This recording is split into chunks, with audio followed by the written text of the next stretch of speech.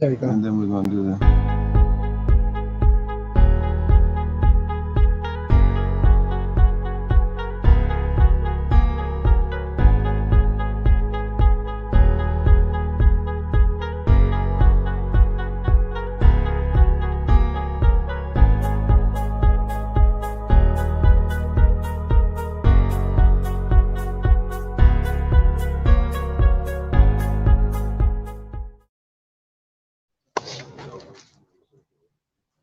We're going to do a mic test, do a mic check. You hear us on there? You hear it? No. Can you hear that? Yeah, it's good. It is? You can hear it? It sounds good. All right, no doubt. Hey, Shalom. We are the Hebrew Israelites. We come out every week to prophesy the downfall of this wicked kingdom called America and Babylon in the scriptures. But first and foremost, we want to give praises to the Most High and His Son in the true Hebrew, the Paleo, Lashawan Kodash, Proto-Hebrew, meaning the first Hebrew. We want to say Ka, Halayim, La, Yahweh, Ba'Hashem, Yahweh Shai, Ba'Hashem, Ha, Rakah, Kodash, Ma'amah. All right, double honor to the elder apostles of GMS and their elders that taught us this truth. And Shalom to you, Akim and Akwatim and children that believe in sincerity and truth around the four corners of the earth. All right, today we're going to go into the story of the rededication of the temple, during the time of the Maccabees, around 164 BC. All right, and the same. We'll say nothing new under the sun. The same thing we went through during that time, the affliction.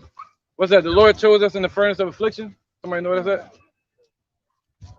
All right, the same affliction that we went through during those times is the same affliction we're going through today. All right. Well, we got to be, the Lord got to raise up, Yahweh raised up a deliverer to deliver us from our condition of being in hell under Esau. Now the Lord's going to raise up Yahweh Shai in that lion-like spirit, man, to tear these devils to pieces.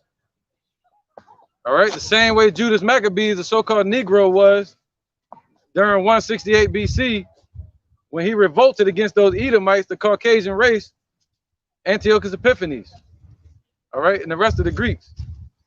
Go ahead, brother. No new thing. Yeah. This is the book of Ecclesiastes, chapter 1. I'm going to start at verse 9.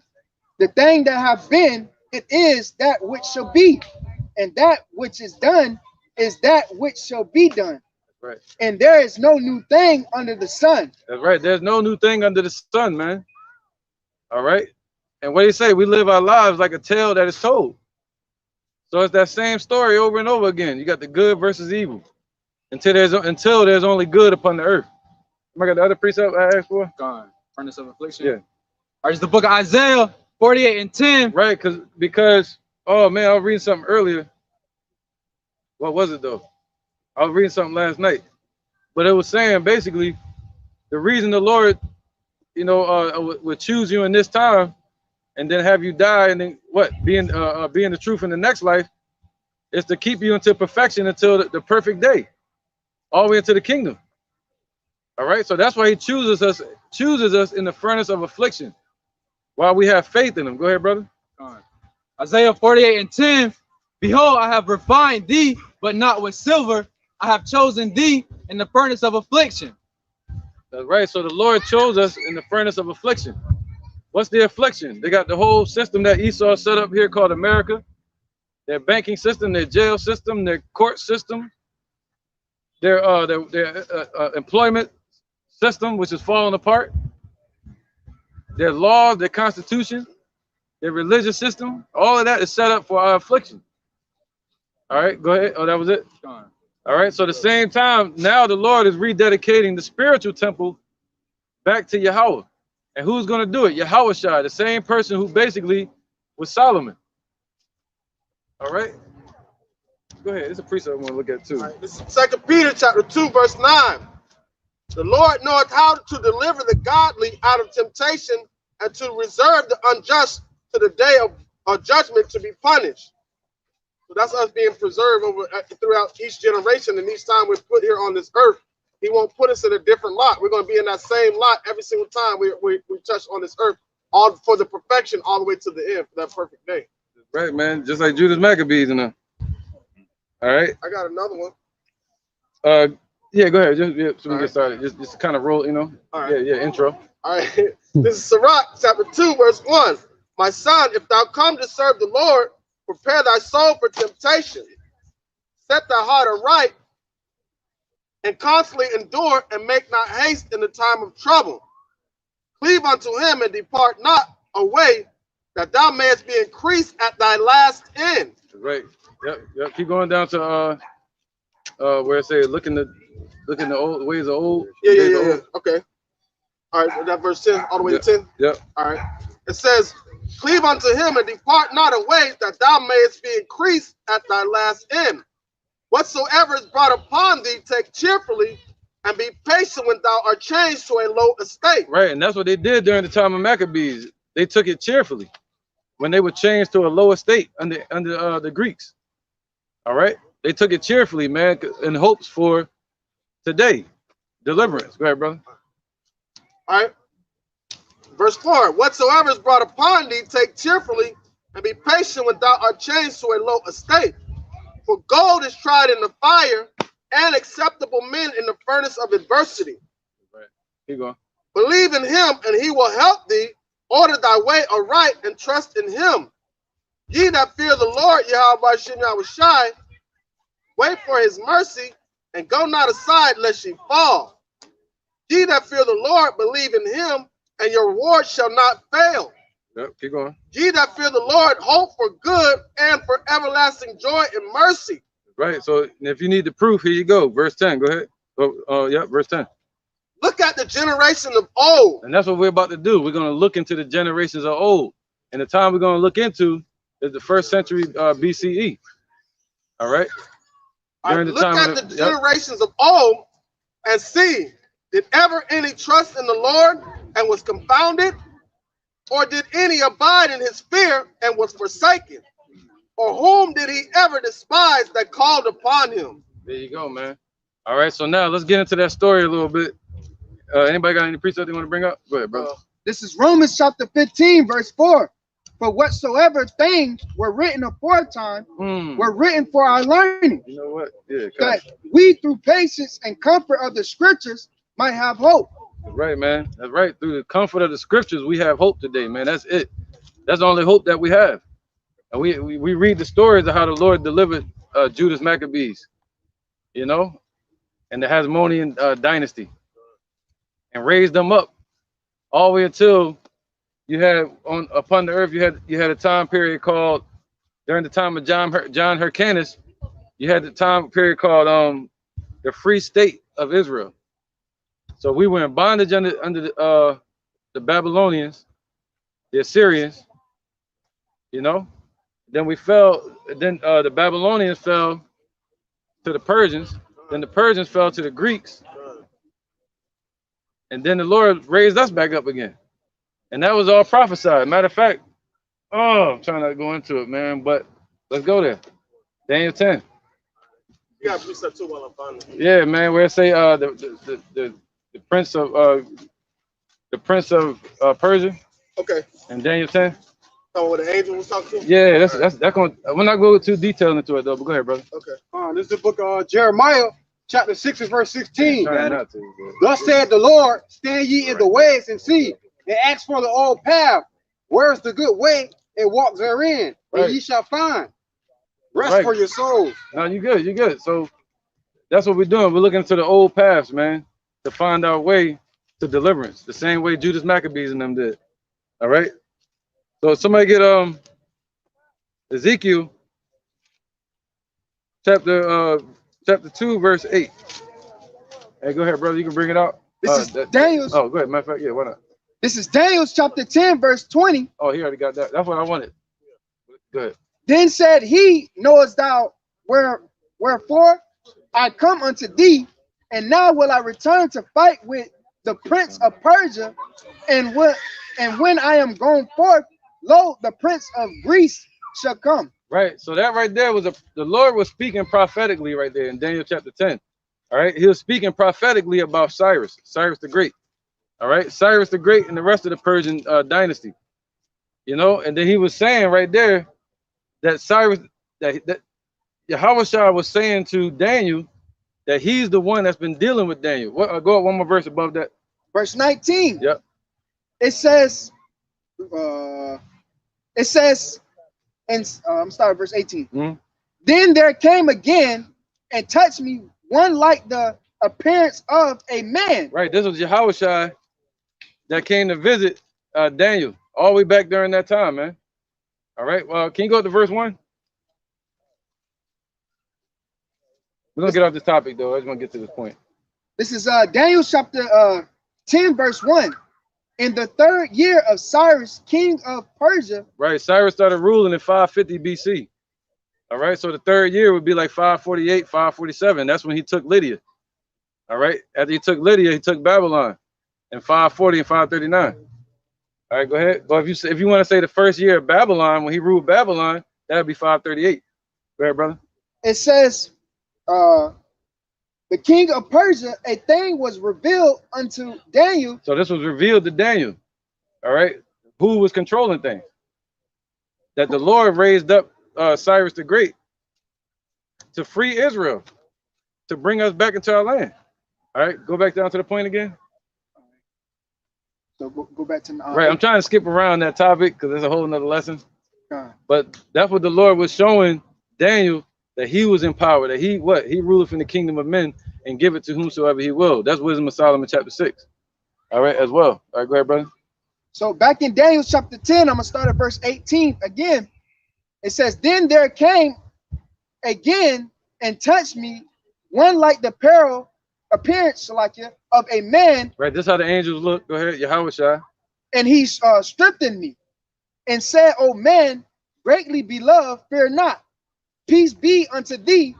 Be strong, ye. Be strong, yea, be strong. Mm-hmm. And when he had spoken unto me, I was strengthened and said, let my Lord speak, for thou hast strengthened me. Right, that was Yahushua. Go ahead. Then said he, knowest thou wherefore I come unto thee? Right.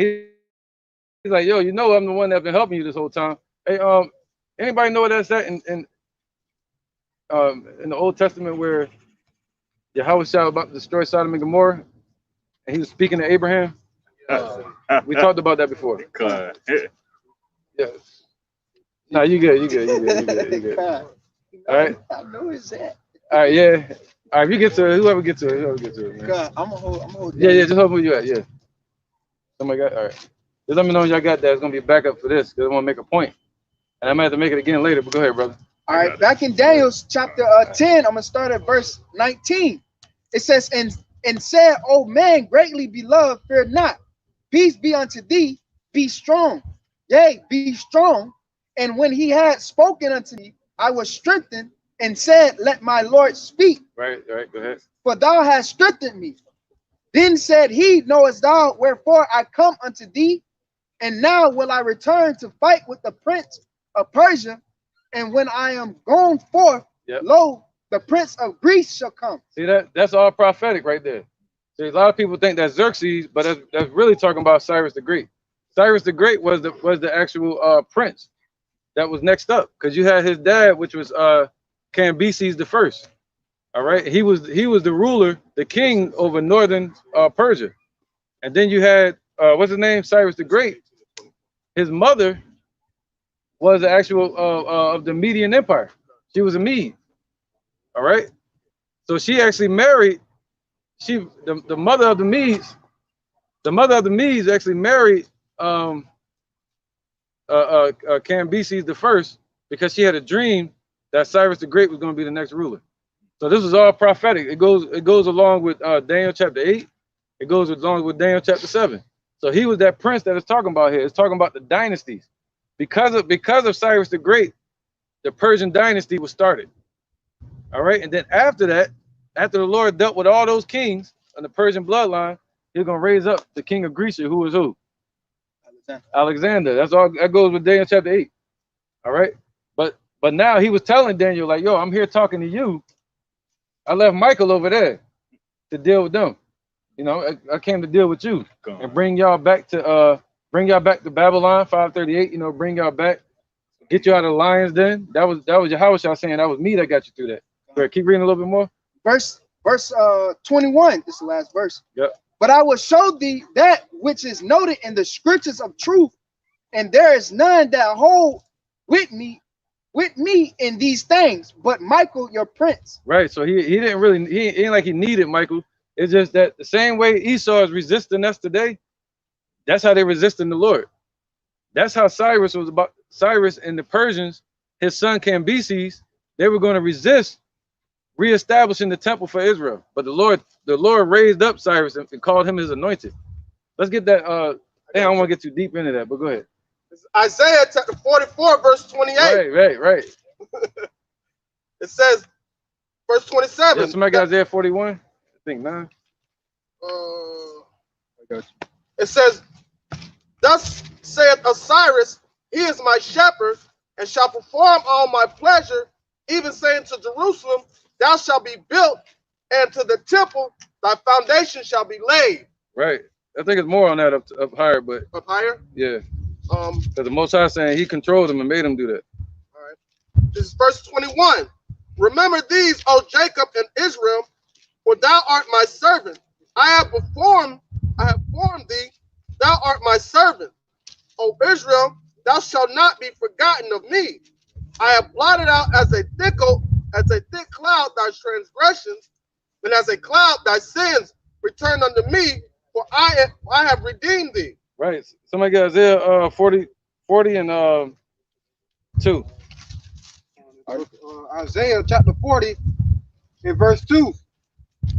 Speak ye comfortably to Jerusalem, and cry unto her that warfare is accomplished, that her iniquity is pardoned, for she have received of the Lord's hand double for all her sins. Right. What was that? You said, what you just read? Well, Isaiah 40 and 2? No, 40. No, it'd be 41 and 2. 41 and 2. Comes the book of Isaiah, chapter 41 and 2. Who raised up the righteous man from the east, called him to his foot, gave the nations before him, and made him rule over kings. Right. So was Cyrus righteous? No. The Lord made him have compassion towards Israel. He raised him up and put all the nations under his feet. All right, go back to where you were, Chaanakah. Read that again with Cyrus. Okay. This is Isaiah 44 and verse 23. It says, sing, O ye heavens, for the Lord hath done it. Shout, ye lower parts of the earth, break forth into singing, ye mountains, O forests, and every tree therein. For the Lord hath redeemed Jacob and glorified himself in Israel.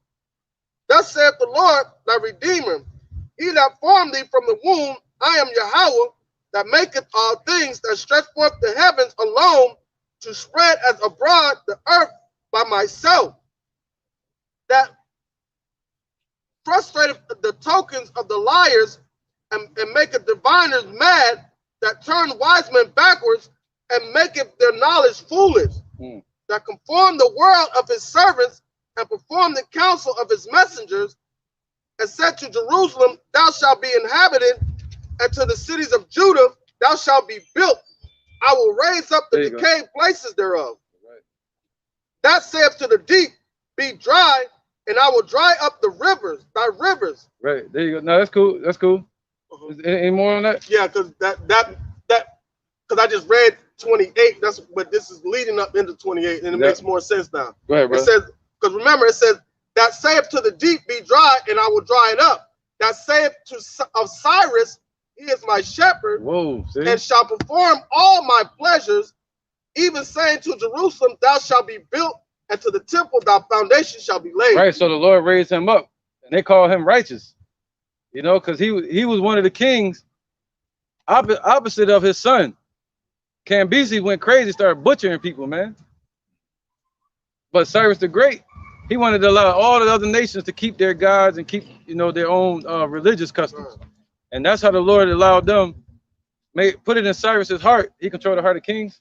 He put it in Cyrus's heart to rebuild the temple and to write it as the Cyrus steel or Cyrus cylinder. because if he didn't, the one that came after them when they tried to stop the building of the temple, Yep, wouldn't be able to do it that's right. because they had to go back to the documents in order to That's right. Because once Persian law is, once they write it in the law, it's law forever, and that's what the Lord was setting up. All right, a way for us to come back and keep Daniel chapter 9. This was all prophecy spoken of in Daniel. I got some more. A little bit more. Yeah, on verse chapter 45, really going to. That's what I was going to say. I want to go to chapter 45. All right, you want to hold it? Yeah, I just want to get chapter 45 real quick. I got it. Yeah. Out now. Yeah. All right. It's Isaiah 45:1. Thus saith the Lord to his anointed. Oh, so the Lord said this to his anointed. All right, that's why I read that a minute ago, Isaiah 40 or 41, where it said he raised up his righteous. Cyrus wasn't righteous. The Lord had to wrestle with him. That's what it said that Daniel 10. You can get that again for me? He said he had to wrestle with the king of Persia, the prince of Persia. This is Daniel chapter 10. I'm gonna start at verse 20. Right, and this, this happened between 548 and 538. It didn't happen around 480, around the time of Xerxes with Esther. Go ahead, brother. Then said he, knowest thou wherefore I come unto thee, and now will I return to fight with the prince of Persia. Right, go ahead. And when I gone forth, lo, the prince of Greece shall come. Right, so the Lord saying the next time He's gonna step in and intervene, it's gonna be time during the time of Revelation chapter 6, when the red horse gonna show up. That's why it said what? He went forth and to conquer. That's what Yahushua doing. Conquering and ruling all of these kingdoms. He's showing that he ruled over all of them. Anybody that was ruling on this earth, Yahushua ruled over, Yahushua ruled over all of them and used them as puppets. Somebody got that? Turn the Heart of Kings? Verse 21. This is Proverbs chapter 21, verse 1. Then the king's heart is in the hands of the Lord. Right, so the king's heart, go ahead. As the rivers of water, he turneth it whithersoever he will. Right, so he was turning the heart of Cyrus, just like he did with Xerxes and Darius, towards the children of Israel. All right, just like he did with the guards that were watching Daniel in the camp. The Lord controlled their heart. He put it in their heart to have love and compassion for Daniel. All right. So now let's get back to the point, because the point is, I want to go to Daniel 10, is because it's talking about the transition. That's prophecy right there. If you understand it correctly, that's talking about the dynasty of the Persians, and then the Lord gonna bring in Daniel chapter 8. He's gonna bring in the Greeks. All right. So you got to understand that in Daniel chapter 8. You know what I mean? So let's get back to where we was at.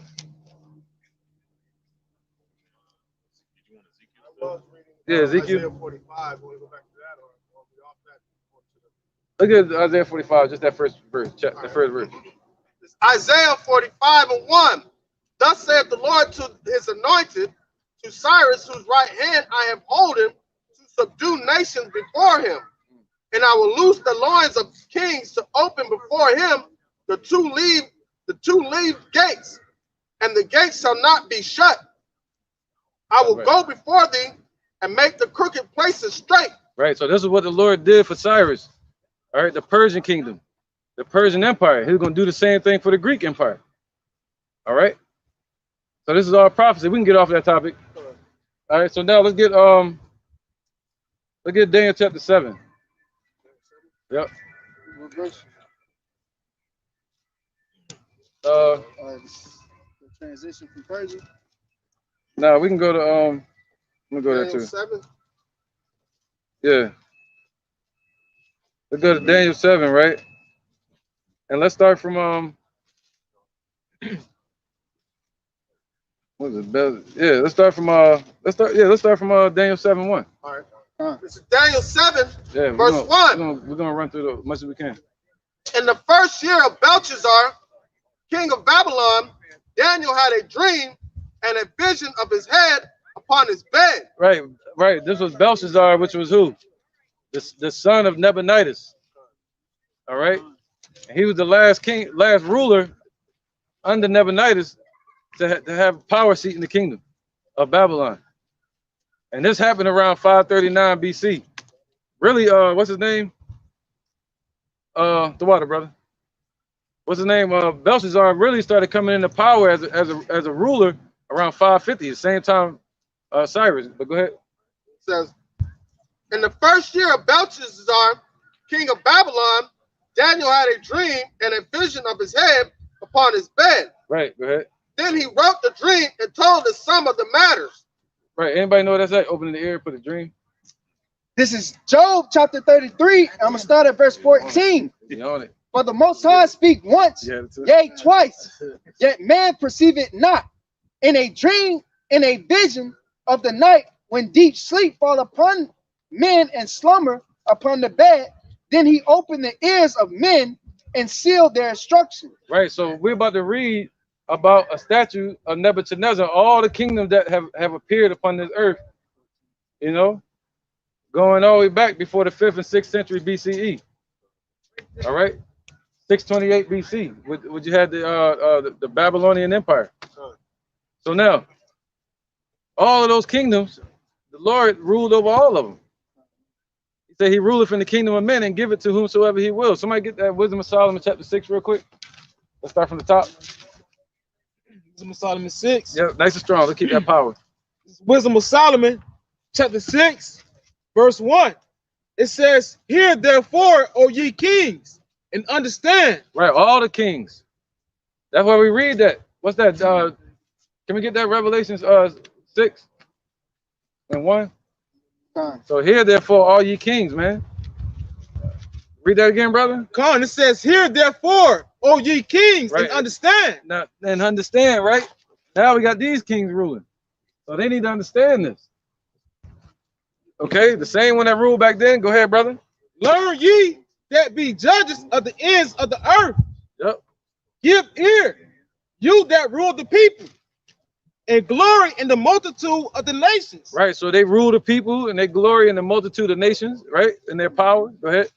God, it says, for power is given you of the Lord, and right. So who gave these devils the power? The Lord did. That's why the Lord said Yahweh gave that power to Yahushua. Yahushua has the keys to hell and death now.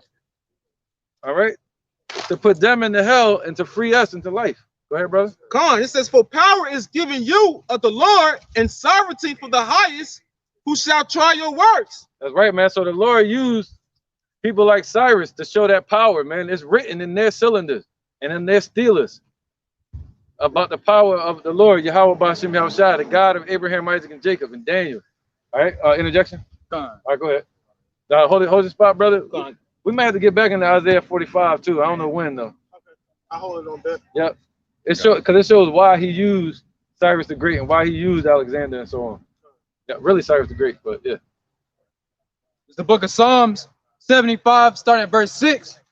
That's a magnolia tree, too. For promotion cometh neither from the east, nor from the west, nor from the south, but Yahweh is the judge. He putteth down one and setteth up another. There you go. You can speak on. Oh, yep. Fine. That's basically just the point the elder was saying, man. Yahweh Bashim Yahushua, he lifteth up one and put down another, man. It's all in the power of his hands. That's right, man. That's right. So he said he gonna lift us up in the last days. And he also called Nebuchadnezzar his servant. He told Daniel, I think it was Daniel or Isaiah, to tell everybody to go into Babylon, follow them into Babylon. Jeremiah, Shlaki. He told Jeremiah, yep. And he said what? He said Esau is his sword. The so-called white man, the Caucasian race, all that they did to us, the Lord raised them up to punish us because we were being wicked. Eating pork, celebrating wicked holidays, right? Worshiping these idols. It sounds familiar, right? That's what our people into. They love some shrimp, lobster, right? All the abominable foods. They love the so-called white man, Cesare Borgia, in the churches. They love you kick a rock up the street, you might have to fight a Muslim. That's the truth, right? They're trying to fight you. They be Allah, you kick it, Allah. Right? Where we at? Somebody was reading something. Wisdom of Solomon 6. Yeah, Wisdom of Solomon 6. Go ahead, brother. All right, back at Wisdom of Solomon 6 and 3, it says for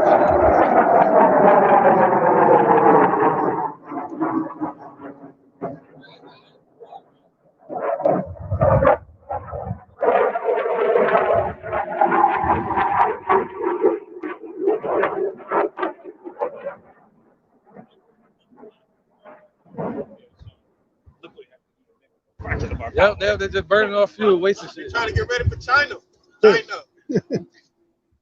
Go ahead, bro. all right, back at Wisdom of Solomon 6 and 3, it says, for power is given you of the Lord. Right, so the Lord gave all these nations the power. And the Lord giveth and the Lord taketh away. All right. Go ahead. Gone. It says, and sovereignty from the highest, who shall try your works. Oh, so the Lord gonna try all their works. You know, and that's what we're gonna read about, how the Lord tried Antiochus Epiphanes, tried his works. You know, when he came up against us, and then he wanted to go into Persia, and the Lord stopped him. And he wound up dying on the sick bed because he was ashamed that he couldn't win against Persia. He threw a hissy fit that put him to death. All right, so let's get into it. Let's get off of that. All right, let's get that in Daniel. Psalm 7, Daniel 7. Yeah, yeah, because what we just read in Daniel chapter 10, it prophesied about Cyrus and then going into the Greek Empire with Alexander. All right, go ahead up. All right, this is Daniel chapter 7, verse 1. In the first year of Belshazzar, king of Babylon, Daniel had a dream and a vision of his head upon his bed. Then he wrote the dream and told the sum of the matter. Right, somebody get Job 33 and 14. Hosea 12 and 10. Well, I think we probably already got one of those. Job He 33. read Daniel. Yeah, you already read that one. You read that Job 33. Yep. Yeah, Hosea 12 and 10. Job. You got a number. Can you see the numbers? Numbers 12. Number 12 and 6. 12 and 6. Yeah, I got it right here. Let's read what that is. All right, I want to bring it up. Yeah, go ahead, Rakai. You can get it. Rakai. And somebody got the other one? 12 and 6? Yep. Hosea, yeah. You got it?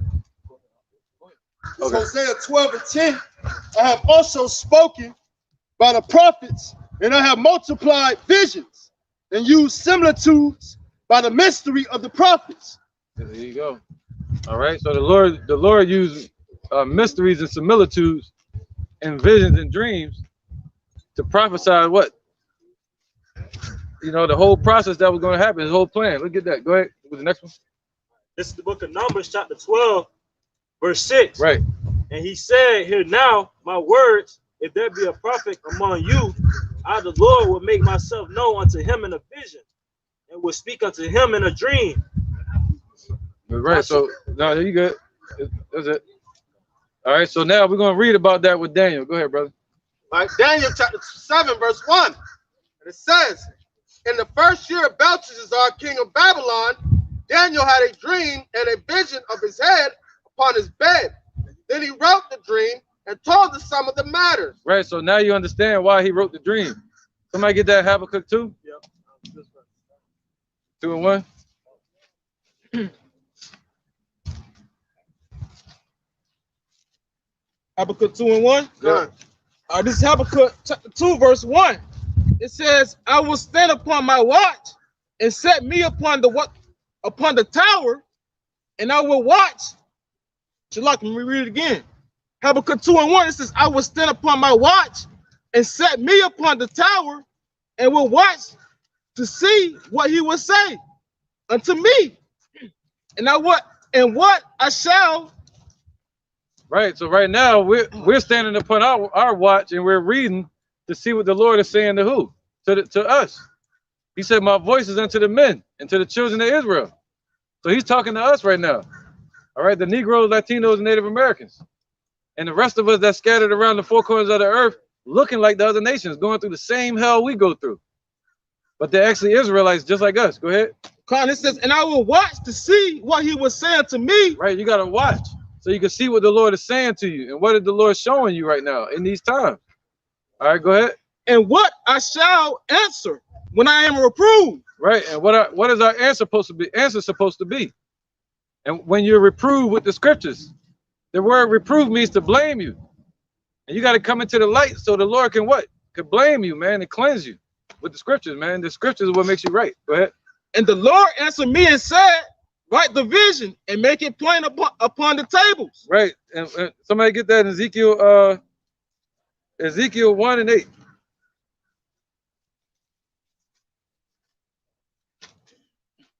This is Ezekiel chapter 1, verse 8. Right, so these are the tables, the books that the word was written on. Go ahead, brother. It says, and they had the hands of a man. No, Ezekiel 2 and 8. This is it. This is Ezekiel chapter 2, verse 8. But thou, son of man, hear what I say unto thee. Be not thou rebellious like thy rebellious house. Right, so we're not supposed to be like 2/3 of our people that are rebellious towards the Lord, that don't want to hear his word, that don't want to repent. We're not supposed to be like them. That's called being what? Holy or separated. Go ahead. It says, be thou son of man, but thou son of man, hear what I say unto thee. Be not thou rebellious like thy rebellious house. Open thy mouth and eat that I give thee. Right, so you're supposed to open your mind and devour this word. So that's why Revelations 1 and 3 said, blessed is he that readeth. I got it. All right, go ahead, brother. This is Revelations chapter 1, verse 3. What they call people bookworms. You're supposed to eat the book. Go ahead. Blessed is he that readeth, and they that hear the words of this prophecy, and keep those things which are written therein. Right. That's right. Go ahead. For the time is at hand. Right. That's right, man. Because if you're able to hear this word in this age and you receive this, then you're blessed. Other than that, you're cursed. All right. Go ahead, brother. Jeremiah 51 and 12. Yeah. Set up the standard upon the walls of Babylon. Make the watch strong. Set up the watchmen. Prepare the ambushes. For the Lord, Yahweh Ba'ashem Yahushua, have both devised and done that which he have spake against the inhabitants of Babylon. There you go, man. And the same way the Lord brought all them nations against Antiochus Epiphanes, and he brought Judas Maccabees against their ass. The same way the Lord is raising up all these nations against Esau, especially against America today, Babylon. All right, he's going to do the same type of deliverance. All right, the land of unwalled villages. That's what this place is, man. Go ahead, brother. This is Jeremiah chapter 28, verse 7. Nevertheless, hear thou now this word that I speak in thy ears and in the ears of all the people. The prophets that have been before me and before thee of old prophesy both against many countries, against great kingdoms, of wars, of evils, and pestilence. There you go, man. All right, so let's get into some of them prophecies. You hold something? Yeah. All right, let's get these real quick. I'm gonna get to the lesson. All right, go ahead. It's Isaiah 14 and 9.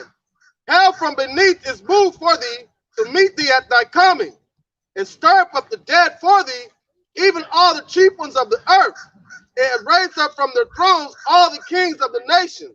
And that's going into what the elder was just talking about, how he's going to raise all these other nations up against the system that's set up today against Esau. All right, so just like how he establishes kingdoms on earth and he tears it down, like the brother just read. What happens before he tears down the kingdom? He sends prophets out to warn the people of the prophecies to come. That's right. All right, let's get back to the lesson real quick. Right. And we get the other precepts in a minute. All right, this is Daniel chapter 7, verse 2. Daniel spake and said, I saw in my vision by night, and beheld the four winds of the heaven strove upon the great sea. Right, the four winds of the heaven, north, east, west, and south. The earth is not flat, it's round. Go ahead. The four hemispheres of the earth. Go ahead. And four great beasts came up from the sea, diverse one from another. Right, so four great beasts, meaning what? Kingdoms. All right, different from one another. That's why you have the Assyrian Empire, the Persian Empire, the Babylonian Empire, and the Greek Empire. All of that was set up by the Most High. Part of our judgment. Go ahead, brother. All right. The first was like a lion and had eagle's wings. Let's get Revelation 17 and 14. This is Revelations chapter 17, verse 15. And he said unto me, the waters which thou sawest, where the horde sitteth, are people and multitudes and nations and tongues. Right. So when it says they saw a beast coming up out of the sea, that's those Europeans starting what you would call the European Union and NATO. All these demonic corporations of the Caucasian race, all right, Esau, that they set up to deceive people and to control and to steal the resources of the world. All right, the bamboozle us. All right, that was it on that point. Go ahead, brother. All right. This is Daniel chapter 7, verse 4. The first was like a lion and had eagle's wings. Right, so you got to understand right there, it's talking about the Assyrian Empire. All right, and even when you get into Babylon, the Babylonians, when Nebuchadnezzar and Nebuchadnezzar, they were Assyrians as well. They were just up. They were just not of that royal family. All right, so they started their own thing around 627 BC with Nebuchadnezzar. All right, go ahead.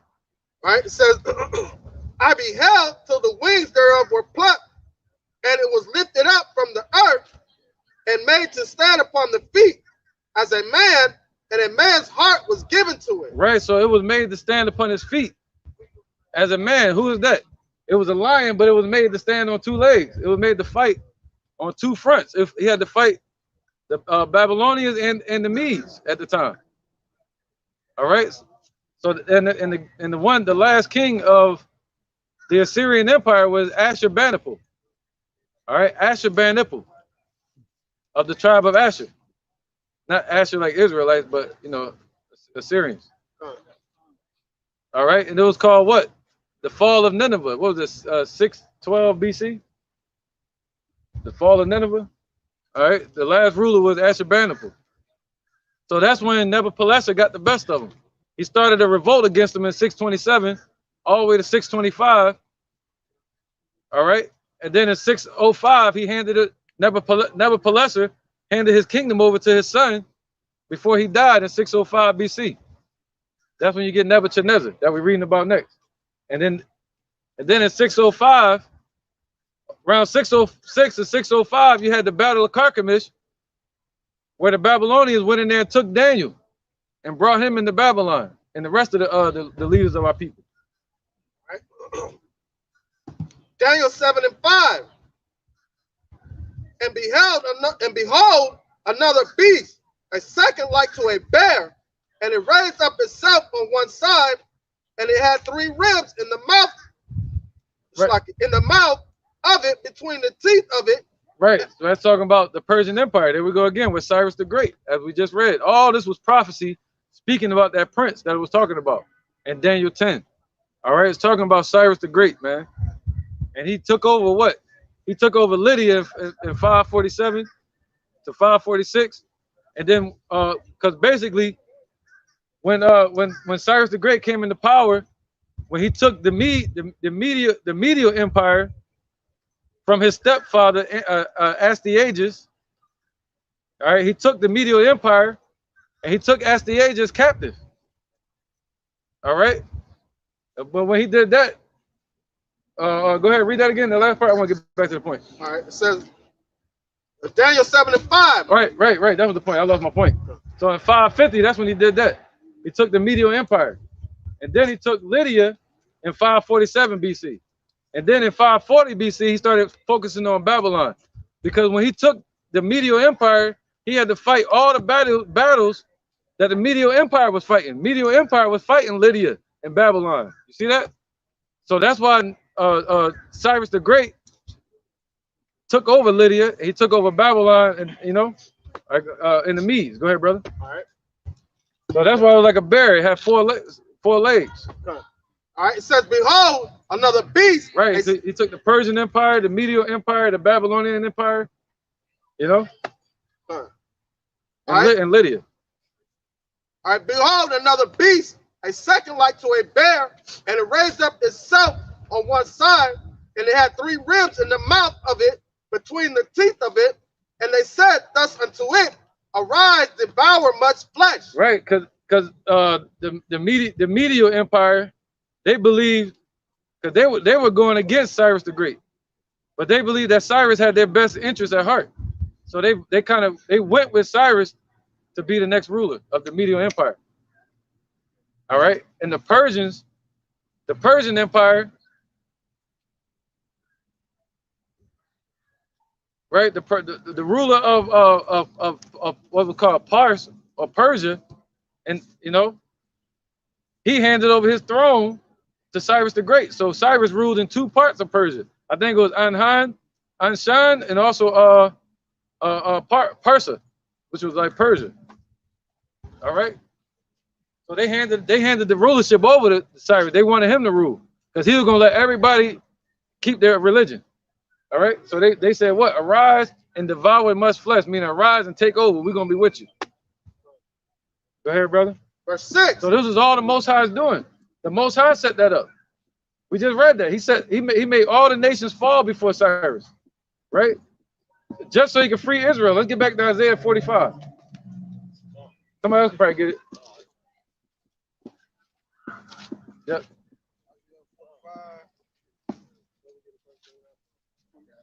All right, this is the where was you at? 45? Yeah. Start at 1. All right, this is the book of Isaiah, chapter 45, verse 1. It says, thus saith the Lord to his anointed, to Cyrus, whose right hand I have holden. Right, so the Lord used Cyrus spiritually. He controlled him, man. That's what we're reading about right now. This is all prophecy in Daniel chapter 7. Go ahead, brother. To subdue nations before him. See, he subdued the nations. They said, what? Arise and devour much flesh. Go ahead. And I will loose the loins of kings to open before him the two yeah, I'm out there. to leave. I need that power, man. Gates, let's get it. And the gates shall not be shut. I will go before thee and make the crooked places straight. I will break in pieces the gates of brass and cut asunder the bars of iron. And I will give thee the treasures of darkness. Right, you're talking about Cyrus the Great. Go ahead.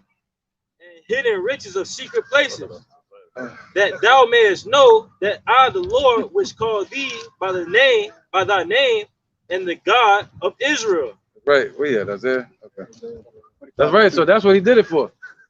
He did all of that to show that he was the God of Israel and he got the power. All right.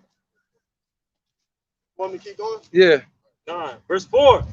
For Jacob my servant's sake, and Israel mine elect, I have even called thee by thy name. I have surnamed thee, though thou hast not known me. Ooh, go ahead. I am the Lord, and there is none else. There is no power besides me. I girded thee, though thou hast not known me. So basically, it's kind of like the Lord saying, don't think you special, Cyrus, because I'm using this. But he said, for my elect's sake, for the children of Israel's sake, I am using you and I'm anointing you. Just to prove his purpose. Now, can we get what is that? Ezekiel 38? Oh, yeah. Gog and Magog? Yeah, let's get that real quick. This is Ezekiel 38, chapter 38, verse 1. It says, and the word of the Lord came unto me, saying, Son of man, set thy face against God, the land of Magog, the chief prince of Meshach and Tubal, and prophesy against him. Right, with the spirit and power of prophecy, we're supposed to prophesy against Russia, against America, against all these nations, man, and say what?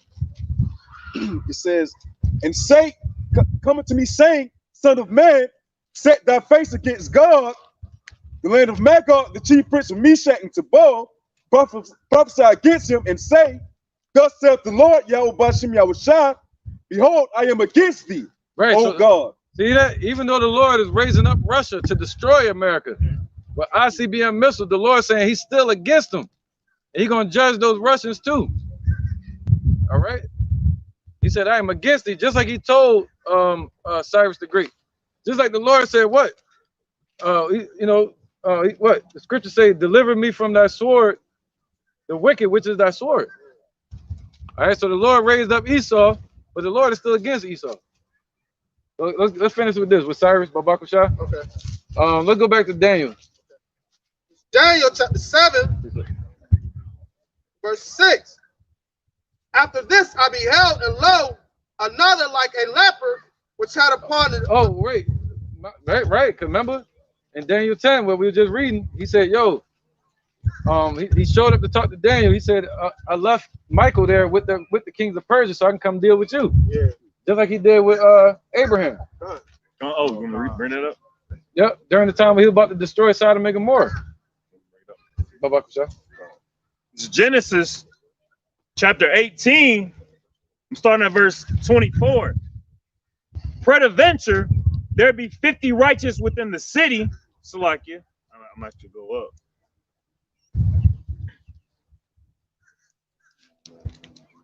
Come on. I'll get there too, kind of in case you help me find it. Where you at? Verse 8, chapter 18. You want me to go to where the three angels came to see? Yep. Right. When the three angels showed up. Yahweh was one of them. Genesis chapter 18, verse 1. And the Lord appeared unto him in the plains of Memory.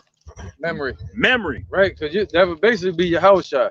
See, a lot of people think that's Yahweh, but that's Yahweh Shai. All right, go ahead. And he sat in the tent door and in the heat of the day.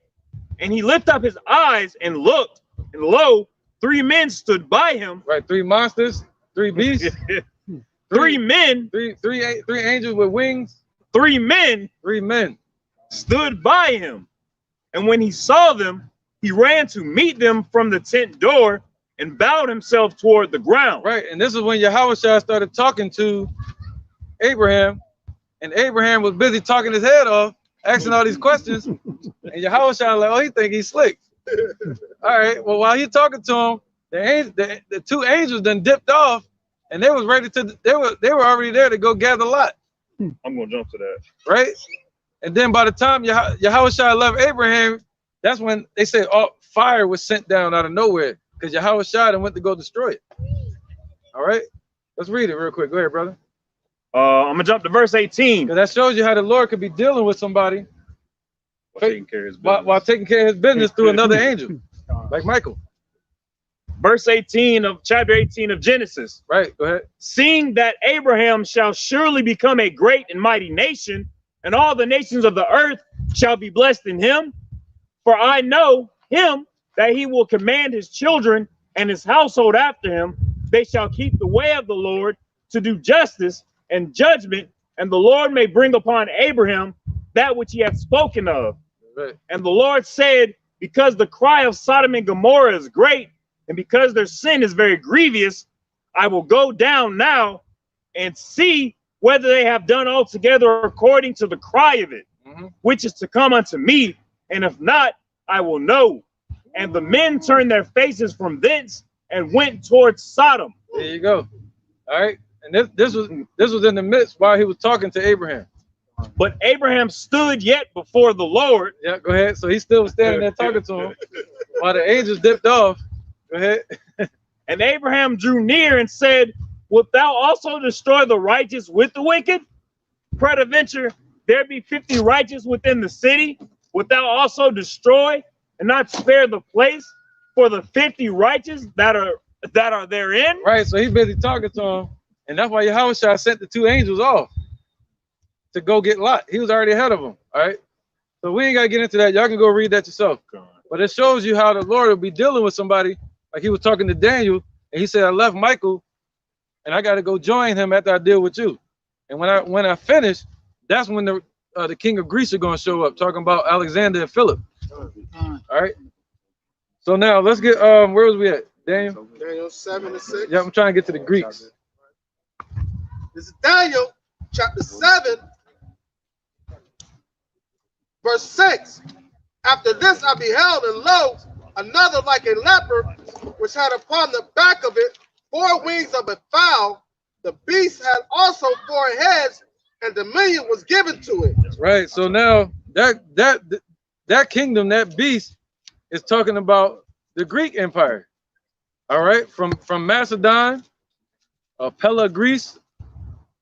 All right, it moved over to the Syrian Empire in 312 BC. So now let's get that. Let's go over to Daniel chapter 8. Because you had Alexander, and it split into what you would call the Diadochi, the 4 ruling generals. Cassander, Lysimachus, Ptolemy, and Seleucid. 81. My bad, I'm trying to get there with y'all. Yeah, let's start from there. Why not? Yeah. Right. Wait, let me get there too. I can never. Daniel, chapter 8, verse 1. In the 3rd year of the reign of King Belshazzar, a vision appeared unto me, even to me, Daniel, after that which appeared unto me at the first. Right, so this was around that same time, man. All right, 550 to 538 BC, when Belshazzar first started taking rulership under his dad, Nebuchadnezzar. All right, go ahead, brother. All right. It says, I think Nebuchadnezzar ruled from 553 to 539, and Belshazzar never became ruler. He was known as the stump that was left in power when his dad went crazy and became a lunatic. yeah, And his nails grew like an animal. He wasn't an animal. He didn't turn into an eagle. He was like an eagle. He just went. He was called a lunatic. All right. He was pushing. That Nebuchadnezzar was pushing the idol, Marduk, and the rest of the Babylonians. They wanted to worship the idol Sin, S-I-N. All right. So he was going on a promotional thing through all the countries. He became a damn lunatic out there.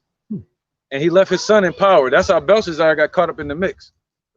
All right. Daniel 8:1. In the 3rd year of the reign of King Belshazzar, Right, it'll be like 550 BC. Go ahead, brother. a vision appeared unto me, even to me, Daniel, after that which appeared unto me at the first. Right, just like the first vision he had. All right, he kept having visions. And I saw in a vision, and it came to pass when I saw that I was at Shushan in the palace, which is in the province of Elam. Right, go ahead. And I saw in a vision. Right, near it was near the province of the Persians. All right, and that's when you get. That's why around 550 you get Bel and the Dragon, where Cyrus had to deal with Daniel. But Cyrus was a Persian. He had to deal. He was dealing with Daniel. Daniel was like a president of Babylon. All right. Go ahead. Matter of fact, let's get that real quick, because this was around 550. Let's get that Bel and the Dragon, verse 1. Because this will be the second time when Daniel, or the first. Bel and the Dragon represents the first time Daniel was thrown in the lion's den. He was thrown in there twice. Once under Cyrus and once under Darius, the Mede. All right. Go ahead, brother. This is the book of the Bel, the history of the destruction, the Bel and the Dragon. Right, because my bad. Sorry, because Daniel was basically between Babylon and those Elamites, the Persians. All right. Go ahead, brother. And King Daniel. What was that? What happened? Astyages. And King Astyages was gathered to his fathers. Right, so Astyages, he died in 550 BC.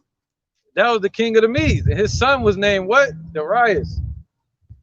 That's the Darius that is talking about with Daniel, man. All right, that's the Darius you're talking about. And he was and Astyages. Can you get that? Somebody get that in Daniel chapter 9 real quick. Gotta go there. Gotta go there, man. Gotta go there real quick. 1 second. Gotta go there, man. Real fast. 9 and what? Yep, I'm gonna have to do this again later, but still. Daniel chapter 9, verse 1. This is Daniel chapter 9, verse 1. Right. In the 1st year of Darius, the son of how you say his name? Ahasuerus. Right. Go ahead. Of the seed of the Medes. Oh, of the seed of who? Of the seed of the Medes. So he wasn't a Persian. See the Darius that everybody talking about from 522 BC, that was a Persian. He the one that killed Bardia, the imposter. Right? He was a Persian. He was a grandson of Cyrus. But this Darius is different. This Darius was in 538. Cyrus commissioned him as the ruler of Babylon. And this same Darius was a general. That's the one under Cyrus. All right. And his dad was named what? Astyages. His dad was called what? Ahasuerus. You see that? So Ahasuerus was just a title. It was a title. It just means leader. a king of all kings, or it means like leader or lion, you know, like a leader. Is it similar to Caesar or president? Caesar, president, you know, so that's all it was. So Xerxes as Ahasuerus would have been later, around 480 to 465 BC. That's how long he ruled. So that's later. That's like 100 years later. Two different Ahasuerus. That's very important. All right, let's get where it was at. Who would read? Daniel. No, I need that Daniel 9:1 again. All right. This is Daniel chapter 9. It says, verse 1. In the first year of Darius, the son of Ahasuerus, of the seed of the Medes. So he was a Mede. Keep going. Which was made king over the reign of the Chaldees. So he was made king over the realm of the Chaldeans, over Babylon. All right, he did that when? 538 BC. And that's when Daniel stood to commission him. See that? Daniel was the president, and he had to stand up to commission him like they do the presidents today with the inauguration. All right, so Daniel was like, yo, I'm the one that inaugurated this dude. All right, go ahead, brother. And this back in Bel and the Dragon, 1-1. And King Astyages was gathered to his fathers, and Cyrus of Persia received his kingdom. And Daniel, what? And Cyrus of Persia received his kingdom. There you go. So Cyrus received his kingdom. What kingdom was that? The kingdom of the Medes. All right, and he received that in 553 to 550 BC. All right, and that's how you know who it's talking about. But then you had Daniel that was dealing with Cyrus. Verse 2. Go ahead, brother. And it's verse 2. And Daniel conversed with the king and was honored above all his friends. Now the Babylonians had an idol called Day 12, great measures of fine flour, and 40 sheep and 60 vessels of wine. All right, that's it on that. All right, so if you want to read about that story, go into Bel and the Dragon, and that tells you about the first time Daniel was thrown in the lion's den. He was thrown in there twice. Because one time it says on there, after 7 days, Cyrus came and got him out. But in the book of Daniel, it tells you after 1 day, Darius came and got him out of the lion's den 2 different times. All right. So now, yeah, Daniel 8:1. This is Daniel chapter 8, verse 1. In the 3rd year of the reign of King Belshazzar, a vision appeared unto me, even unto me, Daniel, after that which appeared unto me at the first. There you go.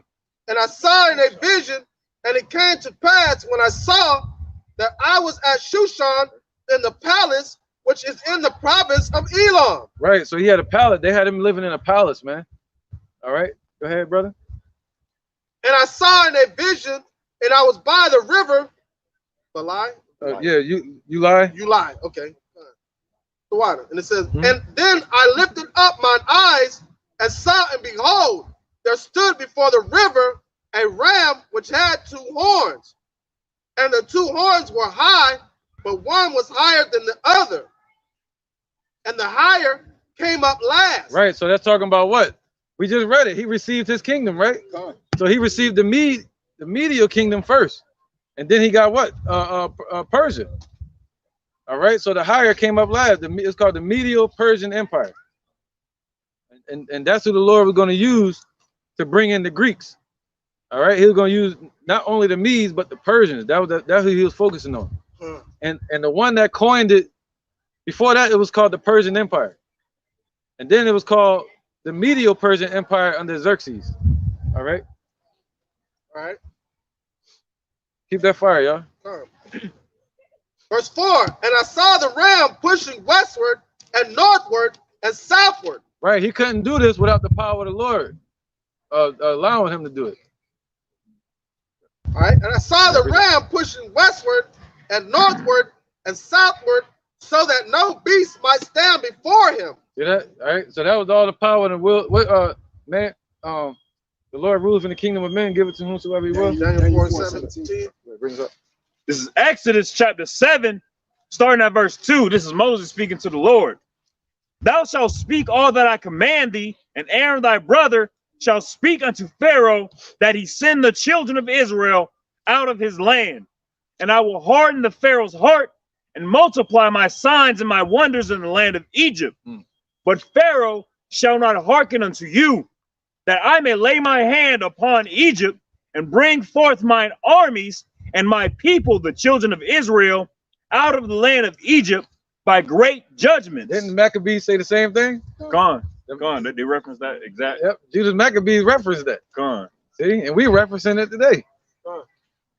Because it's this whole entire realm is just a chessboard for Yahweh Shai to make his moves. And he can use any piece. He used the heart of Pharaoh. He used the heart of Darius, the heart of I can't say his name. All of them. All of them to make his moves and to show that he exists. I got one. 117. Go ahead, let you bring it up. All right, this is the book of Daniel, chapter 4, verse 17. This matter is by the decree of the watchers and a demand by the word of the holy ones, to the intent that the living may know that the Most High ruleth in the kingdom of men, and give it to whomsoever he will, and set up over it the basis of men. Right, man, and we represent the basis of men right now. Deuteronomy 28, where it says it should be the head, not the tail. All right, so we at the bottom, and the Lord's going to raise us up on top. He's rebuilding the temple. I got it. The spiritual temple, man. All right, the Lord is building the third temple, and Yahweh Shai is going to rededicate us and dedicate us to Yahweh, just like Solomon was going to do. Let's start with I'll tell you all of them. You think you got more when I'm down the line with that? This is Isaiah 42 and 13. Yep. The Lord shall go forth as a mighty man. He shall stir up jealousy like a man of war. He shall cry, yeah, roar. He shall prevail against his enemies. The point I want to get in that scripture is him stirring up jealousy like a man of war, man. You know, the Lord not an author of confusion, but the Lord loved controversy, man. And that's what he's doing amongst the earth, man. He's stirring up and he's putting in the minds, meaning the hearts, putting in the minds of these kings and princes, the rulers of these nations, to ultimately gather up together to come up against him, so he can show his might and his power to put them in subjection, man, and put them under Yahweh Shai's feet. Go ahead, brother. This is Deuteronomy chapter 28. I'm going to start at verse 43. The strangers that is within thee shall get up above thee very high, and thou shalt come down very low. Oh, so see that? We came down very low. We became the basis of men. But what the Lord say about the dunghill? I got it right here. Go ahead, brother. That was it. All right. This is 1 Samuel chapter 2, verse 7. The Lord maketh poor and maketh rich. He bringeth low and lifteth up. He raiseth up the poor out of the dust and lift up the beggar from the dunghill, to set him among princes and to make him inherit the throne of glory. For the pillars of the earth are the Lord's, and he has set the world upon them. There you go, man. All right. You know, so there was one point in that. He said, what? He lifted up the beggar out of the dunghill. And the beggar represents who? Lazarus. All right. So we're going to be in our heaven, in the righteous kingdom, and Esau, the Caucasian race that built this wicked society on the pillars of America, the foundation. The Lord is going to bring their kingdom low and raise us up. All right. He's rebuilding and raising up, resurrecting the temple of David. Right? What would be called the temple of love or order under Yahweh. This is the book of Wisdom of Solomon, chapter 17, verses 1 and 2. For great are thy judgments and cannot be expressed. Therefore, unnurtured souls have erred. For when the unrighteous man thought to oppress the holy nation, they being shut up in their houses, the prisoners of darkness, and fettered with the bonds of a long night, lay their exile from the eternal providence. And I got the definition of providence right here in the Zondervan's, the universal sovereign reign of Yahweh Ba'ashem Yahweh Shai. They're going to be set up in their pits. They're going to be in complete darkness. Matter of fact, should I bring a precept out? Universe. They ain't got nowhere to run. Yeah. All right, this is 1 Samuel chapter 2, verse 9. He will keep the feet of his saints, and the wicked shall be silent in darkness. For by strength shall no man prevail. The adversaries of the Lord shall be broken to pieces out of heaven, shall he thunder upon them. The Lord shall judge the ends of the earth, and he shall give strength to his kings, and exalt the throne of his anointed. Ooh, just said that. Just said that. Raise a beggar out of the dunghill. Good. And raises them to sit amongst princes, man. All right, let's bring these precepts out. Go ahead, brother. Con, this is Deuteronomy chapter 28, verse 13. Y'all can speak on them too if y'all want. This is, and the Lord Yahweh shall make thee the head and not the tail, There you go. and thou shalt be above only, Come on with it. and thou shalt not be beneath.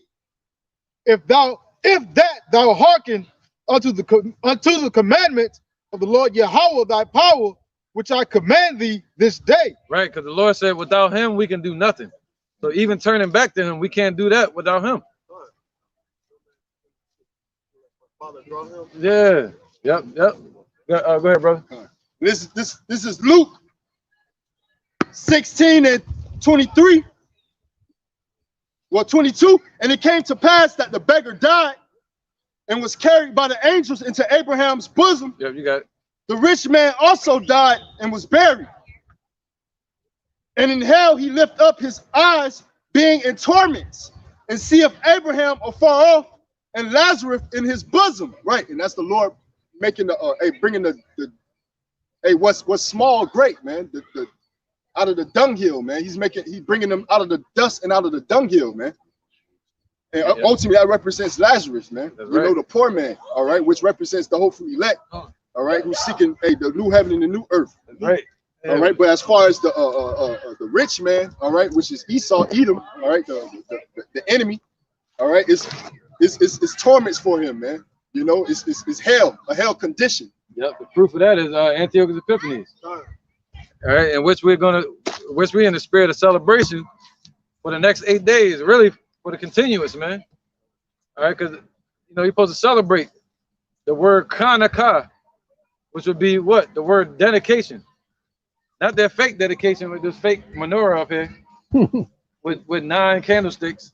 The Lord said we're supposed to have 7 candlesticks, which represent the 7 churches of Asia Minor and the 7 angels that stand before his throne. All right. So now let's keep going, brother. Any points you got? All right, this is John chapter 6, verse 44. No man can come to me except the Father which had sent me draw him, and I will raise him up at the last day. Right. That's talking about all the Negroes, Latinos, and Native Americans, man. That's right. Negroes, Latinos, Native Americans. The Native Americans, their biblical tribe, their name is what? The Gadites. We got one that's teaching with us right here. All right, the tribe of Gad. The northern troops came and took them down and took their land, but the Lord said the tribe of Gad is going to overcome in the end. You got to look up people like Geronimo. These are important people. All right, now let's keep going.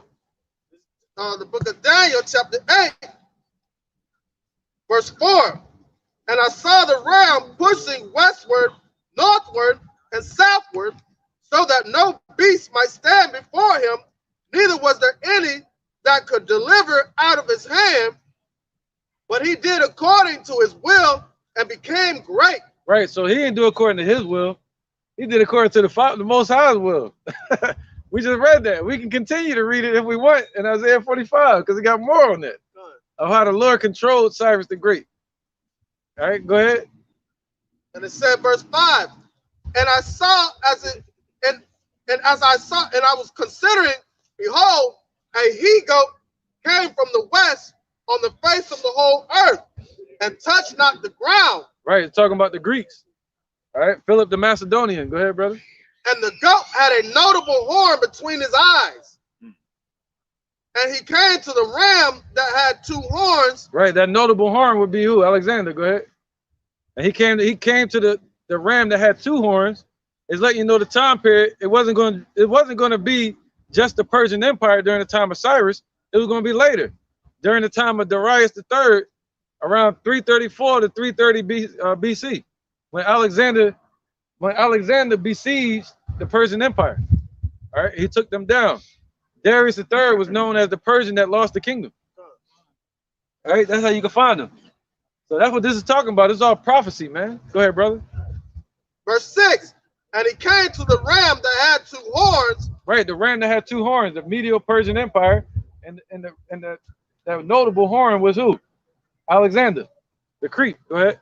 Which I had seen standing before the river, and ran unto him in the fury of his power. And I saw him come close unto the ram, and he was not moved with. And he was moved with, what is that? Kohler. No, Yeah, with Kohler against him. Right, when it's like hatred or anger. Go ahead. And smote the ram and break his two horns, and there was no power in the ram to stand before him, but he cast him down to the ground. Hold on, a little confusion.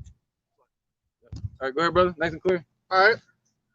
I said, and I saw him come close unto the ram, and he was moved with Kohler against him, and smote the ram and break his two horns, and there was no power in the ram to stand before him, but he cast down to the ground and stamped upon him, and there was none that could deliver the ram out of his hands. Right, so this is talking about the Alexander the Crete going against the Persians, Medial Persian Empire, right?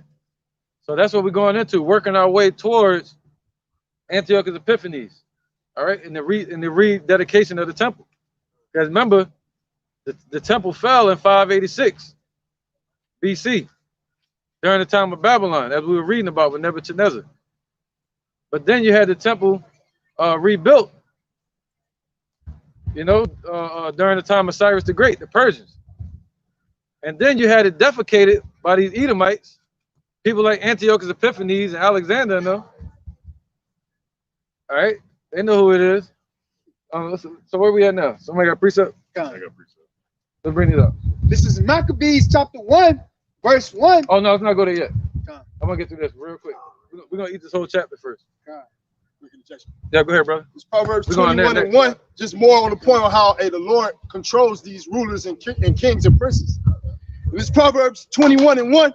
The king's heart is in the hand of the Lord as the rivers of water. He turneth it whithersoever he will. Every way of a man is right in his own eyes, but the Lord pondereth the hearts. You know? Right, so it's not man's own will. And they will. You know, it's all predestined by Yahweh, by Shem Yahweh Shai. Right.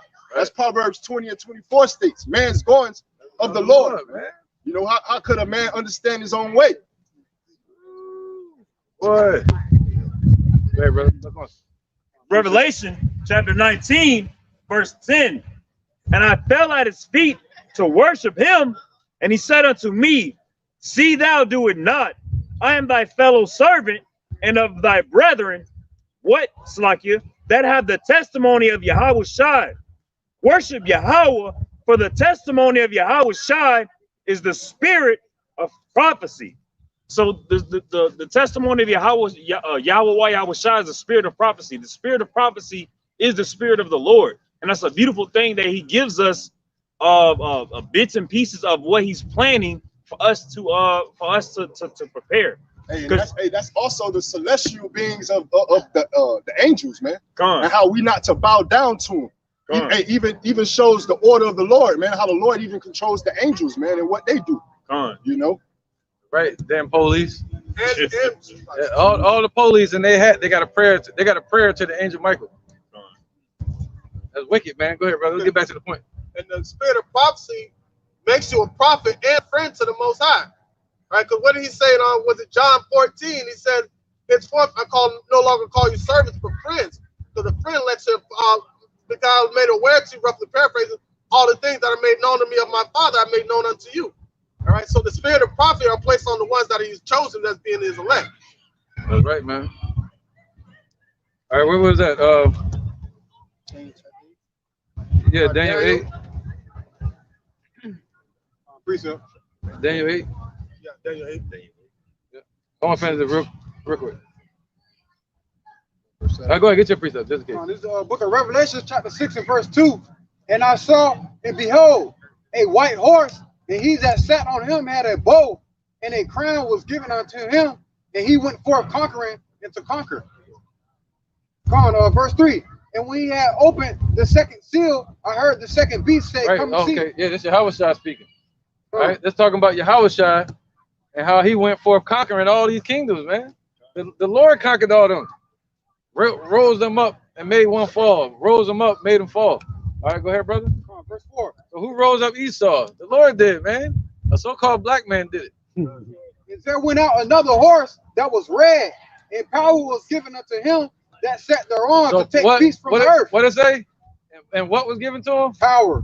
And So- power was given unto him. So power was given unto him, man. What's that? Job 9:24. So power was given unto this rough goat. This is Job chapter 9, verse 24. The earth is given into the hand of the wicked. He covereth the faces of the judges thereof. If not, where and who is he? There you go, man. If not, where and who are they, man? You know, the Renaissance period. Yeah. You know, the Arabs didn't do this. The Elamites didn't do it. You look at Cyrus. They say Alexander, he went up to the gravesite of Cyrus. He burned Persepolis. But then when he got to the gravesite of Cyrus, he read the Cyrus inscription inside. And Cyrus was like a humble spirit because of the Lord. And Cyrus wrote the inscription. He said, I am a rich man, a king, and I have all these provinces and all these kingdoms.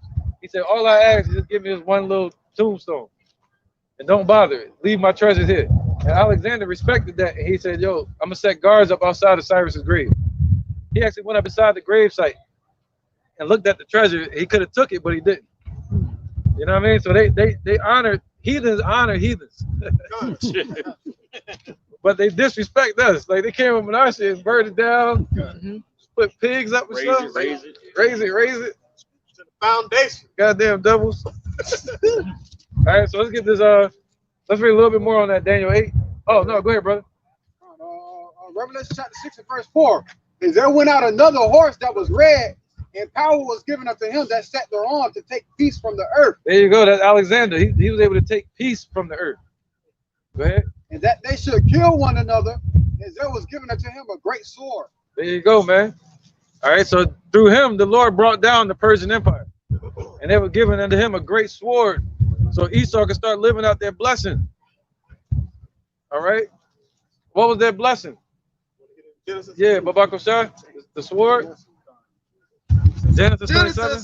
Chapter 27, verse 38. Yep. And Esau said unto his father, hast thou but one blessing, my father? Bless me, even me also, oh my father. That's him carefully seeking it with tears, repentance. Right. He's seeking that power seat. Yep. Good. And Esau lifted up his voice and wept. Right.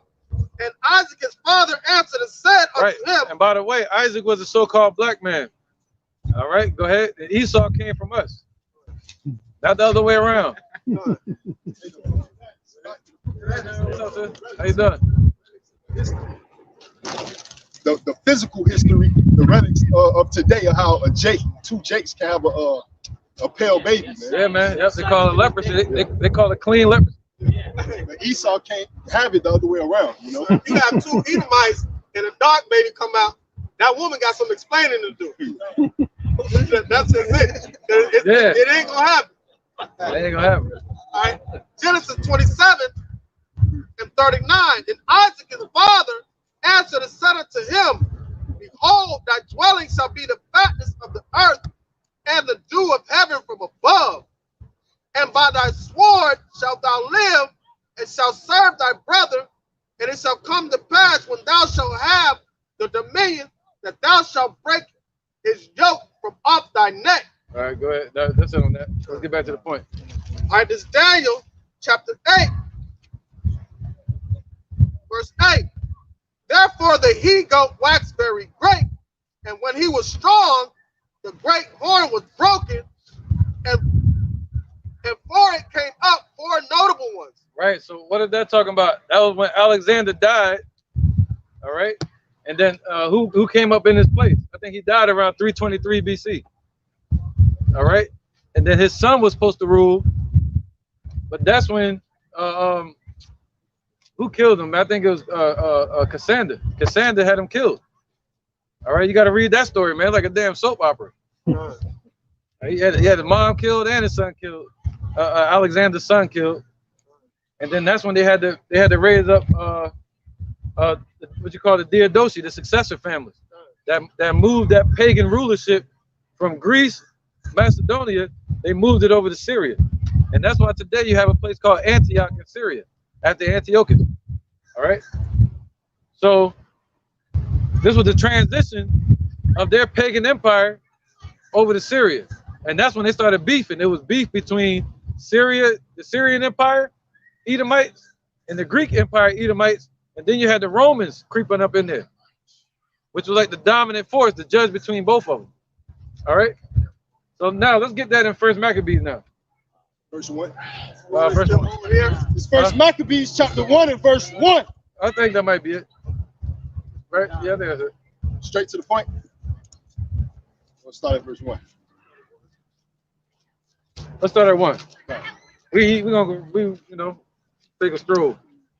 It's 1 and 1. And it's First Maccabees 1 and 1.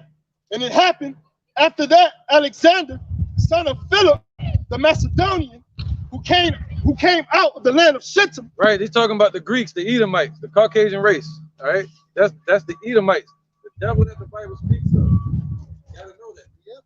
That's the choice you made. That's the choice you made, and the bed in which you laid. And this was when they was going by the social construct of Greeks. Right, man. Now they go by the social construct of the color. That's right, brother. That's right, man. You're right, brother. God. Yep. Now they go by race and all that color scheme stuff. But it's back in First Maccabees 1 and 1, and it happened after that Alexander, son of Philip, the Macedonian, who came out of the land of Shittim, had smitten Darius, king of the Persians and Medes, that he reigned in his stead, the first over Greece. Right. So he established the Greek Empire. All right. Pella Greece. And made many wars and won many strongholds. Right. I And think he started ruling in 336 BC. And slew the kings of the earth and went through to the ends of the earth. Right. That's what we just read about in Revelation chapter 6. What these devils did, man. They've been doing nothing but robbing, stealing, and killing, and four-wheeling ever since Alexander the Great. God. You know what I mean? A bunch of gremlins. And that's what they taught us in grade school. They taught us in history, according to that circular history about Alexander. They call him the Great. Right, man. You know, Alexander the Great. You know. Yeah, Alexander was great in wickedness.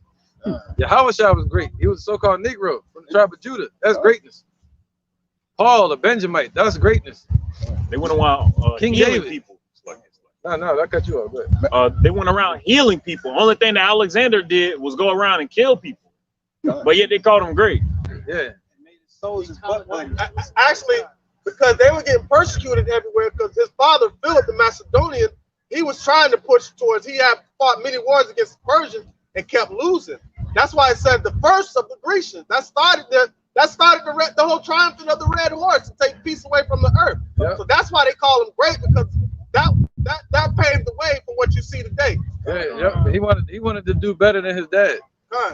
And just to add on, hey, that's one of the sole reasons of why they took the 14 missing books out of the original text. You know, the King James Bible, man, because it's naming these Edomites by name, man. You know, and you can trace it to the history. Yeah, and it tells you that Esau is the end of the world and Jacob is the beginning that follows. They ain't want us knowing that. Ding, ding, ding, ding. Message. Yeah. And also, when Alexander came to Jerusalem, they opened up the books and showed who he was. Oh yeah, you the one from the Grecian. Yeah, we heard about He read that. That's right. You're right. That's right, man. He read Daniel 8. They read Daniel 8 to him about the rough goat. It's back in Maccabees 1 and 3, and went through to the ends of the earth and took spoils of many nations, insomuch that the earth was quiet before him. Whereupon he was exalted, and his heart was lifted up. All right. Oh, let's get that Habakkuk too. The heart the spirit that lifted up in him is not right. Yep. Habakkuk 2. 2 what? Habakkuk chapter 2, verse 4. Behold, his soul which is lifted up is not upright in him, but the just shall live by his faith. There you go, man. So the soul that's lifted up in Esau is lifted up because they was able to rob, steal, and kill people. That's why you see these devils walking around grinning and smiling. Other than that, there'll still be the caves in the Caucasus Mountains. Saying that. But the pride that we see and the valiancy that we see on them is because they've robbed, stole, and killed so many people on this earth, and they believe that nobody sees them or is going to do anything about it. All right. Then you got these richer elites. They think they're going to put us back in slavery, but the trick is that they're going into slavery next. How about that one? And it takes a certain character of an individual, regardless if their ancestors did it or not, to know that things like this happen and still look at you in your face and smile as if you shouldn't be mad. It takes a special individual to be able to do that. That's hatred right there. That's real hatred. And get mad at you for being upset about the shit that happened to your ancestors. Right, man. So let's get into the story now. Yahweh Ratazah. Let's keep going, brother. Yes. We get more so to the point.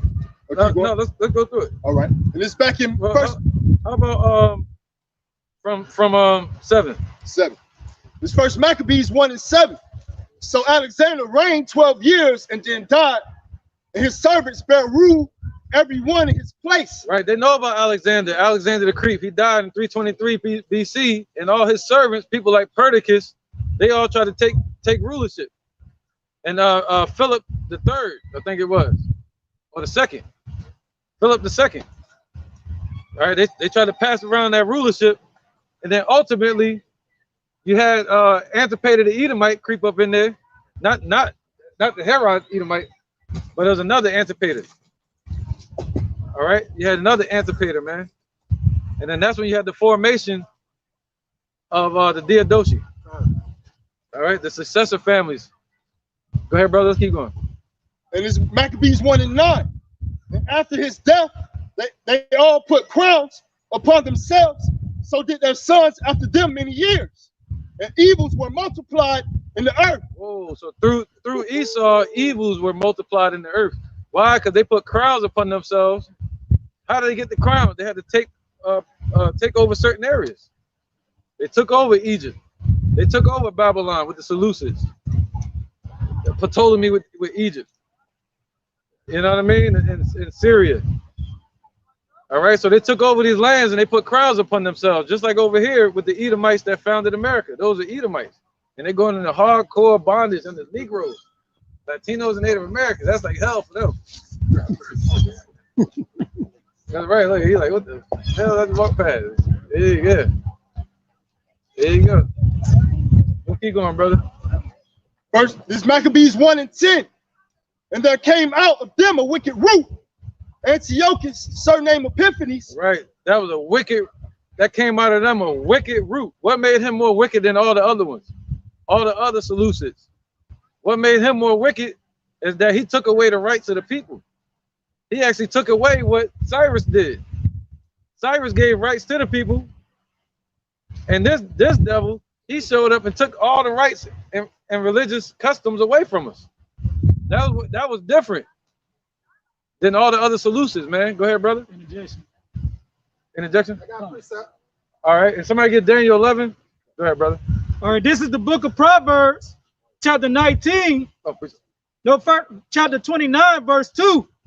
When the righteous are in authority, the people rejoice. Right, evils multiply in the earth, man. Go ahead. Go ahead. But when the wicked bear rule, the people mourn. There you go. Those are evils. So the wicked are bearing rule right now. And they've been bearing rule ever since. You know, they got taken down for 1,000 years, but they came back to rear up their ugly head and took over the world, called the Renaissance of the Edomite nation. Go ahead. All right, somebody else had a precept? I got a precept. Let's bring these out real quick. Antiochus.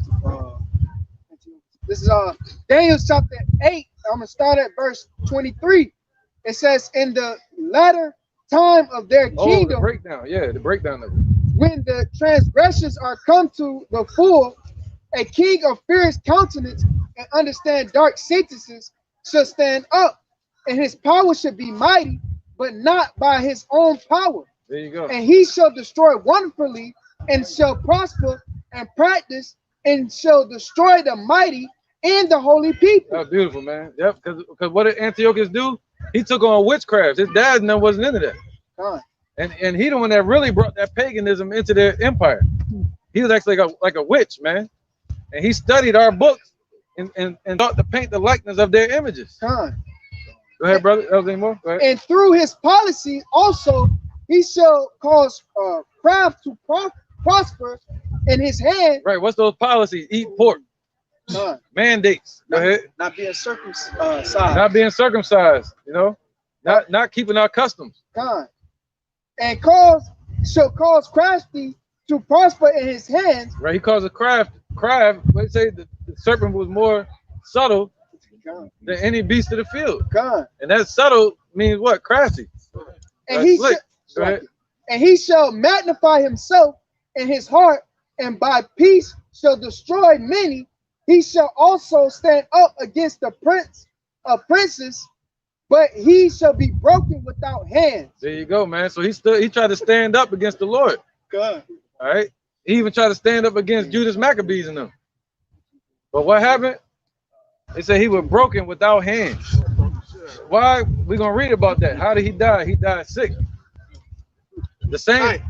It's crazy because he tried to feed our people pork, which would damage their stomach. And he wound up eating all that damn pork. And look what happened to him. He died from stomach disease. He was so sick that the rotten of inside of his body started coming on the outside of his body. Oh, and did his army leave him? Yeah, the army left him. They was like, yo, he was stinking. He was cussing everybody out. He died in a bad situation. He was like, yeah, you know, Israelites. So the Lord, but what did the Lord say about these Edomites today? They're going to be broken without hands. He said he's going to destroy them with the spirit of his mouth and the brightness of his coming. All right. Look at these real quick. I don't want to get too far from the topic. This 2 Maccabees chapter 6, verse 1. Right. Not long after this, the king sent an old man of Athens to compel the Jews to depart from the laws of their father. We're gonna get into that. Okay. That's in Maccabees, right? Yeah. We're gonna get to it. All right. Yeah. We're gonna get to it. Somebody get Isaiah 11. Daniel 11.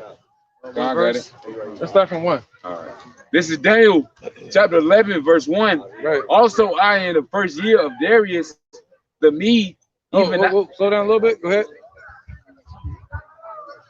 Also, I in the first year of Darius the Mede, even I stood to confirm and to strengthen him. Right. I need a stronger reader. Just for this. Yes, Daniel 11 and 1. Yep. This is a stronger reader just for this. Also, I in the first year of Darius the Mede, even I stood to confirm and to strengthen him. Right. So it's still focusing on Darius the Mede. All right. So not the Persian. All right. Hey, Negroes, Latinos, Native Americans are the Israelites of the Bible. ¿Ustedes hablan español ustedes? Sí. Aquí nosotros estamos profetizando la palabra de Dios y del Hijo, que realmente ese no es un verdadero nombre. Pero entonces aquí ustedes representan a las 12 tribus de Israel, a Isaacar, que son los llamados mexicanos. ¿Son de México? ¿O de dónde son? Sí. Bueno, pero también los llamados latinos también. Okay, muchas bendiciones. Esta es la palabra del Evangelio. Muchas gracias. Have a good day. Y el nombre de Dios y del Hijo es Yahweh Shai.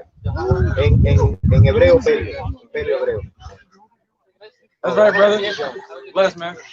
Yeah. All right, that's right, man. See, the Spanish army tried to use the Mexicans to fight against us in the Mexican Wars. That's when you have people like John Horse and all them. You know, and that's how you have the stallions running around. What you call the Mustangs? They brought them over here on ships, and then during that war, the Mexicans and the Gaddites, they were fighting against each other, and they didn't want to take those horses in, you know, so they let them run free. And that's why you have the wild Mustangs out there in Utah and stuff. I actually saw those Mustangs myself in the Salt Mountains driving. And nothing like it, man. You get a taste of freedom seeing them run free like that. Are they big? They real huge, man. Yeah, you see the muscle and the shine on them. You know what I mean? The black Mustangs and all that. I just seen it. Hard Like, to tame too. it was all running through the mountains. Yep. All right, where was that? Daniel chapter 11, starting back from 1. Also I, in the first year of Darius, the Mede, even I, stood to confirm and to strengthen him. Right, so in the first year of Darius, this was what? In 538. This when he became governor or ruler of Babylon. All right, after the orders of Cyrus. You going? Yep. Verse 2. And now will I show thee the truth. Behold, there shall stand up yet 3 kings. No, I want to make this clear, man, because that point, that's not talking about Darius the Persian in 522. This is talking about Darius the Mede in 539. All right, 538, 539. And Daniel was set up to commission him, meaning what we said it a minute ago. Inaugurate him. All right, go ahead. Daniel 11 and 2. And now will I show thee the truth. Behold, there shall stand up yet 3 kings in Persia, and the 4 shall be far richer than they all. Right, you had 4, you know. Really, you should start from you had Cyrus, you had Cambyses, and you had Bardia, and then you had Darius, but you really should start from Cambyses. All right. After Cyrus, there are going to be 4 kings. Who was that? Cambyses. You couldn't count Bardia, right? You know, Bardia, you'll count him out because Bardia was the brother of Cambyses. Let me explain that a little clearer. You had Cyrus the Great. You had his son Cambyses.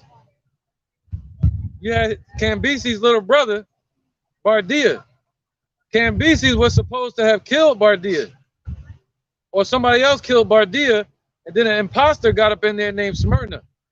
That guy named Smyrna, he tried to stop us from building the temple. That's when they stopped the production of the temple in Haggai, around 525 BC. And then in 522, you had Darius the Persian. He got in power and he killed this imposter because he wasn't a king. All right, he wasn't a Persian, so they killed him. And he became in power. That's when Darius the Persian got in power, and then you had Xerxes. All right, later on. So those would be your 4 kings. You would really start from Cyrus, Cambyses, Darius, and then Xerxes. All right, go ahead, brother.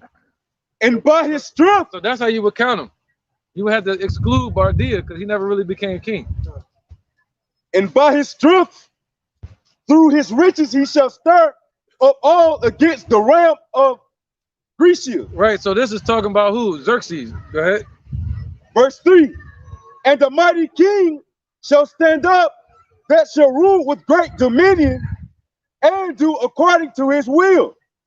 Right, so yeah, this talking about Xerxes. Go ahead, brother. Verse 4. And when he shall stand up, his kingdom shall be broken and shall be divided toward the 4 winds. Right, so now verse 3, go back to verse 3. Done. That's talking about the Persians, Xerxes. And this goes perfect with Daniel chapter 10, where it says he was going to raise up the Persian kings, and then he's going to bring in the king of Grecia once again. All right, so right here, this is a prophecy talking about Xerxes from Cyrus, and then going into Alexander once again. All right, brother. It's Daniel 11 and 3. And the mighty king shall stand up that shall rule with great dominion and go according to his will. Right, this is talking about Alexander. Verse 4. And when he that's talking about Xerxes. Go ahead, brother. Come on. Verse 4. And when he shall stand up, his kingdom shall be broken and shall be divided toward the 4 winds of heaven, and not to his posterity. Right, this is talking about Alexander. All right. It wasn't because after Alexander, you would think his son would rule, but it wasn't to his posterity. It got left to some other people over in Syria, some other Edomites, not in Greece, but over in Syria. All right, go ahead. Nor according to his dominion, which he ruled. Right, over in Greece, but it got moved over to Syria. For his kingdom shall be plucked up even for others besides those. That's right. So Alexander's kingdom was plucked up by the Edomite Theodosi, which was who? Cassander, Laomachus, Ptolemy, and Seleucid. And these were all devils. And through the Seleucid bloodline, you had Antiochus Epiphanes, who ruled in 175 BC. And he was a devil of all devils. All right, the word devil means deceiver. So now let's skip over to from verse 18. This is Daniel 11 and 18. After this shall he turn his face into the isles, and shall take many, but a prince for his own behalf shall cause the reproach offered by him to cease without his own reproach. Right, and this talking about Seleucid II. All right, in 225 BC. That's Seleucid II. Now let's read the next verse. Verse You 19. got that first Maccabees? All right, go ahead. We're gonna go to that hostage at Rome part in a second. But go ahead, Abakar. No, we use that. Yeah, don't lose it. Verse 19, Daniel 11. Then he shall turn his face towards the fort of his own land, but he shall stumble and fall and not be found. All right, go ahead. Then shall stand up in his estate a raiser of taxes in the glory of the kingdom, but within few days he shall be destroyed, neither in anger nor in battle. Right, so that's when you get Seleucid III. All right, Seleucid III, which was basically Antiochus III. All right, the father of Antiochus Epiphanes. So let's get into that real quick. Go ahead, brother. And those was called the Phoenician Wars. All right, you have one war that was called the Battle of Magnesia, that was fought around 190 BC to 188, to where Antiochus III was trying to kill all of us. All right, he wanted to kill the Phoenicians. But then he had to go to the Roman Empire, and the Roman Empire like, yo, every time you go to war, you got to pay for that. So he went to so much war and killed so many people, he didn't have enough money to pay. So he owed the Roman Empire. The Roman Empire said, yo, you got to stop killing people. You got to stop going to war because you're starting to owe us too much money.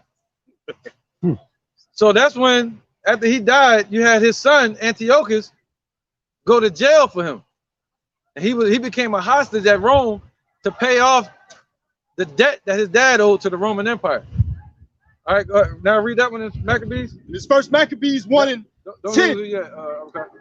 And there came out of them a wicked root, Antiochus, surnamed Epiphanes, son, hostage at Rome. Oh, what? Read that again. Yep. Son of Antiochus the king. There you go. Who had been in hostage at Rome. So like, yeah, he was the son of Antiochus the king that was a hostage at Rome. Okay. Go ahead. And he reigned in the 137th year of the kingdom of the Greeks. That's right. So what's that? You do the math. You have to go from the time of the Theodosi when they were established. That was around 312 BC. So if you calculate that, what do you say? In the 137th year. Can somebody get a calculator, please? That's what I said. Yep, calculator. And let's calculate from 312 and the number. I might ask you one more time. The number. 137th year. Right. So 137. 312 take away 137. 175. So when did Antiochus rule? Look it up. Well, he ruled in 175. You can look it up if you want to, but it's accurate. All right. So that's when he ruled. He ruled in 175 BC. And that's how you ultimately line it up to the relics, the history. To the relics. You got to. All right. And that lets you know when the Theodosi was created. So let's keep going. The Bible is a book of prophecy, man, and it's real and it's speak. That's right, brother. Measuring stick, man. You know, you can measure the times. All right. Let's keep going. Where was that? Daniel. Let's go to Daniel still, yeah. This is Daniel 11 and 20. Then shall stand up in its estate a raiser of taxes in the glory of the kingdom, but within few days he shall be destroyed, neither in anger nor in battle. Yeah, keep going. And in this estate shall stand up a vile person. Whoa, a vile person. Who is that? Esau. That's Antiochus Epiphanes. See that? We just read that. That's right. We just read that. In First Maccabees, he said, "What again? Read that wicked root." Because he was describing him.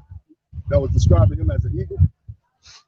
Not that he looked like an animal or eagle, but his nature, he was like you were saying, he was killing people. That's right. He was killing people. Yep. That was stooping down, looking down on people. Yeah. All right. Read that again in First Maccabees.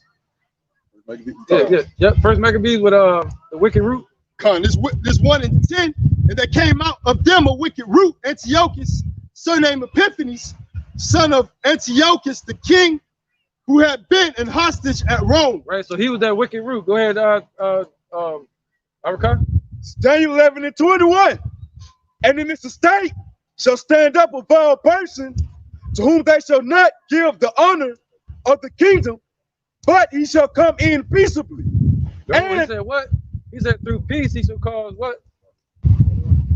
Daniel 8? Yep. It's back in Daniel chapter 8, verse 25. Come on with it, bro. And through his policy, also he shall cause craft to prosper in his hand, and he shall magnify himself in his heart, and by peace shall destroy many. There you go. Go ahead, brother. Good. Verse 22. Yeah, where was that just now? Daniel 11 and 21. And in this estate shall stand up a vile person, to whom they shall not give the honor of the kingdom, but shall come in. Right, these some vile people. Vile, man. Vile people. Go ahead, brother. And obtain the kingdom by flatteries. Right, so he obtained the kingdom by flatteries, man. All right, through craftiness. How did the so-called white man obtain America? God, flatteries. Through flatteries. They came over here smiling at the North American Indians, other side. Yep, through flatteries, and look what we got. All right, they came over here smiling.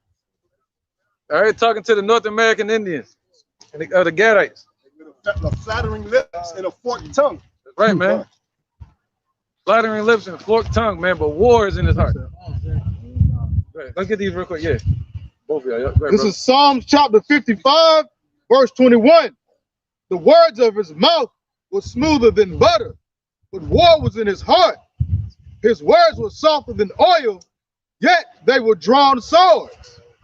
So the words of his mouth was smoother than butter. He came in talking good and sounding good, but in his mind, he was devising a plan to kill, steal, and destroy. You know, his words, they sound soft, they sound harmless, but they are drawing swords. Every time Esau says something, it is for your detriment and not for your benefit. Right, brother. Go ahead, Amawan. I was the same speech I was doing. Okay, y'all done with that? That's just like every single presidential candidate that tries to become president here in America. They always have a really good slogan, or they always have a really good, really good campaign for Obama. It was change, it was hope. We gonna make things different. Say again. Yes, we can. Yes, we can.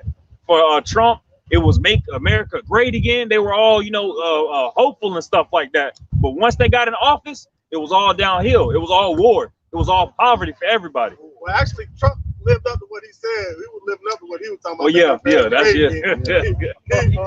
He ain't lying about shit. He was talking about. They never keep their word. They never keep their word. They come in smiling. They give you disease blankets. Test this.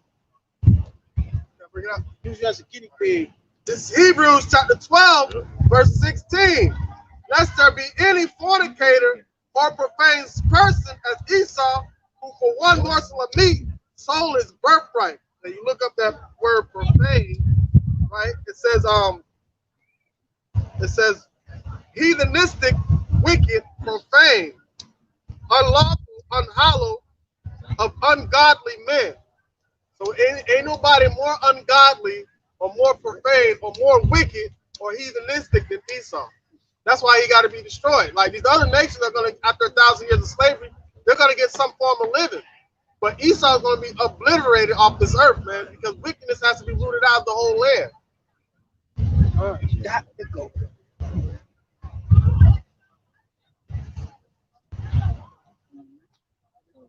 I got this up. This is Proverbs 24, 24 and 2. Shalaki 1. It says, be not thou envious against evil men, neither desire to be with them. For their hearts study of destruction, and their lips talk of mischief. And I was bringing that out because Esau, he's cunning, he's crafty. He come and he speak those smooth, buttery words to you, make it sound sweet. But in his heart, it's war, it's destruction. All right, it's deceitfulness. All right. All right, man. Yep, let's keep going now. Let's go to First Maccabees. Let's go to that one. Let's run through that. We're gonna go back to Daniel 11 too. Kind of, blend them together. It's back in First Maccabees 1. And I started 10 again. And there came out of them a wicked root, Antiochus, surnamed Epiphanes, son of Antiochus the king, who had been a hostage at Rome, and he reigned in the 137th year of the kingdom of the Greeks. Right, so that was 175 BC, and that was after his dad, Antiochus III. Go ahead, brother. In those days went there out of Israel wicked men, who persuaded many, saying, let us go and make a covenant with the heathen that are round about us. For since we departed from them, we have had much sorrow. That's what the brother was just reading about. The scriptures told us, envy not the wicked and envy not the oppressor and choose none of his ways. All right, go ahead, let's get it. We can keep rocking. If somebody got that, you can, but if not, let's rock. Verse 12. So this device pleased them well. Then certain of the people were so forward herein that they went to the king, who gave them license to do after the ordinances of the heathen. Right, so it was a bunch of our people that became Hellenized. That's where you get the word being Hellenized. All right, they took on Greek customs, and they said, "Yo, we're Greeks." He said, "Yo, we're Greeks, so why not make the rest of them Greeks?" We became Hellenized. Why don't you make them Hellenized too, Antiochus? We took the mandate. Why don't you make them take it too, Biden? Sound familiar? All right, let's get it, bro. Verse 12. So this device pleased them well. Then certain of the people were so forward they're here. Salakia. Yep. Then certain of the people were so forward herein that they went to the king, who gave them license to do after the ordinances of the heathen. That's right. Whereupon they built a place of exercise at Jerusalem, according to the customs of the heathen. Right. Just like in the Roman Empire, you have your gyms. Over here in America, you go in there, you got some butt naked ass Edomite in there. You know what I'm saying? And they don't care, man, because they got that from the Roman Empire, the Colosseums. Half naked. Half naked, yeah, ass naked. I used to hate that shit, man. That turned my damn head, man. Butt ass naked, Mr. Smithers. No, they think that shit's Montgomery Burns. like at the gym when I first got to high school and I seen like in the locker room they had showers and shit. And like, who the fuck does that? Take showers in front of everybody. So I actually seen individuals do that.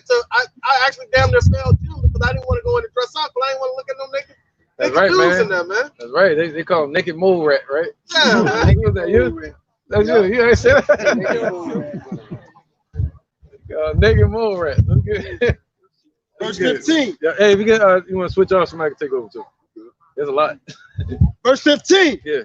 And made themselves uncircumcised and forsook the holy covenant and joined themselves to the heathen that were so to do mischief. Right, so they forsook the holy covenant, but who was the covenant given to? Psalms 147 and 19. Yep, and also Romans chapter 9. Yep, This is Psalms 147 and 19. My man. He sheweth his word unto Jacob, his statutes and his judgments unto Israel. His covenant, his statutes and his judgments. Yep. That's right, that represents the covenant. All right, so he showed that to Israel. All right, go ahead. Romans 9. This is Romans chapter 9, verse 1. I say the truth of Hamashiach, I lie not. My conscience also bear me witness in the Holy Ghost. Right. What's that, Jeremiah 31 and 31? Oh. What is that, Jeremiah 31? Where's the new covenant? I get one in Hebrews and Jeremiah. You got Hebrews 8:8 too? I grabbed it. Jeremiah. You got it? All right. I was right. Done. Yeah. You got it. I got 31 and 31. Hey, man. I was working on it a little bit. Yeah, go ahead. God, this is the book of Jeremiah, chapter 31, verse 31. Behold, the day is come, saith the Lord, that I will make a new covenant with the house of Israel and with the house of Judah, not according to the covenant that I made with their fathers in the day that I took them by the hand to bring them out of the land of Egypt, which my covenant they break, although I was an husband unto them, saith the Lord. But this shall be the covenant that I will make with the house of Israel after those days, saith the Lord. I will put my law in their inward parts and write in their hearts, and will be their God, and they shall be my people. Right, man. So that's part of the new covenant that's going to be given to the Negroes, Latinos, Native Americans. All right, go ahead. Erica. All right. This is Romans 9:2. That I have great heaviness and continual sorrow in my heart, for I wish that myself were accursed from Hamashiach, for my brethren, my kinsmen, according to the flesh, who are Israelites, to whom pertaineth the adoption and the glory and the covenants and the giving of the law and the services of Yahweh and the promises. Right, so the covenants, both of those covenants that the Lord came and died for, Yahweh Shai, that's his true name, Yahweh Shai, so-called black man from the tribe of Judah. They killed him in 37 AD, man. He about to return. All right, for the Negroes, Latinos, Native Americans, you ain't know we had a king out there. Right, they teach us it's a white man, it's a black man. That's all right, bro. That's what's up. Yep. He said facts. There you go. All right. So now where we at? We was in Maccabees. Yeah, let's give you a break a little bit. Precept. Go ahead, yeah. And it's the book of Isaiah 52:3. For thus saith the Lord, Yahweh Ba'ashem Yahushua, ye have sold yourselves for naught, and ye shall be redeemed without money. Ooh. For thus saith the Lord, Yahweh Ba'ashem Yahushua, my people went down aforetime into Egypt to sojourn there, and the Assyrian oppressed them without cause. Now, therefore, what have I here, saith the Lord, that my people is taken away for naught? They that rule over them make them to howl, saith the Lord, and my name continually every day is blasphemed. Wow. Therefore, my people shall know my name. Therefore, they shall know in that day that I am he that doth speak. Behold, it is I. Right, and now the Assyrians today represent Esau.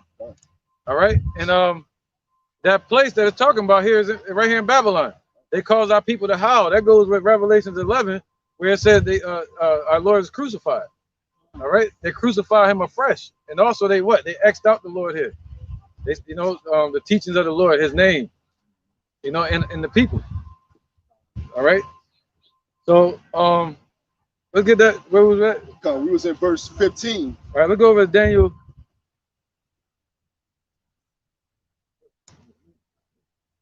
Let's go with Maccabees. It's more simple than Maccabees. Then we're gonna go to, you know what I mean? And it's first Maccabees 1:16. Now, when the kingdom was established before Antiochus, he thought to reign over Egypt. Right. So once he got everything established for those 5 years from 175, and then in 170, he like, yo, you know what? I'm gonna try to take Egypt too. All right. He wanted to take Egypt. Okay, he wanted to take Egypt and other parts of Syria and Phoenicia. He wanted to take all those areas. He wanted to take it from Ptolemy the 6th or the 8th. Go ahead, brother. That he might have the dominion of 2 realms. Right, so he wanted to rule both of the realms. But he already had the Ptolemies there. All right, Ptolemy the 8th. Go ahead, brother. Wherefore he entered into Egypt with a great multitude, with chariots and elephants and horsemen and a great navy. Right, so that's why later on you'll hear about the battles of the a battle that had elephants. They call them monsters and beasts. Well, they called the horses beasts, and they called the elephants monsters. All right, because the Greeks, they got that from when they was fighting the Persians. That was the first time That was the first time Alexander, he wrote about it. That was the first time they saw a damn elephant in battle. And they were scared as shit. They called it a monster. Right? With the tusk and everything. It was just smashing and crushing them. All right, so now they wound up using it. All right, go ahead, brother. Wherefore he entered into Egypt with a great multitude, I'm in verse 17, right, with chariots and elephants and horsemen and a great navy. That's right, so he tried to take Egypt, but the Roman Empire was like, yo, what are you doing, man? You starting wars just like your dad again. So you had Syria, Phoenicia, Egypt, mainly Egypt and Syria, they went up to the Roman Empire and they sat down at the table and they made agreement against Antiochus. All right, that was called the treaty. I got it written in my book. We're going. I'm gonna find it. In verse 17, wherefore he entered into Egypt with a great multitude with chariots, Salakia, verse 18, and made war against Ptolemy, king of Egypt. But Ptolemy was afraid of him and fled, and many were wounded to death. Thus they got the strong cities in the land of Egypt, and he took the spoils thereof. Right. Look at Daniel 11. So he took all the spoils of those places, but he didn't take those lands. See that? So he went in there, but he didn't get what he wanted. He wanted to take the land, but he got a bunch of riches from those places, man. All right. Let me get Daniel 11 as a backup. Go ahead, Dan. Arakas, catch up where you was at. Daniel 11 and 22, verse 20. 20. Yep. All right. It says, then shall stand up in his estate a raiser of taxes in the glory of the kingdom, but within few days he shall be destroyed, neither in anger nor in battle. Right. That period. That period where they sat down with the Roman Empire on two fronts and they tried to go against Antiochus. It was Egypt and Syria, and they wanted to. They were basically telling on Antiochus, and that was called the period of uncertainty. You can look that up. It's called the period of uncertainty. All right. Anybody know what the hell was going to happen at that time? All right, come on, bro. Let's get that spirit. Verse 21.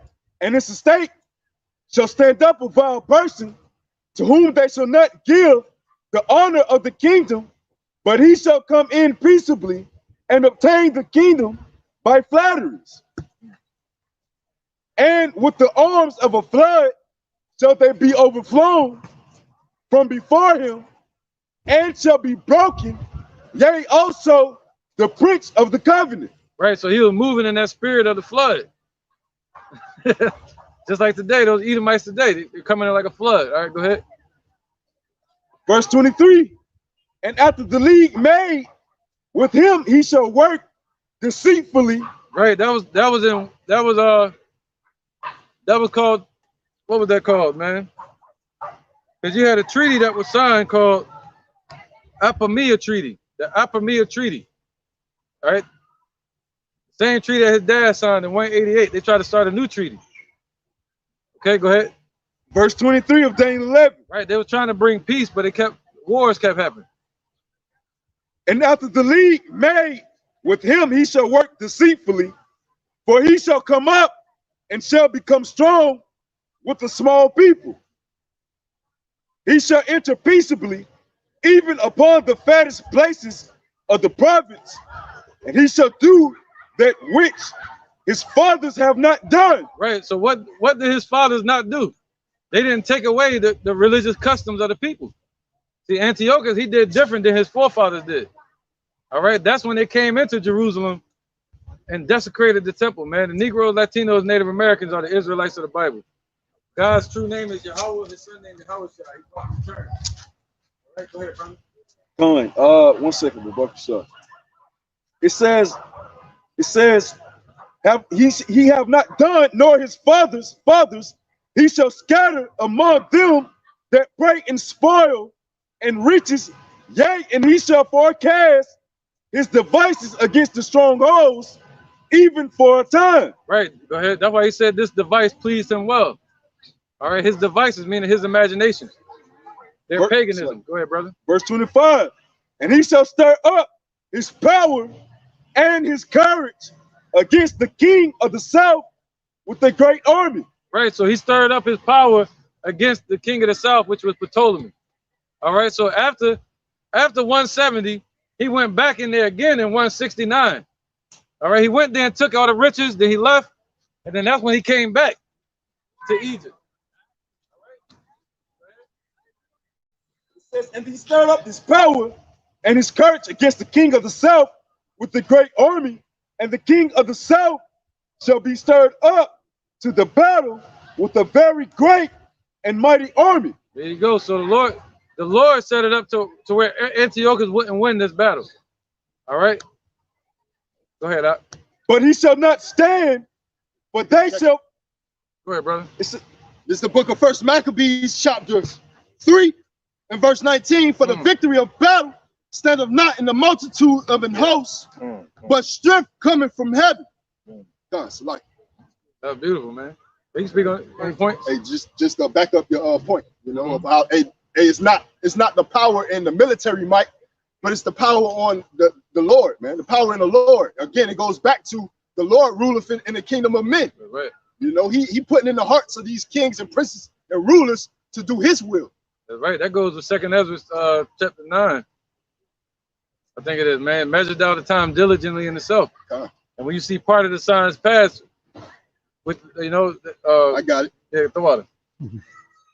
But it's 2nd Ezra 4:37. By measure have he measured the times, and by number have he numbered the times, and he doth not move nor stir them until the said measure be fulfilled. Right. So that's all about prophecy right there. All right. And the Lord spoke it from the beginning. Verse chapter 9 now. This is 2nd Ezra chapter 9. That was perfect though. Yeah. Verse 1. That was a good setup for this one. Then, this is 2nd Ezra chapter 9, verse 1. He answered me then and said, measure thou the time diligently in itself. Right, so the Lord measured the times and he gave us the tools to measure it as well. The times that he already set up. Go ahead. And when thou seest part of the signs pass, which I have told thee before, then shalt thou understand that it is the very same time wherein the highest will begin to visit the world which he made. That's right, man. Go ahead. Therefore, when there shall be seen earthquakes and uproars of the people in the world. That's right. Go ahead. Then shalt thou well understand that the Most High spoke of these things from the beginning, from the days that were before thee, even from the beginning. Right, man. There you go. So what's that? Prophecy. All right, he's spoken from the beginning, and he sent Israelites out to speak the word and to measure the times, man. That's prophecy, man. All right. Go ahead, brother. This is Job chapter 20, verse 4. Knowest thou not this of old, since man was placed upon the earth, that the triumphing of the wicked is short, and the joy of the hypocrite but for a moment. Well, that's basically the Lord has set the bounds that they cannot surpass. All right. So now each kingdom that we're reading about today has their own set measure of time. All right, that they're going to rule. And then what is it? The brother this week, Esau is the end of the earth, of the world, and Jacob is the beginning of it, the follower. So we're going to have our time. So just understanding not to be envious of the heathen and choose none of their ways. Just wait our turn and do the works of the Lord. Yahweh Shai, ushering in the kingdom. Appreciate it. Go ahead, brother. This is the book of Wisdom of Solomon, chapter 19 and verse 22. For in all things, O Lord, thou didst magnify thy people and glorify them. Neither didst thou lightly regard them, but didst assist them in every time and place. So backing up the brothers, the Lord, all we gotta do is wait our time, because the Lord, he always came through for us every time and place. You see what I'm saying? When you read these accounts. And like he used Cyrus the Great to help us build the temple, and he's using the prophets, and Yahweh Shai is going to come in. The spirit of Yahweh Shai is what's building the temple right now, man. And once the temple is fully built spiritually, then you'll see you'll see our salvation in New Jerusalem coming down out of heaven, man, on here upon earth. Go ahead, bring these up. This is the book of Romans, chapter 12, verse 19. Dearly beloved, avenge not yourselves, but rather give place unto wrath, for it is written, vengeance is mine, I will repay, saith the Lord. And I brought that out to back up the brothers, man. You know, we don't take vengeance in our own hand, man. Yahweh Ba'ashem Yahushua is going to repay back these heathens. You know, he using us as a fisherman, but for fishermen in the first season, and after that, you know what I'm saying, he's going to use us as hunters, man.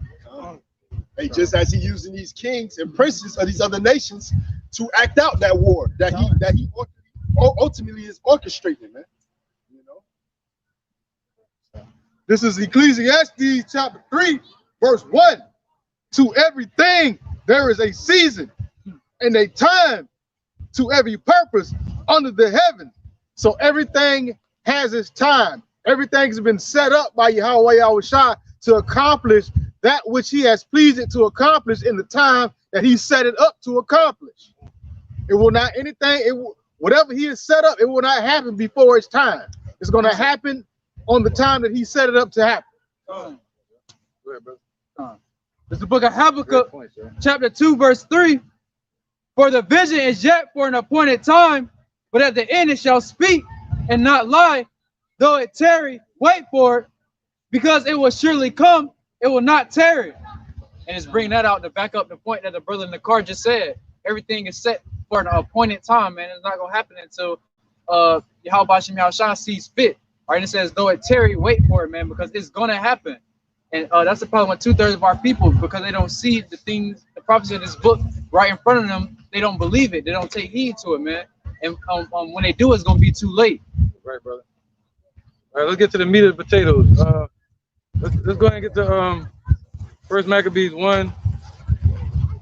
You know, when he desecrated the temple. Yeah, 1 and what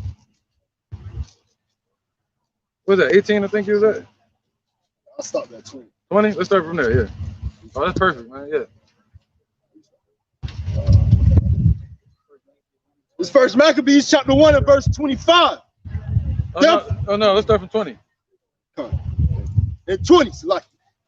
And after that, Antiochus has smitten Egypt and returned again in the 143rd year. Right, so what's that? The 143rd year. Somebody subtract that. From 312? Yep, from 312. 312 subtract 143. And that should get you 169. All right, so this lets you know, like 169. 169. So 169 BC, that's when he came back into Egypt. But on the way to Egypt, that's when they thought Antiochus had died in the war, you know, and then that's when Jake started bugging and rose up and tried to have a revolt against the garrison that Esau had set up amongst our people. All right, that's when you get Jason and them involved. All right, so it was a revolt. But then during that revolt, next thing you know, Antiochus returned. He said, yo, I'm going to go back and slaughter the Israelites. The rest of them, I'm going to make them all Hellenized, and I'm going to damage their temple. I'm going to desecrate their temple, man. All right? So let's keep going, brother. God. In this First Maccabees 1 and 20, after that, Antiochus has smitten Egypt.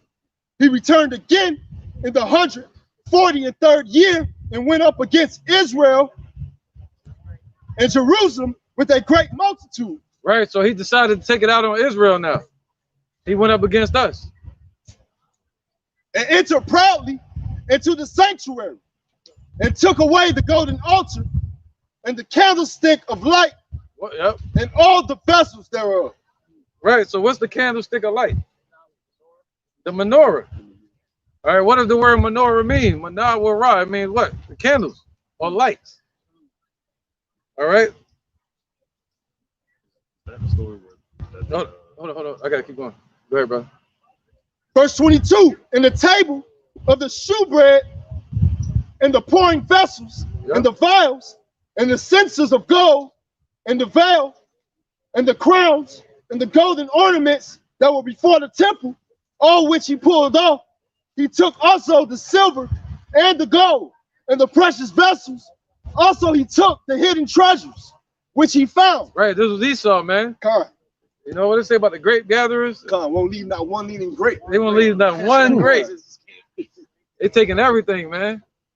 And you know, they enlarge their desires as hell and cannot be satisfied. You know, they never satisfied, man. Now they want power. And they still doing that to this day in the same spirit of Antiochus. God.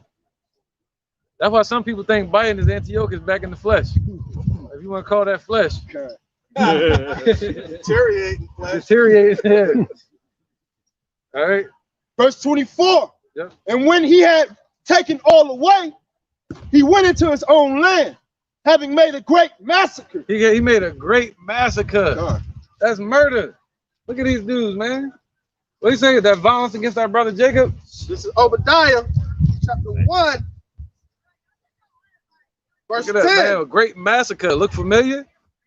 Handiwork. Esau. Come on, brother. For the violence against thy brother Jacob, shame shall cover thee, and thou shalt be cut off forever. Right, so they're not cut off yet. Shame hasn't covered them yet. They still walking around proud in this place, America. You know, living that American dream for Esau. You got some? Oh, the American nightmare. That's right. Go ahead, brother. This is Ezekiel chapter 35, verse 3.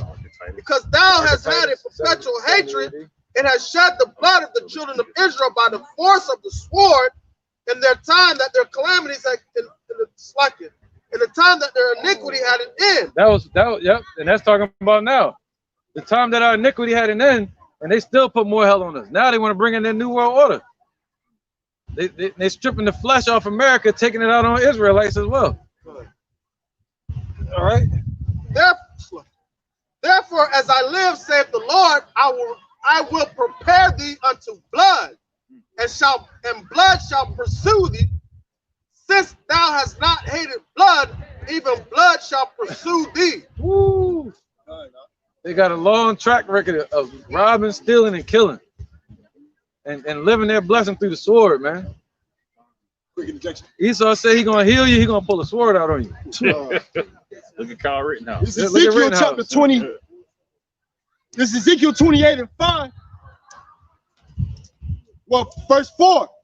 With thy wisdom and with thine understanding, thou hast gotten thee riches, and hast gotten gold and silver into thy treasures. By thy great wisdom and by thy traffic hast thou increased thy riches, and thine heart is lifted up because of thy riches. All right. All right, so ultimately that's that pride that the scripture's speaking about, man. And ultimately they have gained riches, as the scriptures say, man. Esau is wiser than Daniel, man. You know, because he knows he knows that the Lord has us in his chastisement, man. And ultimately, he's using the curses against us, man, because he has the dominion as the earth was given into the hands of the wicked, man. Right. So he causes us to go off with this whole system, all right, built off of iniquity, which is forces us to transgress our Lord and power, man, our Savior. Right, and they study different ways. Look at the trap that's being set. Come on. Appreciate it. See that? That's how Esau played, man. They gonna send a little girl over here. Yep. So let's keep going, man. Let's continue with our business that we're minding our business. This first Maccabees 1 and 24. And when he had taken all away, he minding everything. He went into his own land, having made a great massacre and spoken very proudly. Therefore, there was great mourning in Israel, in every place where they were. Right, man. So that the princes and elders mourned, the virgins and young men were made feeble, and the beauty of women was changed. Right, man. They broke us down, man. You know, they broke us down as a nation. And still smile to this day. And still smile, man, to this day, man, in our face. God, they hold themselves not guilty. Yeah, they send their little minions over and stuff. Okay? No. Go ahead, brother. Yeah. Verse 27. Every bridegroom took up lamentation, and she that sat in the marriage chamber was in heaviness. Right, that's what the Lord said that even in these times. What's that? Rise up, you women that are ease. God. You know, because Esau coming in rushing like a flood. They're doing this. They're doing it all over again. The so-called white man, the Caucasian race. They about to bring nothing but murder and bloodshed. What they call depopulation. All right. But the Lord said, what? The women of our nation, they're going to be in great heaviness. This is Isaiah chapter 32, verse 9. Right, man. Negroes, Latinos, and Native Americans are the Israelites of the Bible. That's right, brother.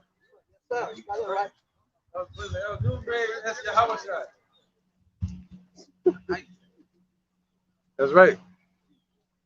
Isaiah chapter 32, verse 9. Rise up, ye women that are at ease. Hear my voice, ye careless daughters. Give ear unto my speech. Keep going. It says, many days and years shall ye be troubled, ye careless women, for the vintage shall fail, the gathering shall not come. Right, man. So that lets you know what time we in. God. The vintage, what's that? All their investments, all these college degrees that they're trying to get. You know, their vintage, their hopes and dreams in this American nightmare is going to fail. All right, and most of our women of our nation, the Negroes, Latinos, and Native Americans, they got their head and their ass all caught up in this place. You know what I'm saying? On Instagram, becoming an Instagram model now. That's the new thing. First it was a CNA. Now the CNAs are showing everything you can see and some A. Shit, the CNA, after she done with her day job, getting her daily bread, she being a whoremonger online. Yeah. Selling her body on social media. That's what mommy doing. Fan page. Got their OnlyFans and everything. Yep. Yeah, man. So, hey, the Lord said, rise up these women that are at ease, man. How do you rise up? He said, rise up and put on that beautiful garments. That's how you rise up, man, by turning back to Yahweh Bashem Yahushua. Be part of that army that's in the spirit of Ezekiel 37. Standing upon your feet, a great exceeding army, a spiritual army that prays to the Father. All right? Yahweh Bashem Yahushua. There's a couple more points in that. And then I want to skip over and somebody else can take over, you know, so you have to read the whole thing. I'm in verse 28. Yeah. I want to go down to at least 30. Yeah, go down to at least like 30. You say go to 30? Yeah. This is First Maccabees chapter 1, verse 28. It says, when they of Babylon, it's like, nope, wrong one. Verse 28, it says, the land also was moved for the inhabitants thereof, and all the house of Jacob was covered with confusion. And after 2 years, right? What did he say? What's that? Confusion of face? Somebody get that? Babaka Shah, confusion of face?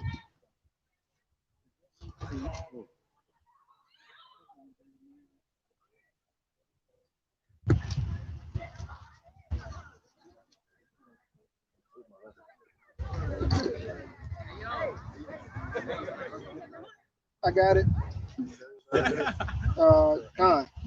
This is Daniel chapter 9, verse 8.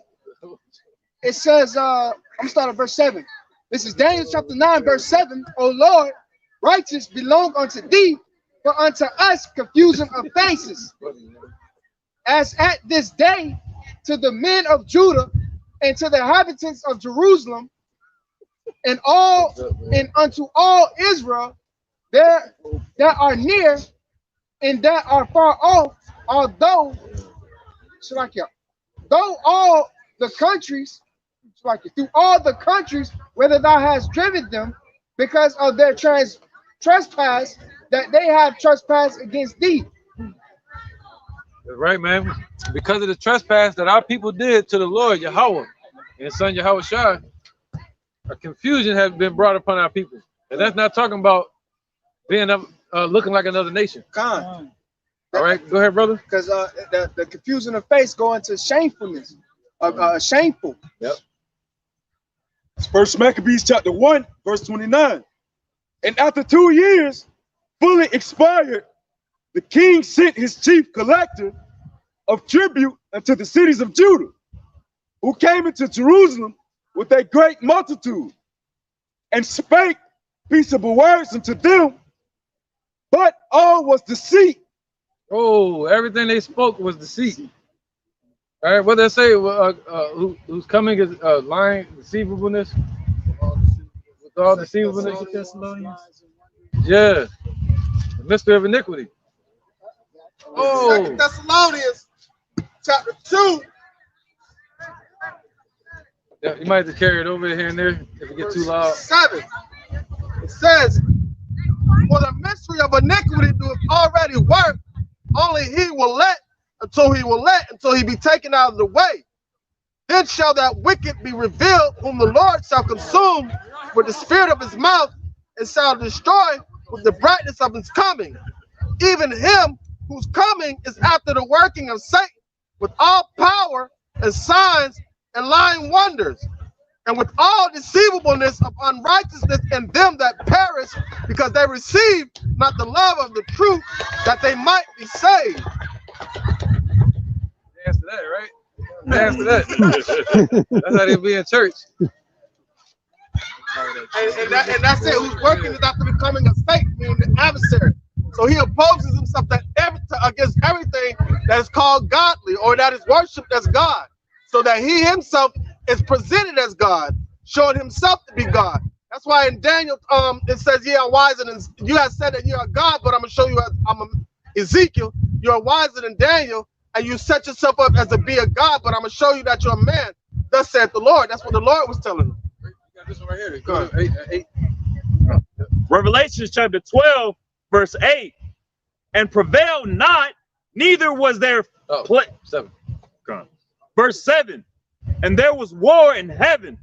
Michael and his angels fought against the dragon, and the dragon fought his angels." All right, so now you're gonna have all these armies and everybody standing up when these chariots show up. Destroy. It's just gonna be like Independence Day, but they ain't gonna win. So Michael is gonna be leading the charge under Yahweh Shai, man.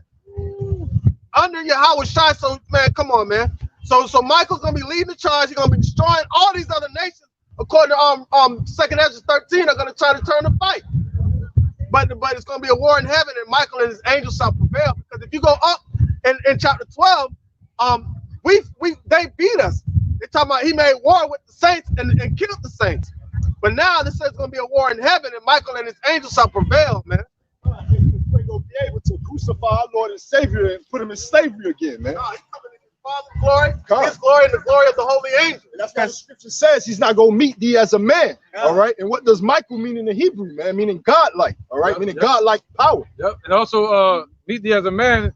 That's not just talking about spiritual power. What that means is he's gonna meet them like a lion would. Like he's not gonna meet them like a human being would. Like like a man of talk. Yeah, he's not a lion gonna devour. Right. So now y'all know that one. He's gonna come up to you and say and talk to you. He ain't talking no more. He's gonna show up and just devour him like a lion would, just hunt him down. Say, what will I if it already be kindled? Yep. Precept. This is Jeremiah chapter 4, verse 7. "The lion is come from his thicket, and the destroyer of the Gentiles is on his way. He is going forth from his place to make the whole land desolate. The city should be laid waste without inhabitants." There you go. And that's Yahweh Shai. All right, the one that say, "Thank not that I have come to send peace on earth, but a sword," man. All right, so Yahweh Shai is the one that the world ignorantly called Jesus Christ. All right, the one that's going to come back, a so-called black man that's going to come back and lay this place desolate, man. Lion-like. Because that's why he called the Lion of Judah, man. The Lion of Judah. All right, he said he's not gonna meet you as a man. He's gonna come like roaring and tearing. All right, and ripping heads off. God, you gotta look at that. Somebody, y'all should watch that movie called Tiger, man. It's a movie called Tiger. It's a good movie. All right, about the Philippines when they were clearing the mountains out of the tigers, all the animals and tigers. And it was this giant tiger that showed up and ripping people apart, man, ripping their heads off on the screen. It was crazy. But it's called Tiger. But let's keep going. This one. Go ahead, brother. Revelation chapter 12. Is about Esau being a deceiver. Verse 8. "And prevailed not, neither was their place found any more in heaven." So they ain't gonna be able to set up no more thrones, build no more cities, or none of that. Go ahead. God. Verse 9. That's their rulership. That's right. They're gonna lose it. And the great dragon was cast out, that old serpent called the devil and Satan, which deceiveth the whole world. He was cast into the earth, and his angels were cast out with him. So they're gonna be brought low and destroyed, man. Right. That shows you that Esau, the deceiver, through and through, all the way to the end. They were deceiving back during the time of Antiochus, all the way up until now. And that's explained in Revelation chapter 20. They were let out of the prison to go and deceive the nations. That's right, man. That's right. Now let's end the day. Let's go to First Maccabees, where we was at, right? Let's skip over to verse 43. This is First Maccabees chapter 1, verse 43. Right. Because Esau going into slavery. 1,000 years of hardcore kicking ass. And no name taking, like they didn't take our name. They just had dead grave sites. We don't know where the slaves was buried at. Yeah, they literally took our names and gave us their names. Yeah. Yeah, they were kicking ass and taking. Literally. They were taking the names. That's right, man. Hardcore slavery, man. The Lord is a black man out there in the heavens. Ain't that something? The devil has no power. Yep. The spiritual demon Satan on the left-hand side has no power at all. That's right. Have a seat. That's right. Catch the bench warmers. Go ahead, brother. This is First Maccabees chapter 1, verse 43.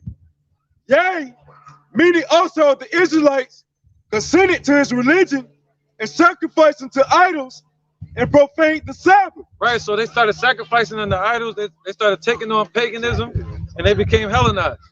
All right, those are called the sellouts, just like the ones that want to be American today. The ones that want to get the bag in the mandate. Celebrate Christmas. Celebrating the holidays. Yeah. You see that? The whole mindset, man. Yeah. Let's keep going. Where we at? First Maccabees 1:40. Let's go down to let's wait for the demon to stop crying.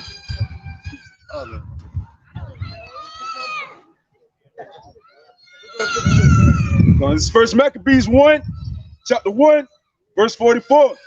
So for the king had sent letters by messengers into Jerusalem and the city of Judah, that they should follow the strange laws of the land, and forbid burnt offerings and sacrifice and drink offerings in the temple, and that they should profane. Hey, hold up, let's get him up here.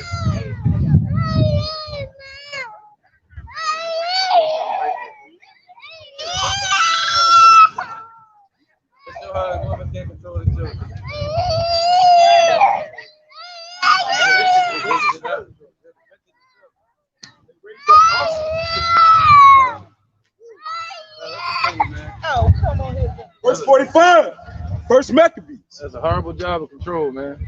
And forbid burnt offerings and sacrifice. Ben had that baby stop crying. And forbid burnt offerings and sacrifice and drink offerings in the temple, and that they should profane the Sabbath.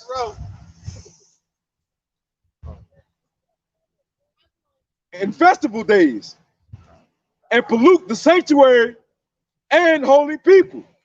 Verse 47. Right. Oh, no. Go down to 53, huh? Oh, skip the 53. Done. I'm about to read that. All right, First Maccabees chapter 1. 52. Verse 52. Chapter 1. All right, it says, then many of the people were gathered unto them, to wit, every one that forsake the law, and so they committed evils in the land. Right, so they started forsaking the law. All right, eating pork. You know, go ahead. Verse 53, and drove the Israelites into secret places. Right, so they drove us into secret places. They ran us out of Jerusalem, and we had to start running into other places in different neighborhoods, because they desecrated our temple, and it looked so bad that our people didn't even want to be there. When they saw it, they started crying when Judas Maccabees and them saw it, man. Yeah. Go ahead, brother. Even whosoever they could fly for succor. Go ahead. Just like in 70 AD, we were ran out of Jerusalem, and we were scattered in the same way. All right, the temple was destroyed, and now the Lord is rebuilding the tabernacle of David right here in the presence of our enemies. All right, go ahead, brother. Verse 54. That's right. First Maccabees, chapter 1. Right. The Negroes, Latinos, Native Americans are the Israelites of the Bible. You understand? The Caucasian race, they're the Edomites of the Bible. They're going into slavery. Hey, bro. Trust me. Hey, go ahead. First Maccabees, chapter 1, verse 54. Now the 15th day of the month, Caslu, in the 145th year, they set up the abomination of desolation upon the altar. Right, so it happened that in the 9th month, that's what the word Caslu means. The word Caslu is Persian. All right, when we went into Persia, right, when we went into when the Persians were ruling, they reestablished their own calendar, and they came up with names like Caslu and all these Nisan. You see that? So the word Caslu will represent the number 9. All right, it will represent the number 9, going into the 9th month, and we're in that time of the 9th month going into the 10th month, the 10th new moon, and that's around winter. All right, go ahead, bro. It says, they set up the abomination of desolation upon the altar and builded idol altars throughout the city of Judah. Right, and what was that? They set up the idols Zeus. All right, they set up the idol Zeus upon the altar, man, and started sacrificing to him, and started sacrificing pigs to him and shit like that, to an idol on our altar, man. Verse 55. And burnt incense at the doors of their houses and in the streets. And when they had rent in pieces the books of the law. Whoa, they are what? They rent in pieces. They ripped in pieces our books. Our scrolls, they took them and ripped them in pieces, man.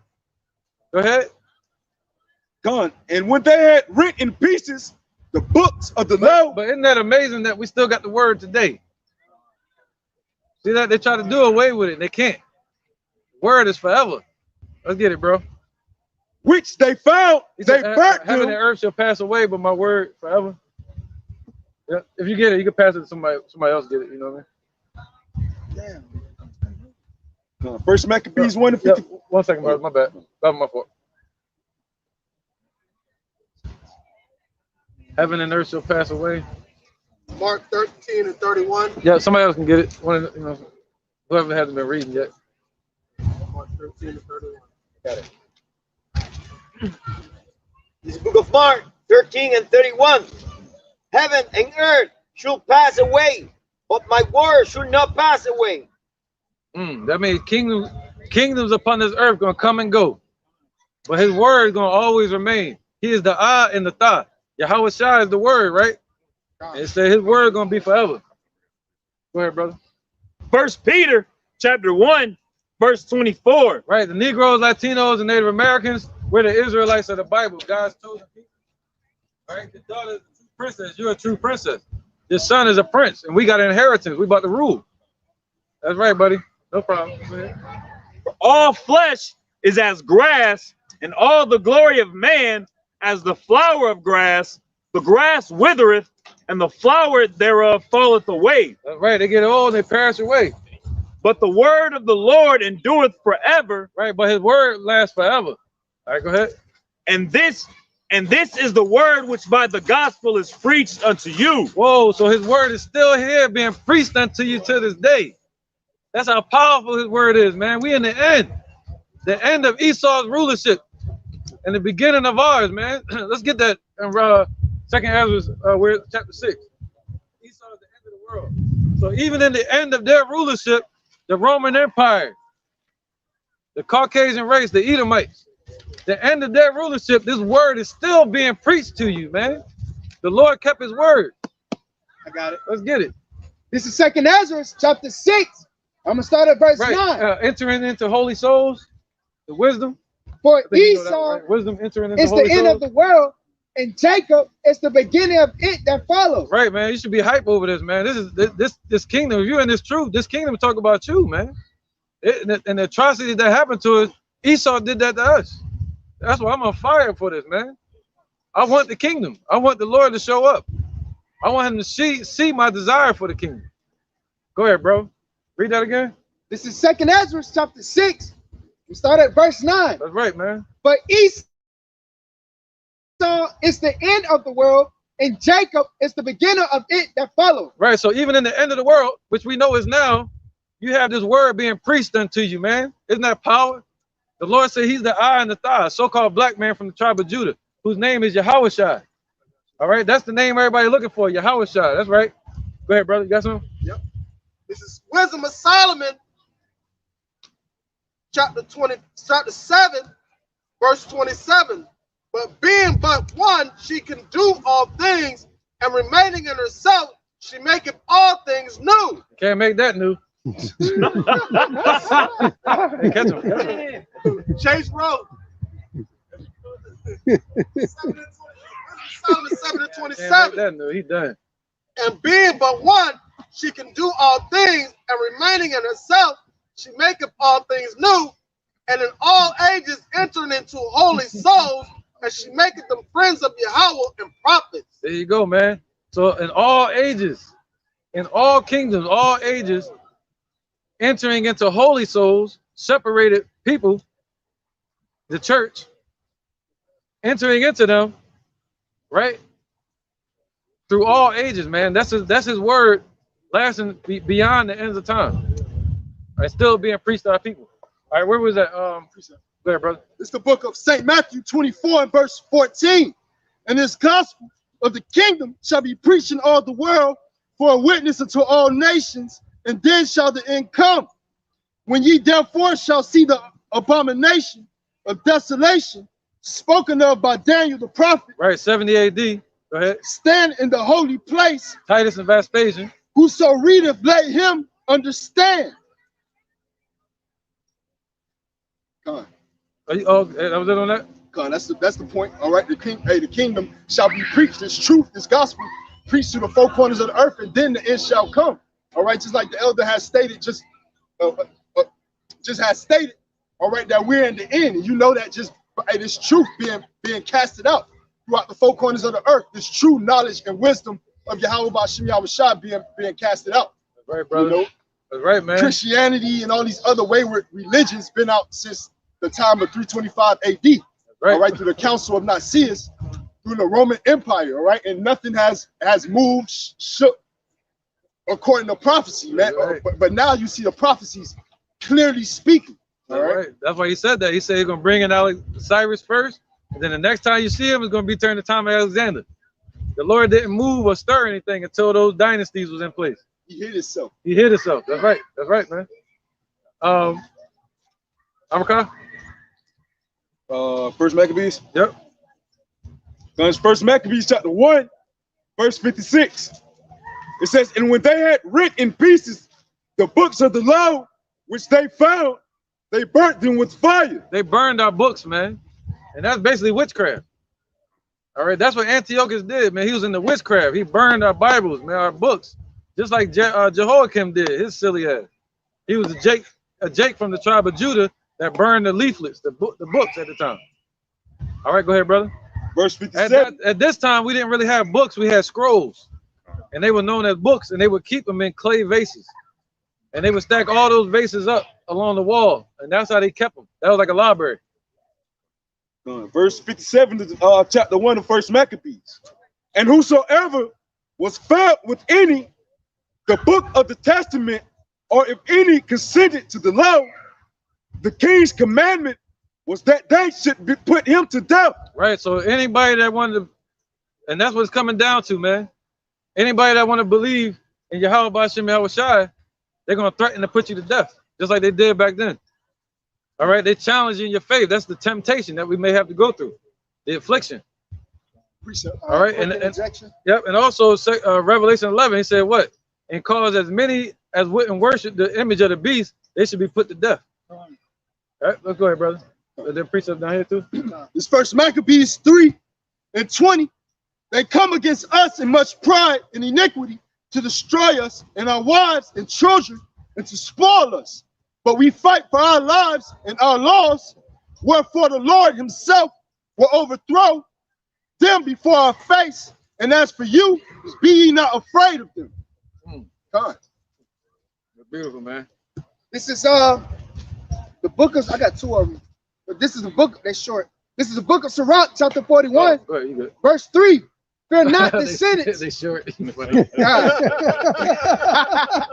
is the book of Sirach, chapter 41, verse 3. Fear not the sentence of death. Remember them that have been before thee and that come after, for this is the sentence of the Lord over all flesh. Revelation chapter 2, verse 10. Fear none of those things which thou shalt suffer. Behold, the devil should cast some of you into prison, that ye may be tried, and ye shall have tribulation 10 days. Be thou faithful unto death, and I will give thee a crown of life. Right, and that really happened in 70 AD. All right, the Lord said this time, he said, what? Touch not my anointed. All right, so that really happened back then, where they cast some of us into prison. All right, so but this time we're hoping that the Lord, when they come in rushing like a flood, we're praying that they lift up a standard against them. All right, go ahead. But that's still good to bring that out, to keep people in their mindset in case, you know what I mean? All right, this is Revelation 3 and 10. Because thou hast kept the word of my patience, I will also keep thee from the hour of temptation, which shall come upon all the world to try them that dwell upon the earth. There you go. And what's that? Somebody get that Revelation 11? Which verse? The image of the beast, and then 7,000 men that have not bowed their knee to the Baal. 13. All right, this is Revelation chapter. What's that? Wait, I have kept 7,000 men. This is Revelation chapter 13. I'm gonna start at verse 15. And he had power to give life unto the image of the beast. What's that? America? These American Edomites. Go ahead. That the image of the beast shall both speak and cause that as many as would not worship the image of the beast shall be killed. That's their whole system, the New World Order. Anybody that's not with it, they're trying to have them killed off. All right? That's called depopulation. But the Lord said what? I need that 7,000. Anybody got that? I have 7,000 men that have not bowed. You got it? He got it. This is Romans 11 and 3. Right. That's why some going to be threatened to be put to death because they're not going to bow to the system. Lord, they have killed thy prophets and digged down thine altars. Oh, who did that? Antiochus Epiphanes. Go ahead. And I am left alone, and they seek my life. That's right. But what saith the answer of Yahweh unto him? I have reserved to myself 7,000 men who have not bowed the knee to the image of Baal. There you go, man. And that image is not just talking about a statue anymore. It's talking about statutes and laws and policies. All right, that's what they've turned their images into, a whole system of Baal, worshiping Caesar Borgia, the devil, the Caucasian race. That's what they are. They try to get our people to worship them, putting themselves up as the Lord in the movies and stuff like that. All right, trying to get our people to bow to their system through fear.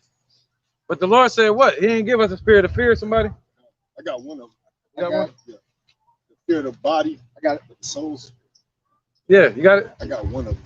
Go ahead. This is Matthew 10 and 28. And fear not them which kill the body, but are not able to kill the soul. Right, man. Esau, Edom, who got, the fleshly blessing. That's right, man. But rather fear him which is able to destroy both soul and body in hell. Right, and what's that? That goes with Revelation 11. Our people were walking around spiritually dead upon their feet, destroyed. Hosea 4 and 6, destroyed as a nation. All right, so he can destroy the body and the soul right here in hell and have them die in that iniquity. And that's worse. All right, go ahead, brother. DeBar. This is 2 Timothy chapter 1 verse 7. For the Most High Yahweh, Hashem Yahweh Shai, have not given us the spirit of fear, but of power, of love, and of a sound mind. Right, you break it down? So the Lord didn't give his men, all right, the spirit of fear, man, not the fear of these devils, not the fear what the sayings of our people, of us scoffing, not the fear of none of those things, man. All right, the Lord gave us might, he gave us power, man, which is his word, man. Right, all right, because these words that the Lord had put in our mouth, it devours these people, man. He said these people should be as wood, and my words should be as fire, man. Right, you got a beating heart and a beard. You got a responsibility, buddy. And like the scripture says, a you gotta man do this work, man.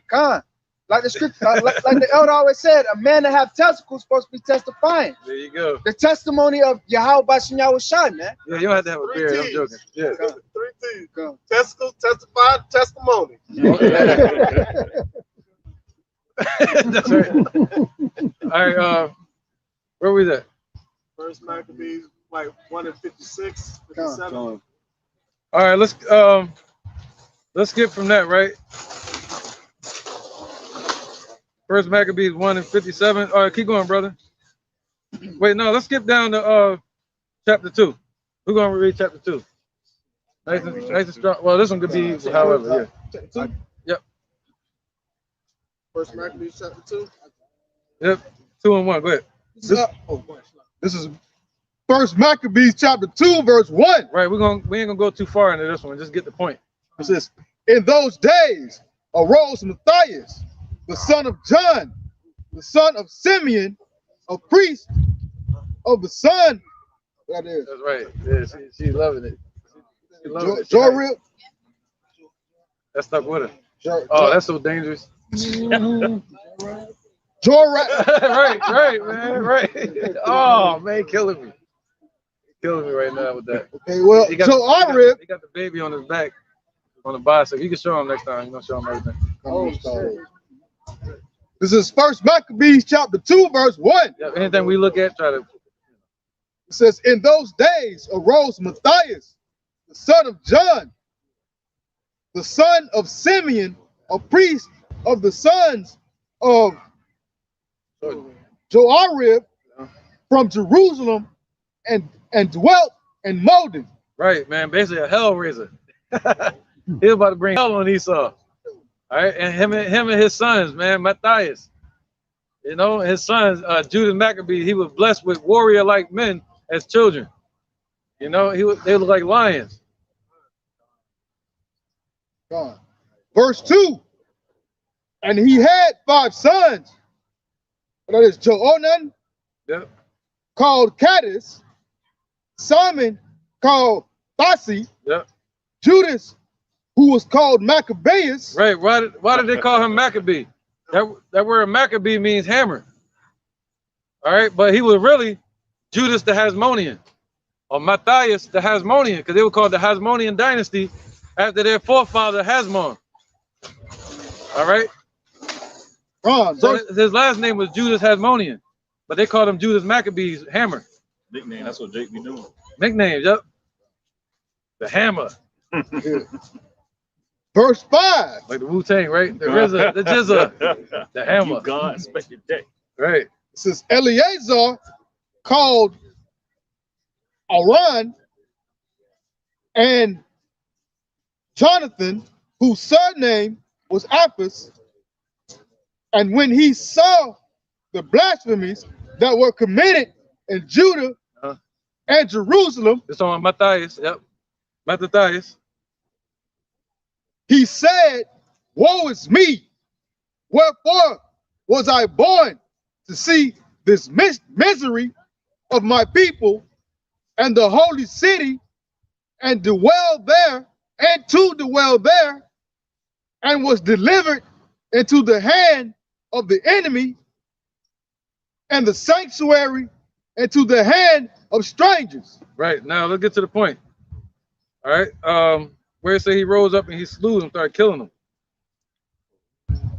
There you go.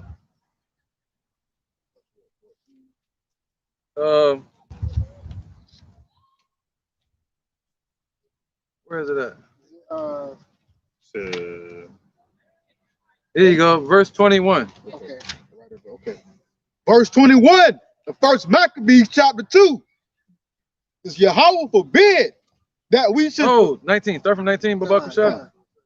It says, again, this is First Maccabees, chapter 2, verse 19.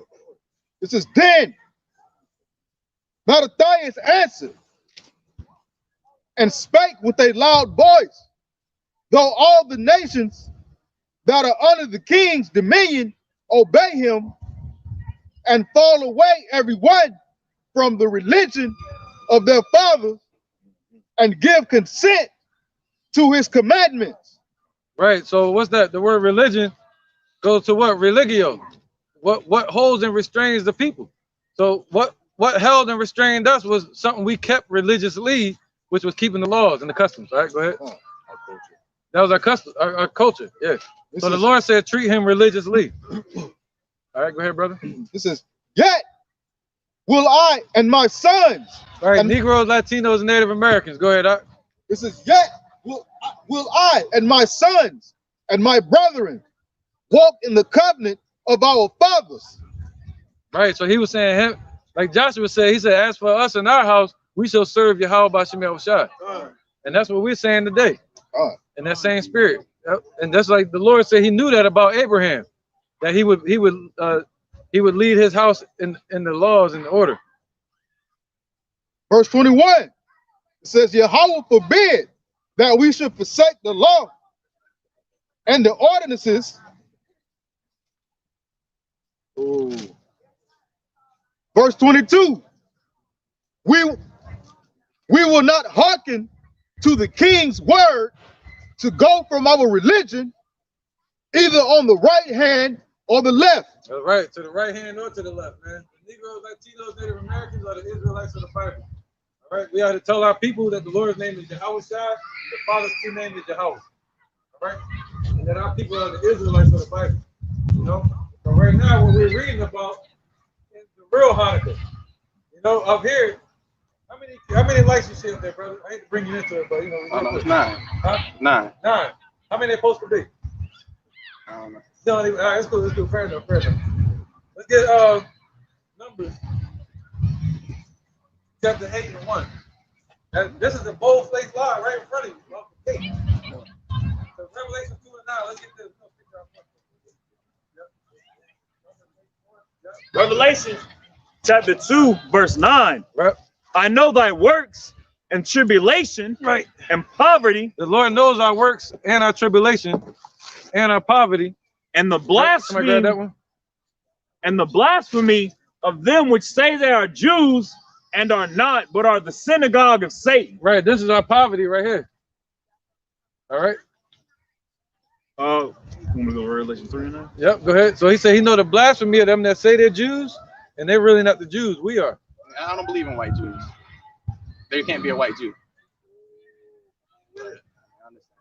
That's right, man. Come on with it. No, they can't be. They can be, you know, after, you know, ancestral, you know, just going down. But I don't believe in the Ashkenazi Jew. Come on with it, man. Let's go.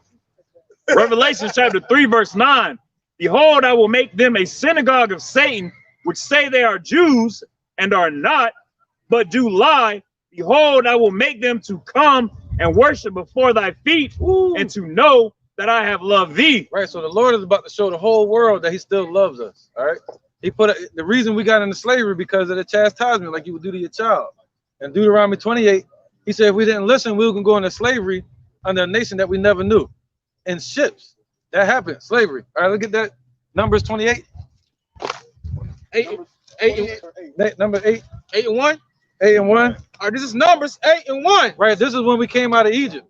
And the Lord gave us the laws, all right, the Deuteronomical laws. That means he gave us the laws twice, the Levitical laws. And he told us to light what's called the menorah. All right, the menorah represents the candles. That's what menorah. It means candles and lights. All right, go ahead. Let me make this point to him real quick too. It says, and the Lord spoke unto Moses, saying, Speak unto Aaron, and say unto him, when thou lightest the lamps, the 7 lamps shall give light. Oh, how many? The 7 lamps shall give light. 7. The 7 lamps. It's a 7, right? Yeah, hit that V. How many you see here? 1, 2, 3, 4, 5, 6, 7, 8, 9. How How many say? It says 7 lamps. So we're supposed to have 7 lamps. You see that? That's a bold-faced lie right there. The fake Jews are doing. The Lord said we're supposed to have 7 lamps, which represent the seven churches of Asia Minor. Remember that? When Paul was sent to the 7 churches of Asia Minor, where the Israelites was, it's cool, it's cool. Oh, you probably will now? I don't know. I just know about the history, but I have my own opinion. I believe in the Bible, I believe its message, but there's just certain things within it I don't believe. Like what? For instance, the white Jew, and how basically the presentation on TV that Moses let out white Jews instead of tanner people or bronze-colored people. Right. So that's not from the Bible. That's from them. You see that? So Esau took the words and they lied on the Bible. Even the Vatican, they lied too. They even took books out of the Bible called the Apocryphal. The church is not supposed to be so rich, but they have all that money. Like the church today, these people here, the fake pastors, right? The church today started in 325 AD. It was called the Council of Nicaea. All right, they even go by it today called the Nicene Creed. That's what all the churches go by. And these devils, they get rich off the word. And the Lord said we're not supposed to make merchandise of the people. We're supposed to come out here and read it straight to you, give you the truth, and that's it. That's why the scriptures say, blessed is he that readeth, man. You got to read it. You got the right mindset. You like, yo, I don't trust nothing. But now, hopefully, by the time you leave, you have a little bit more like, all right, let me see what's up. Now, they lied about it. You know the Lord's image is in here? Did you know that? Huh? What do you mean? Like skin of bronze, hair of cotton. Right. They don't. Represent the 7 candlesticks. It mentioned the 7 candlesticks too. Right. It mentioned the 7 candlesticks, the 7 churches where we would gather that over there in the Roman Empire. All right. I want to move back to our lesson too. All right. Yeah, I ain't gonna stay too long on this topic. Okay. This is Revelations 1:12. And I turned to see the voice that spake with me. Right, this is the image of the Lord, man. The one they call Jesus. His name is really Yahushua, a so-called black man from the tribe of Judah that they lied to us about, and they killed him in 37 AD. Hung him on the cross. Go ahead, brother. And I turned to see the voice that spake with me, and being turned, I saw 7 golden candlesticks. Right, 7 candlesticks. What do they represent? Go ahead, brother. And in the midst of the 7 candlesticks, I thought it was 9. Yeah, that's 9. In the midst of the 7 candlesticks, one like unto the Son of Man, clothed with a garment down to the foot. Right, so you had a garment on like we do. You read the book of Numbers to tell you how to make these garments. All right, and that's what we make these. And this garment, you have the border of blue, which represent the 2 covenants. The covenant between when Moses came off of Mount Sinai, he gave the covenants to who? Israel. So that's what this represents, the covenant. And these fringes, you've seen a lot of Native Americans wearing fringes, in the old time. This represents the laws. It was 613 laws. They only told us that it's 10. 10 commandments. Go ahead, brother. You're not supposed to eat pork. Not supposed to have sex with a woman or menstrual. Not supposed to be a sodomite. You know what I'm saying? I can't say the word on camera. It says, in the midst of the 7 candlesticks, one like unto the Son of Man, clothed with the garment down to the foot, and a girt about the paps with the golden girdle. Right, yeah, this is how the Lord looks out in the heavens right now. Go ahead. His head and his hairs were white like wool. And his hair, what's up, brother? Shalom. His head and his hairs, we read about Yahushua. His head and his hairs were white and woolly. See that? So they lied. They're lying. Who the heck is that? That Mel Gibson hired to play. Remember that? Who the hell is this? Right? Go ahead. For an Italian guy. Yep, Cesare Borgia. Yeah. I don't know his name. That's his name. They were called the Borgia family. And they were called the first crime family, man. Edomites. Leonardo da Vinci and Michelangelo. That's right. There's rumored to be his boyfriend. That's boyfriend. Hey, man, you can't, they worse than Canaanite. They worse than Africans. His eyes were as a flame of fire, and his feet like unto fine brass. So his eyes was like fire, and his feet were the same color as his body, like fine brass. But you take brass and you do what? As if it were burnt in a furnace. It's like, and his feet were like unto fine brass, as if they had burned in a furnace. Right, man. Go ahead. And his voice was the sound of many waters. That's right. Skip down to the point. Where does it say the mystery of the 7 candlesticks? I think it's Revelation Verse 20. 13. 1 and 13. No, Revelation 20, I think it is. Let's say the mystery of the candlesticks. Select. Got it? 18? Revelation chapter 1, verse 20. The mystery of the 7 stars. There you go, my brother. Which thou sawest in my right hand, and the 7. Oh, so this is a mystery. That's a mystery, man. They got to understand that, you know? It's a mystery about the 7 stars, you know? Go ahead. The mystery of the 7 stars which thou sawest in my right hand, and the 7 golden candlesticks. And the seven golden candlesticks. Right. 1, 2, 3, 4, 5, 6, 7, 6. 6, right? Go ahead. The 7 stars are the angels of the 7 churches. Right. The 7 stars represent the 7 men that the Lord has set up over these churches. The word churches means called out. All right. So it was like a gathering of different people, like in what was the churches? Where was it at? No, I'm gonna get it for you. Hold up. Cause you had 7 churches. One was Philadelphia. Yeah, where is that at? I think it's in chapter 1. Yeah, it's 1, right? Verse 11. Can you get that real quick? Revelation. Yeah. Yeah, all of those. Verse 11. Revelation chapter 1, verse. Yeah, these are churches right here. These are the 7 candlesticks. All right, right here. Revelation chapter 1, verse 11, saying, I am Alpha, I am Omega. It's like I am Alpha and Omega. Right, Alpha is the first letter of the Greek alphabet. Omega is the last letter of the Greek alphabet. So Yahushua is saying he's in the beginning and he's in the end. All right, go ahead. The first and the last, what thou seest write in the book, and send it to the 7 churches which are in Asia, unto Euphrates, and unto start again. Go on. And send unto the 7 churches which are in Asia. Right. So he says, send these letters to the 7 churches that are in Asia. Unto Ephesus, the water, and unto Smyrna, Smyrna, and unto Pergamos. Pergamos, where they had a big statue to Zeus at in Pergamos, and they would sacrifice our people on this statue, the altar to Zeus in Pergamos. Go ahead. And unto Thyatira. Right, Thyatira. These are all the 7 churches. You know what I mean? Church is not like a building, but it's just where, like right here, this is a church. He said, where 2 or 3 are gathered in my name, I'm in the midst. Right? So that's church, not no buildings. All right, you know what I mean? That's under a 501c3 charter. They tax exempt. They don't have to. They're tax exempt because they can't teach you the truth. If they teach you the truth, they lose their tax exempt status. All right, all the pastors in America, they got to sign a tax exempt form with the IRS 501c3 charter. That's the name of it.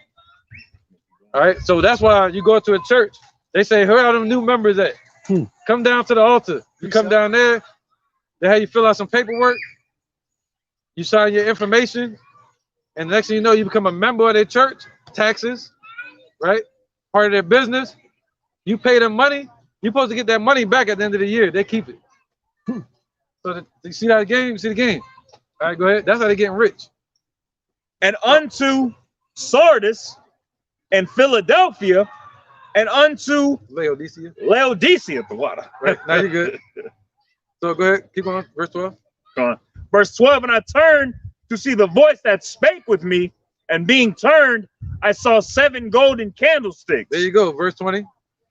Verse 20, the mystery of the 7 stars, which thou sawest in my right hand, and the 7 golden candlesticks. The 7 stars are the angels of the 7 churches. Right, verse 1, chapter 2. Verse 1, chapter 2. Okay. Revelation chapter 1, verse 2. Chapter 2, verse 1. Chapter 2, verse 1, Salakia.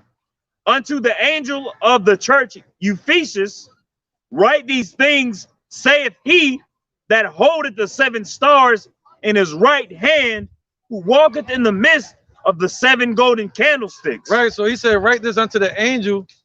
Write this unto the angel of Ephesus. So who is that angel? Is he talking about an angel out in the heavens? No. He's talking about us. He's saying, yo, I know your works. I know your tribulation. I know what you're going through. You see that? So he clearly calling us angels. You feel me? So there were 7 men that were over these 7 churches, 7 groups of people.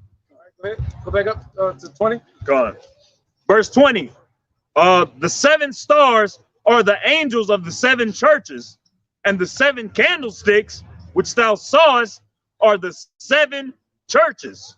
See that? So you just learned a mystery. How deep the Bible is, brother. You see how we just read it to you about the 7 candlesticks who came out of Egypt? How it matches up in mystery with the 7 churches. That's what Esau is keeping from us. Hosea 4 and 6. Right here. Wow. It's Hosea chapter 4 and verse 6. Yep. My people are destroyed for lack of knowledge, because thou hast rejected knowledge. I will also reject thee, that thou shalt be no priest to me. Seeing that thou hast forgotten the law of thy power, I will also forget thy children. There you go. See that? So our people became destroyed for lack of knowledge. See that? They hid it in the books. And they said what? You know, what do they say? You want to hold something back from a so-called black man, put it in the book. You know, they know we ain't gonna read it, or they think so. They kept it away from us and beat us. Because that's why the reason why they didn't want us to read in slavery. Right? Interjection too. Please do. And also earlier this week, I saw a documentary on the quote-unquote slave Bible, man. It was the Bible that they used to get the slaves to read, and there were multiple books and key passages taken out of the book. So the width of this Bible was like a third of this, man, that they gave to the slaves to read and study because they didn't want us to know this wisdom and knowledge.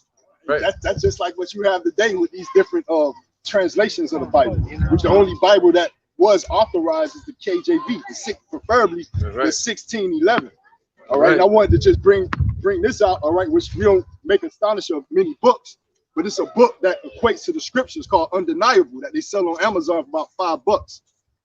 And a lot of brothers got this book, and it's showing you that the Pope in the Vatican, right, it's showing you Revelations 2 and 9, man, that they're not the Jews, that they're not the people, and that they know that biblical icons are dark skin of bronze. They bow down to that. And they bow down and pray to that because they believe in their subconscious that there's power in that. That's right. Because it is in our power. Yahweh Bashim Yahweh Shah.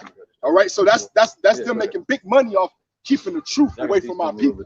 All right. If you go back to Hosea and start at verse 1, that ultimately leads to the controversy that our Lord has with the people and the inhabitants of the land. All right. So whether they hear or forbear, they all getting marked right now with this truth. And it's Hosea chapter 4 and verse 1. Hear the word of the Lord, ye children of Israel, for the Lord have a controversy with the inhabitants of the land, because there is no truth, nor mercy, nor knowledge of Yahweh Ba'ashem Yahweh Shah in the land. So the Lord got a controversy.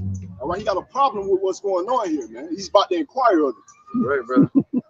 Any more precepts? I got a couple down there. Yeah, go ahead. You can run your bar. This is the book of Job, chapter 9 and verse 24. The earth is given into the hands of the wicked. He covered the faces of the judges thereof. If not, where and who is he? You see what I'm saying? So the earth is given into the hands of the wicked. You see what I'm saying? He covered the faces of all the images of the Messiah over there in Russia and all these other lands. You see what I'm saying? And now he's trying to hide himself under all these false veils. You see what I'm saying? So the movie that you've seen of Moses leading out what you said, the so-called white Jews, that was them covering the face of the judges thereof. All right, they look just like all of us, all like you and I. They look exactly like us. Precept. This is Shalakia. This is our first Maccabees, chapter 3. Shalakia. This is our second Maccabees chapter 3, and I'm gonna start at verse 48. I'm looking for it real quick. Down. First one. Like this is First Maccabees chapter 3. I'm gonna start at verse 48. Like it because I had got mixed up. It says, and lay open the book of the law, wherein the heathen have sought to paint the likeness of their images. So they're going to them destroying the pictures of the true icons. When you go into the rebirth, basically they iconoclasm the true icons of our people and whitewash everything. So that's when they're going to the Renaissance period. Renaissance. There's another precept. This is Second Ezra. This is an apocrypha. This is one of the books that they took out. This is chapter 14, verse 14. It says, let go from the mortal thoughts. Cast away the burdens of man. Put off now the weak nature. In Revelation, we were considered angels. We were considered beings from a completely different dimension. We have to put off the thoughts of this mortal realm, worrying about day-to-day struggles that regular people worry about. You know, I'm trying to get this job. It's really not that. It's not that complex. All we have to do is keep a proper connection with Yahweh, Yahweh Shai, and everything will be given to us. You don't believe in a lot of these lies that are in this realm, and that's a great thing for you. All you have to do is just read the scriptures, bro, and everything will be given to you. Bring this out. Yeah, we're going to get back to the story. Dealing with the churches. This is Acts chapter 7, verse 48. Howbeit the Most High dwell not in temples made with hands. Right, he dwells in the Negroes, Latinos, and Native Americans. All right, that's who God dwells in. All right, the Most High, the dark-skinned being, his son Yahweh Shai, the so-called Negro from the tribe of Judah. They lie and call him Jesus in the churches. Right, the real Jews are these people on this side, the Negroes, Latinos, Native Americans. Right, that went into slavery under the Edomite race called the Caucasian race. All right, the Caucasian race, the Edomites, are getting prepared to go into hardcore slavery for 1,000 years under the God of Abraham, Isaac, and Jacob. Precept. Bet you didn't know that. Let's get it. This is Revelations chapter 13, verse 9. Right. If any man have an ear, let him hear. That's right, man. So he that leadeth into captivity shall go into captivity. Yep. He that killeth with the sword must be killed with the sword. Right. So we're not as carnal. Look at Jake on looking at it like we violent. No. Look at that. Look, they don't like that. They only want to protect Esau. See that? But nothing can compare, brother. Nothing can compare. We just out here reading Bibles. But look what Esau did to us. They hung us. They cut the stomach out of our women's stomach. They cut the babies out of our women's stomachs, and they stomped on their heads, and they called it gator bait. You see that? See us? We just out here reading. But what they did to us was real hatred and real violence. What they did to the North American Indians, wickedness. You see that? I gotta preach that. Cut out our tongues, force food down our mouth. Did something called buck breaking. But all the Lord told us to come out here and do is what? Is to have wisdom, cry out in the streets. All right, and to stand before our oppressors and read the Lord's word, and to read their judgment and our testimony. I gotta preach that. But this word is so powerful, it cut like a two-edged sword. So this is the real weapon. This is what they really fear. All right? Let's get it. Launch it off. They'll power. Come on. All right, this is the book of Isaiah, chapter 13, verse 2. Lift ye up a banner upon the high mountain. Right, so we lifting up our banner upon the high mountain. All right? So the voice unto them. Right, so that's why we always tell people in this camp to lift up your voice, raise up your voice, exalt it like a trumpet. I got it. A trumpet plays loud and clear, out loud. The right tune too. At the right, and you got to play the right tune. That's called having fruit, but having good fruit.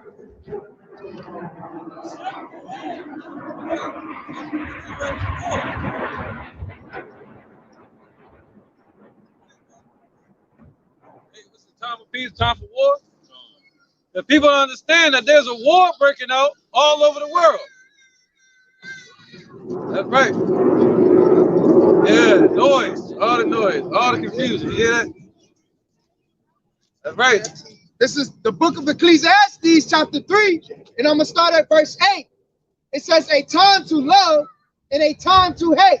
Right. A time of war and a time of peace. Right. So the Lord is about to go to war with 2/3 of our people and these heathens, man. You got to turn back and repent to the God of Abraham, Isaac, and Jacob. His name is Yahweh, and his son named Yahushua.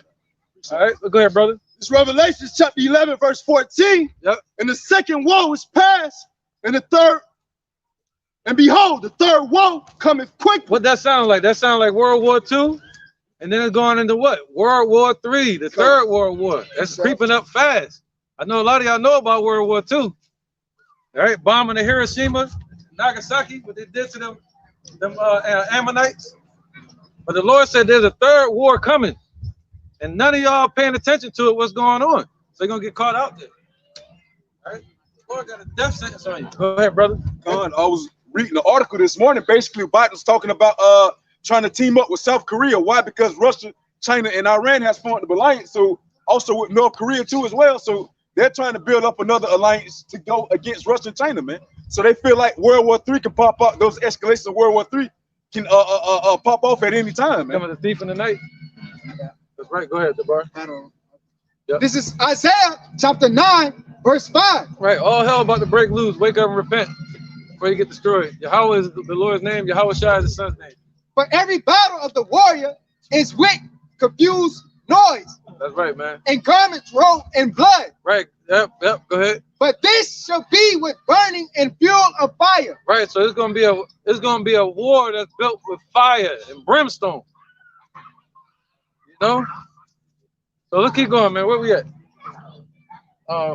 Let's get back to the point. First Maccabees, yeah. No, second Maccabees. I mean, First Maccabees chapter 2. Yeah, chapter 2. Let's skip over to 3. And we already read about Mattathias. Yeah, time. We read that one.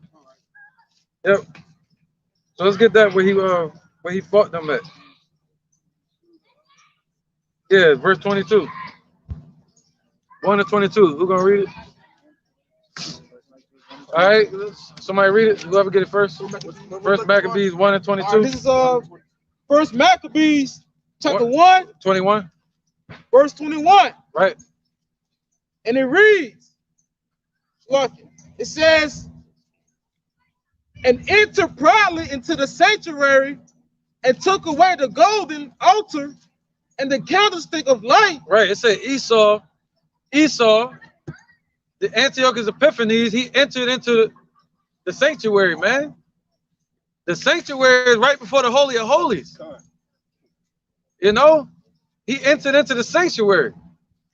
And the only reason the Lord let him do that is because what? He was judging our people. Look what he did to Heliodorus. Yeah, beat his ass. They beat his ass. They sent some angels to beat him up. All right? So they probably had broken jaw and everything. Broken bones he never heard of before. And who was that said, the only you're here because that's roughly paraphrasing, but he said, if it wasn't, this wasn't supposed to happen, you would have been like Heliodorus. That's in the Maccabees. Yeah, if somebody can find it, just type in Heliodorus, you'll be able to find it. But if not, it's cool. Where was that? 21.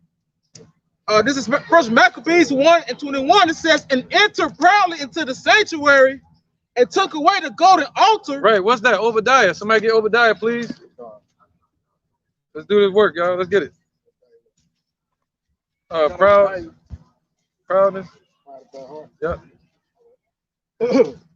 This is Obadiah, chapter 1, verse 3. The pride of thine heart hath deceived thee. Thou that dwellest in the cleft of the rock, whose habitation is high, that saith in his heart, who shall bring me down to the ground? Right, just like Antiochus was doing, just like these Edomites are doing today with their New World Order, Great Reset. But they say, who gonna bring them down to the ground like America, Babylon? All right, go ahead. That was it, right? Now we can get back to it. All right. Back at verse 21. Right, that's that proud spirit of these Edomites. It says, and entered proudly into the sanctuary and took away the golden altar and the candlesticks of light and all the vessels thereof, and the table of the showbread, and the pouring vessels, Pouring vessels. and the pouring vessels, and the vials, and the censers of gold, and the veil, and the crowns, and the golden ornaments that were before the temple, all which he pulled off. Right. Let's get 2 Maccabees 5 and 16. 2 Maccabees chapter 5. No, Slakia. 5 and 16. This is the book of 2 Maccabees, chapter 5, verse 16. And taking the holy vessels with polluted hands and with profane hands, pulling down the things that were dedicated by other kings to the augmentation and glory and honor of the place, he gave them away. Con. 2 Maccabees chapter 5 verse 16. And taking the holy vessels with polluted hands and with profane hands. Right, this is what Antiochus Epiphanes did. He came. We just read about that in 1 Maccabees, right? He came into our temple and took everything. Go ahead. God, pulling down the things that were dedicated by other kings to the augmentation and glory and honor of the place, he gave them away. Verse 17. And so haughty was Antiochus. We just read that. He was proud, right? So he said, so haughty was he. You see that? The Antiochus was proud. He was haughty. Go ahead. And so haughty was Antiochus in mind that he considered not the Lord was angry for a while for the sins of them that dwelt in the city. Right. So that's why he went to. That's why he entered in so proudly into our sanctuary, because he didn't know that the Lord was angry with us. That's why we were taking down the Negroes, Latinos, Native Americans. That's why we fell.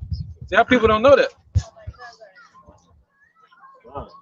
And therefore his eye was now upon the place. Oh, he's talking to us? My bad. We say.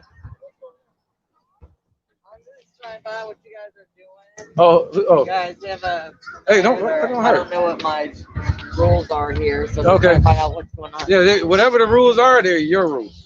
So we're gonna go back. Oh, I don't have any rules. I just work for them. Right. I just don't want any problems. I don't know. Do you guys have any permits or anything? Or...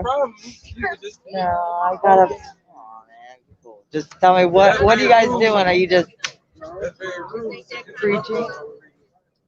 I apologize, but I don't know what's happening. I'm not the police. The police had a problem with it. Has the police already been here? Today? They've been here today already? No, you can call them. No, I don't care. I just want to know what you guys are doing is all I'm asking. So she literally got Fair enough. All respect. You don't need to know. You're not a cop. All right. You just know that we're safe and we're not out here to harm nobody. All right. All right, we read the Bible, buddy. You cool. I can tell you cool. Let's rock. All right. Or you can get your supervisor or the police. It don't matter. Let's rock. All right, come on. 2 Maccabees chapter 5, back at verse 18. Yep. For had they not been formerly wrapped in many sins, this man, as soon as he had come, had forthwith been scourged and put back from his presumption. Right. So if he'd have known, like Heliodorus, Antiochus would have got beat up, just like the Lord sent angels to beat up Heliodorus. All right. Look at here, beat up. Look at her. Look. This is it.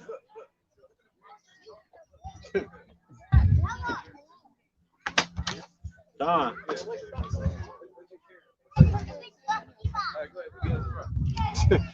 As Heliodorus was. As Heliodorus was, whom Seleucus the king sent to view the treasury. All right, man. All right, man. So who was that? They sent Heliodorus to take all our stuff. He was a Jake. And the Yahweh Ba'ashim Yahushua sent two angels to beat him up. They broke him down so bad. And the Lord like, yo, don't you know I can do this to you, Antiochus? But he chose not to. The Lord had a different type of sentence for his death. All right, let's get it. Let's get back to 1 Maccabees. All right, this first Maccabees, chapter 1, verse 23. It says he took also the silver and the gold and the precious vessels. Also he took the hidden treasures which he found right, man. And when he had taken all away, he went into his own land, having made a great massacre and spoken very proudly. We already read all that. We on something else. We on like we on chapter 2. No, we're on chapter 3. No, we're on chapter 3. We're on chapter 3. Yeah, we're on chapter 3, man. Let's start from 1. 3 and 1. 3 and 1. Let's get to the story now a little bit. We ain't gonna read all of this either. We're gonna skip over to 4. Chapter 4. All right, it's the book of First Maccabees, chapter 3, verse 1.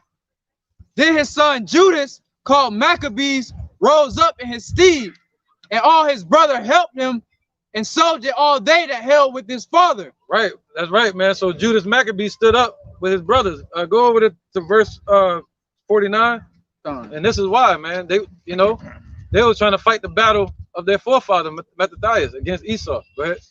First Maccabees 3 and 49. That's right, man.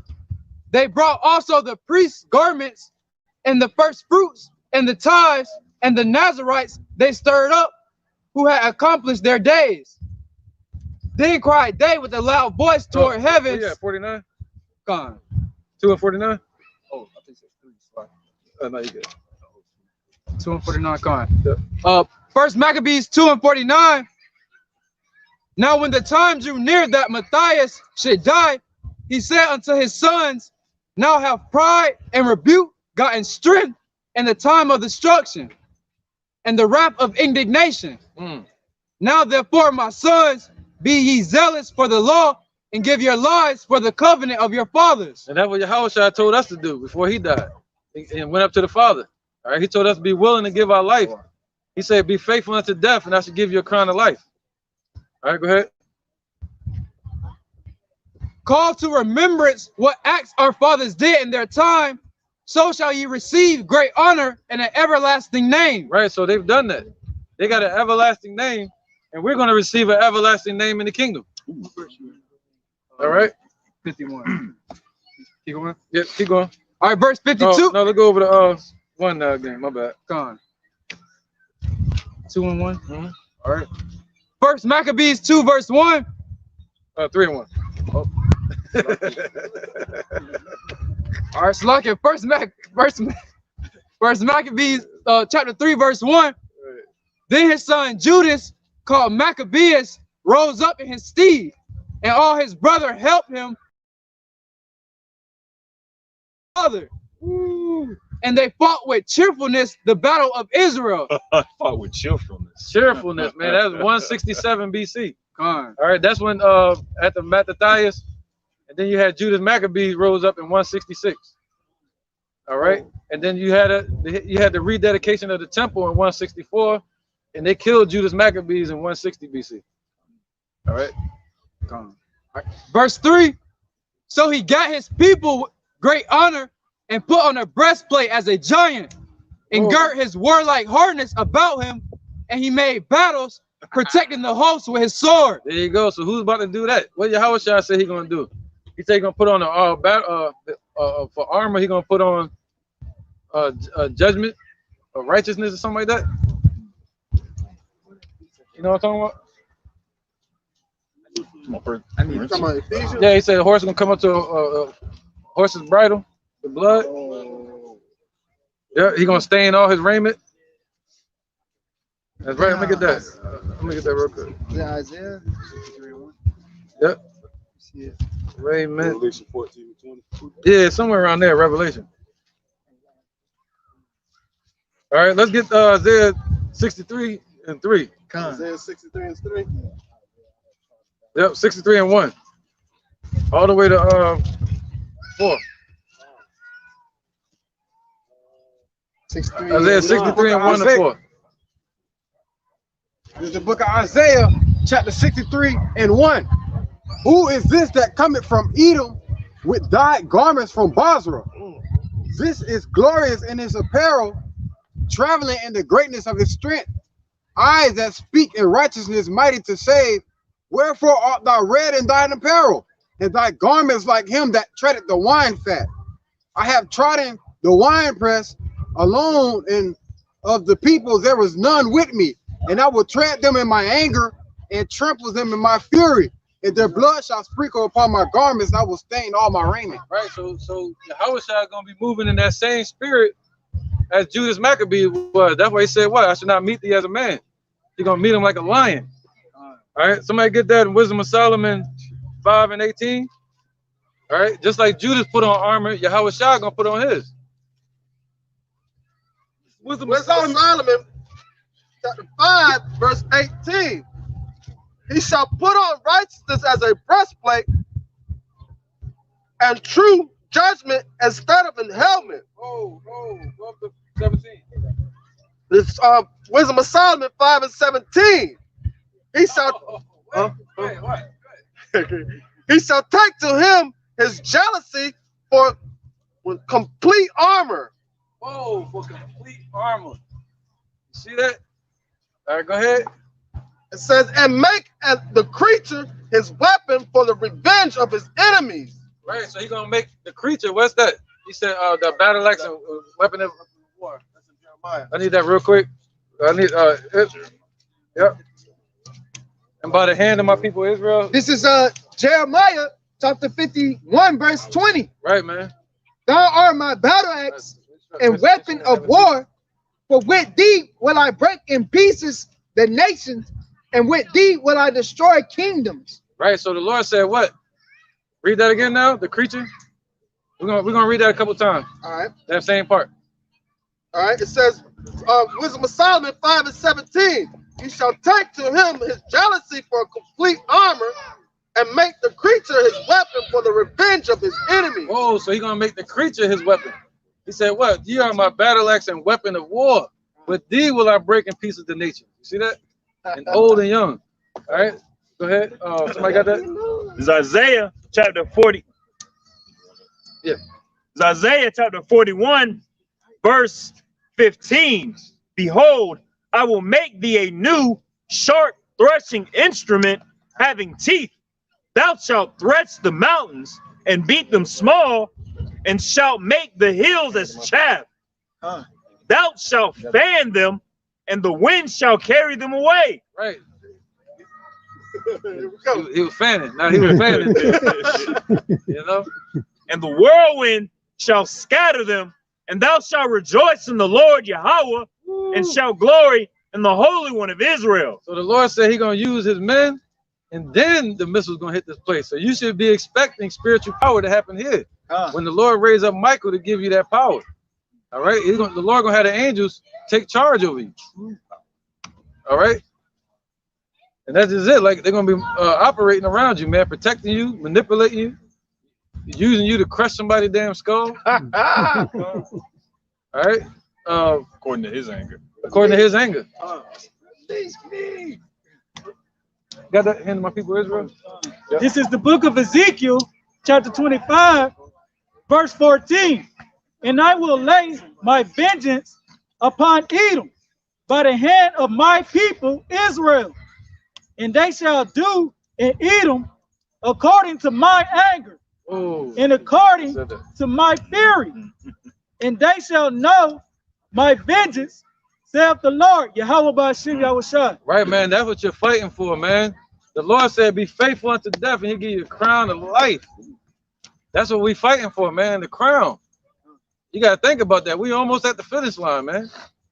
Keep fighting, keep pushing. Don't let nothing pull you away from this truth, from this work, man.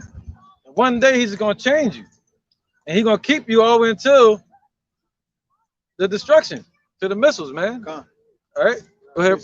Go ahead. Canuck, real quick. All right, this is Romans chapter 8, verse 35. Right, man. Who shall separate us from the love of Mashiach? Shall tribulation or distress or persecution or famine or nakedness or perils or sword? As it is written, for thy sake we are killed all day long. We are counted as sheep for the slaughter. Nay, in all these we are more than conquerors through him that loved us. For I am persuaded that neither death, nor life, nor angel, nor principality, nor power, nor things present, nor things to come, nor height, nor depth, nor any creature shall be able to separate us from the love of Yahweh, which is in Yahweh Shai Hamashiach. And that's just it. So can nothing separate us from it. So don't let anything get in the way of that. Don't let anything get in the way of you, of stopping you from being that battle axe. So we're the battle axe and the weapon of war right now, according to 2 Corinthians chapter 10, verse 3. So the weapons of warfare are not carnal, but mighty through the strongholds, pulling down these principalities and the wickedness in high places. This is Deuteronomy chapter 4. I'm gonna start at verse 19. Lest thou lift up thine eyes unto heaven, and when thou seest the sun and the moon and the stars, even all the hosts of heaven, shouldst be driven to worship them and serve them, which the Lord thy power hath divided unto all nations under the whole heaven. But the Lord Yahweh hath taken you and brought you forth out of the iron furnace, even out of Egypt, to be unto him a people of inheritance, as ye are this day. And as the elder was talking about earlier, receiving a crown, right now we're princes, but pretty soon we're going to be kings, and we have an inheritance, and it's going to be all those things that Yahweh Shai created in the beginning for us. Right, brother. And also too, nice strong, bro. let no man take that crown. You know, don't let not man nor woman. You know what I'm saying? So we gotta strive for the truth unto death. You know, let nobody despise you in thy youth, man. Like you said, no, nor life nor death, no, nothing. Nothing can separate us. Persecution, yep. The first con. All right, let's get back to this, y'all. Where was that? Maccabees. Yep. 3. All right, it's back at the book of 1 Maccabees, chapter 3, verse 3. So he got his people great honor and put on a breastplate as a giant and girt his warlike harness about him. Wasn't you reading? Wisdom of Solomon 5. Yeah. Yep. So now let's read that again. Yep. This Wisdom of Solomon 5 and 17. He shall take him his jealousy for complete armor and make the creature his weapon for the revenge of his enemies. He shall put on righteousness as a breastplate and true judgment instead of an helmet. He shall take holiness for an invincible shield. His severe wrath shall be sharpened for a sword, and the world shall fight with him against the unwise. Right, there you go. So the world, talking about us, right? The cosmos is going to fight with Yahweh Shai against Esau and these heathens in their kingdom. What's that? He said, consume them with the fire, burning of his coming. Oh, damn. That's right, man, because we're going to be out here teaching this word, consuming them with the word, giving them their judgment, that they're about to go into slavery for 1,000 years, the Caucasian race, Esau. And then after that, the Lord going to raise us up. They're going to try to put their hands on our people again. Try to get us back in slavery, what you would call a new world order or a great reset. And when that happens, the Lord going to do what? What's that? Isaiah, lift up a standard? Job? I got the story with the brightness. Yeah. Go ahead, brother. All right, this is 2 Thessalonians chapter 2, verse 8. All right, this is a so-called black man from the tribe of Judah. The one they ignorantly call Jesus. His name is Yahweh Shai, so-called black man out there in the heavens. 10 foot tall, pissed off too. He's not a nice guy, not a gentleman. Go ahead. 2 Thessalonians 2 and 8. And then shall the wicked be revealed, whom the Lord shall consume with the spirit of his mouth. See, that's the Lord got to reveal them first, according to prophecies, according to 2 Thessalonians. He got to reveal the mystery of iniquity through his word. All right, with the spirit of his mouth. The spirit of truth is revealing that these are the devil, the deceivers. Go ahead. And shall destroy with the brightness of his coming. See, we're fighting together with the Lord against these devils. Why? Because he say what? We wrestle not against flesh and blood. Corinthians, Ephesians. Damn, man, I was just like listening. I got it. We're pause right. You close though. Yeah, I'll close. I got Ephesians. Goodness, boy. All right, go ahead. Whoever got it, don't matter. This is Ephesians chapter 6. I'm gonna start at verse 12. Right, because when you fighting this battle, you're on the Lord's side fighting the battle, man. Okay.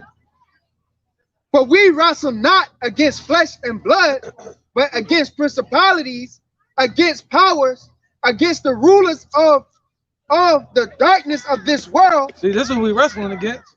Go ahead. Against spiritual wickedness in high places. Right, so that's why we're not supposed to be like Black Panthers and go out and get a gun and try to shoot these devils. That'll be stupid. That'll be trying to kill them with their blessing. And if you know, that'd be stupid. The Lord sent us here to be peaceful. You know, not like Esau did, lynching people and stuff. Our job is to come out here and what? Shoot them with this. Shoot them with the words of the Lord. Precept upon precept, line upon line. Here a little, there a little. Why? Because he said what? The word is like a two-edged sword. Somebody get that Babaka shot. Yep. Anybody got a precept they're holding? I got a precept. Go ahead, brother. Oh, this is Exodus 15 and 22. It says, but if thou shalt indeed obey his voice and do all that I speak, then I will be an enemy unto thy enemies. Oh, who have been our enemies? The Lord told us in Deuteronomy he was going to sell us to our enemies as bondmen and bondwomen. And that happened during the what? Something called slavery. People are like, why did that happen? Not because we were dark skinned. That ain't it. It happened to us because we disobeyed the laws that were given to Moses. All right. So the Lord is making our enemies his enemies. All right. Who got a precept? He got a precept. Isaiah 59 and 19. Yep, nice and loud.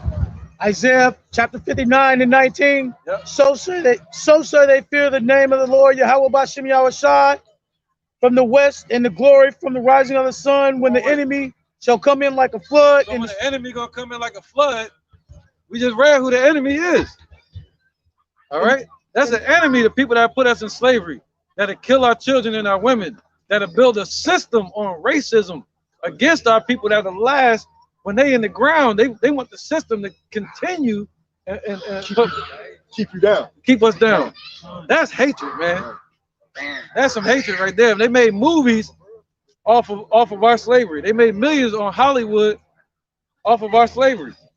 They made shirts with the Redskins on it, with Gadite's head on it. Looked like a mantle that they hung up animals. Also, something I just learned, the San Francisco 49ers, the 49ers were a group of individuals who went over to California, not just to mine gold, but to kill Gadites. They would get $5 per scalp. So they went over there and they killed Gadites by the millions. And the only reason that, and they roughly paraphrase, not roughly paraphrasing, but they're roughly estimating millions because they have the receipts of all the $5 bills that they send out to people for the scalps. And they also had us fighting against our brothers over there because you had the Buffalo Soldiers fighting against the Native Americans. Right. And that was us being set up fighting for Esau, man. What's that? Yeah, the troops shall overtake him. Genesis. Yeah, somebody get that? 49. Yeah, get that real quick. Let's get this real fast. I got the other one. Yeah, real fast. I need this real fast. This is Genesis 49. You got it. All right. This is Genesis chapter 49, verse 19. Gad, a troop shall overcome him, but he shall overcome at the last. Basically at the last, and this is our time to come up. So Gad's gonna have the last hurrah against these devils, man. Right, man. Gad is one of the tribes spoken of, the North American Indians. They're spoken of in Revelation chapter 7 as one of the 12 tribes that's going to be gathered. 12,000 from each tribe. All right, and this is the gathering. The Lord is using the spirit of truth to gather his people back together. All right. Right, Mr. Smirky there. Somebody got that? You got that? No, I'm not talking to you. I'm not talking to you. I'm talking to my friend. I'm not talking to you. I'm talking to him. Thank you. Go ahead. I'm talking to him. Well, I need this real quick. Zechariah 2 and 8. Zechariah 2 and 8. Whoever get it first. 2 and 8. Yep. Then everybody look at Zechariah 2 and 8. Yep. 2 and 8. Yeah, we're not trying to communicate with none of these people out here, man. They mean us no good. Zechariah chapter 2, verse 8. But thus saith the Lord Yahweh B'Shem Yahushai, Lord of hosts, after the glory hath he sent me unto the nations. Right. Isn't it beautiful? We celebrating our Hanukkah. We thought people would be happy about that. But they don't seem too happy to see us here today. Go ahead, brother. After the glory hath he sent me unto the nations, which spoiled you, for he hath touched you, for he that toucheth you touches the apple of his eye. Right. So the people that have touched our people, they have touched the apple of the Lord's eye. Look at that. And they don't even care about it. They don't understand what they have done. They don't understand the atrocities of what they have done to themselves and to their nation. They're going to be wiped off the earth after 1,000 years of hardcore slavery under the God of Abraham, Isaac, and Jacob. And his name is Yahweh, and his son named Yahushua. That's what's coming. You're hearing about World War III. You see what they're forcing on everybody. You want to get the money, you want to feed your families. That's part of their new world order. And this is not about color either. Our people look like everybody. We don't know who's who. We just out here fishing. You know, you fishing, you catch anything. It's up to the Lord to sort it out. All right, where we at? Maccabees? No, somebody had a precept. They were holding. Oh, you wanted Hebrews quicker than it? All right. It's Hebrews chapter 4, verse 12.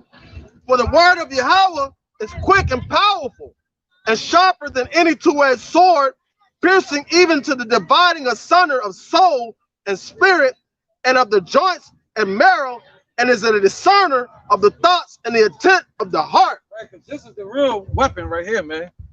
You know, a gun can only kill the body, but it can't kill the spirit. This right here, this will follow somebody home. They're gonna go home and have nightmares. You know, like Freddy Krueger. That was about the Bible. A prime example in the book of Maccabees, where that woman had to watch her 7 sons get killed. Yeah. And it was the spirit of the Lord. It was His word that she held on to. The sword didn't have no effect because they said they'll be back on the earth again, praising the same Lord that they died praising. Right. That's the definition of reincarnation. To not have a beginning or an end. We're born into this earth, and you think that's our beginning, but it's not.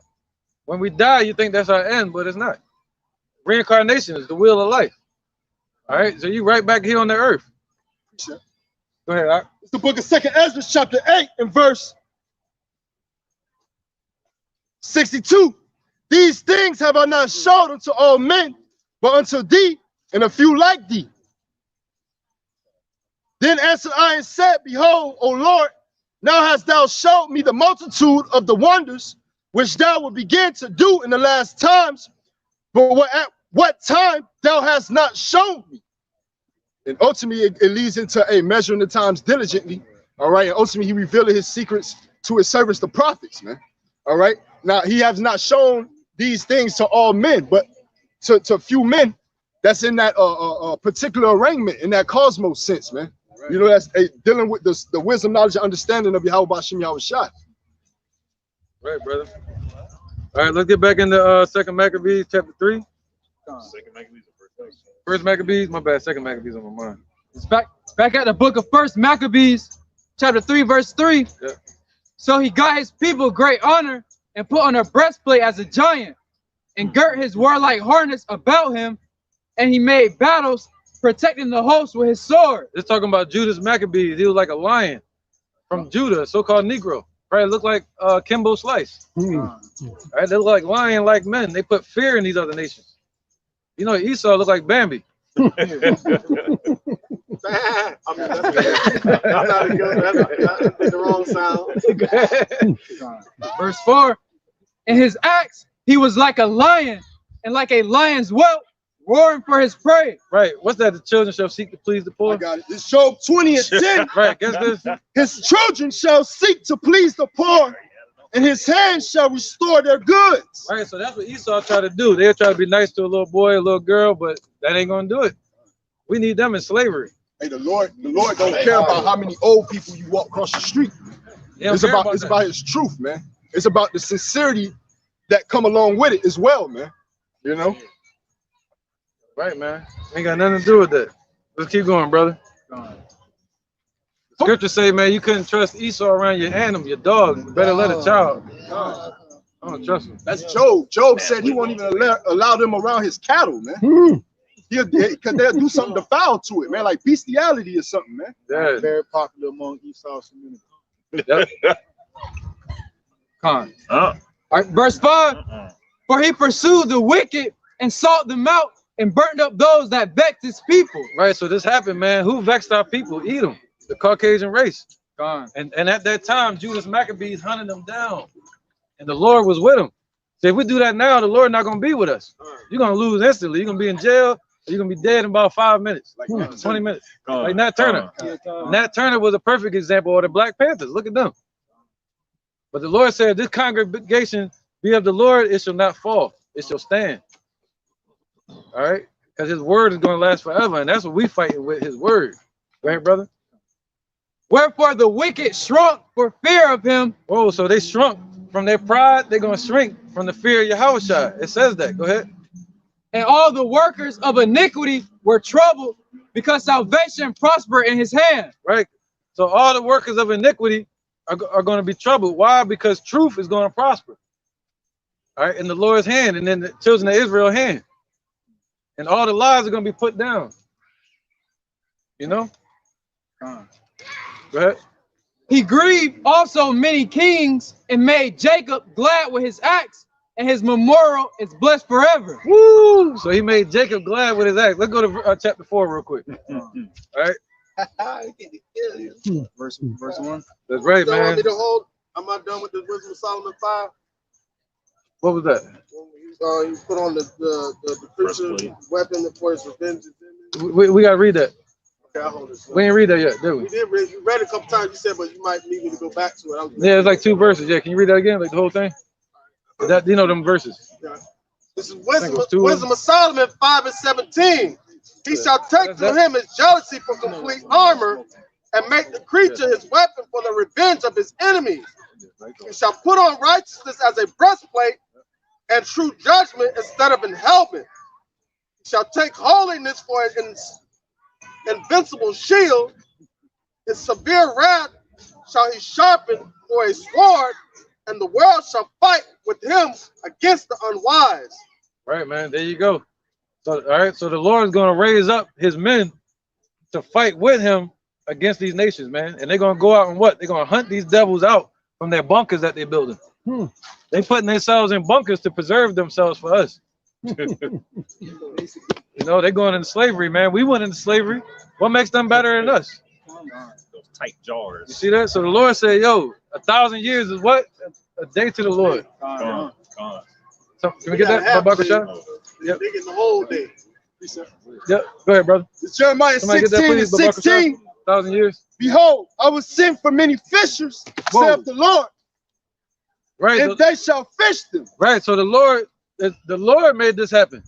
He said what? He's going to send for many fishers. That goes with Ezekiel 37. A great exceeding army standing upon their feet. And we're fishing with his word. He told Peter that he was going to make Peter a fisher of men. But upon Peter, he was going to build his church, meaning others that would do what Peter did. All right, that would go out and fish for our people with the Lord's Spirit, which is the line. What's up, Ammon? Go ahead. And after will I send for many hunters, and they shall hunt them from every mountain and from every hill and out of the holes of the rocks. Right, that's right, man. Somebody get Acts chapter 1 where it says receive power after the Spirit. Yeah, 1 right after this. Right after this. Go ahead. Acts chapter 1, verse 8. But ye shall receive power. After that, the Holy Spirit is come upon you, and ye shall be witnesses unto me, both in Jerusalem and in all Judea and in Samaria and unto the uttermost part of the earth. That's right, man. See, the Lord knows what get up under Esau's skin. That's why he told us to come out here and yell. You know, they don't like seeing us yelling. They don't like seeing us raise our voice. Every time in slavery, they tell us to keep our voice down. Every time you see us running to a cop, they say, hey, why are you talking so loud? You know, or at your job, they say, hey, man, can you bring it down some? Yeah. When you know you're just talking normal. Yeah. Yeah. See that, brother? What did the Lord tell us to come out here and do? Lift up our voice. Lift up our voice like a trumpet. Well, what is that? What does the raising up our voice kind of do? It kind of incites a riot.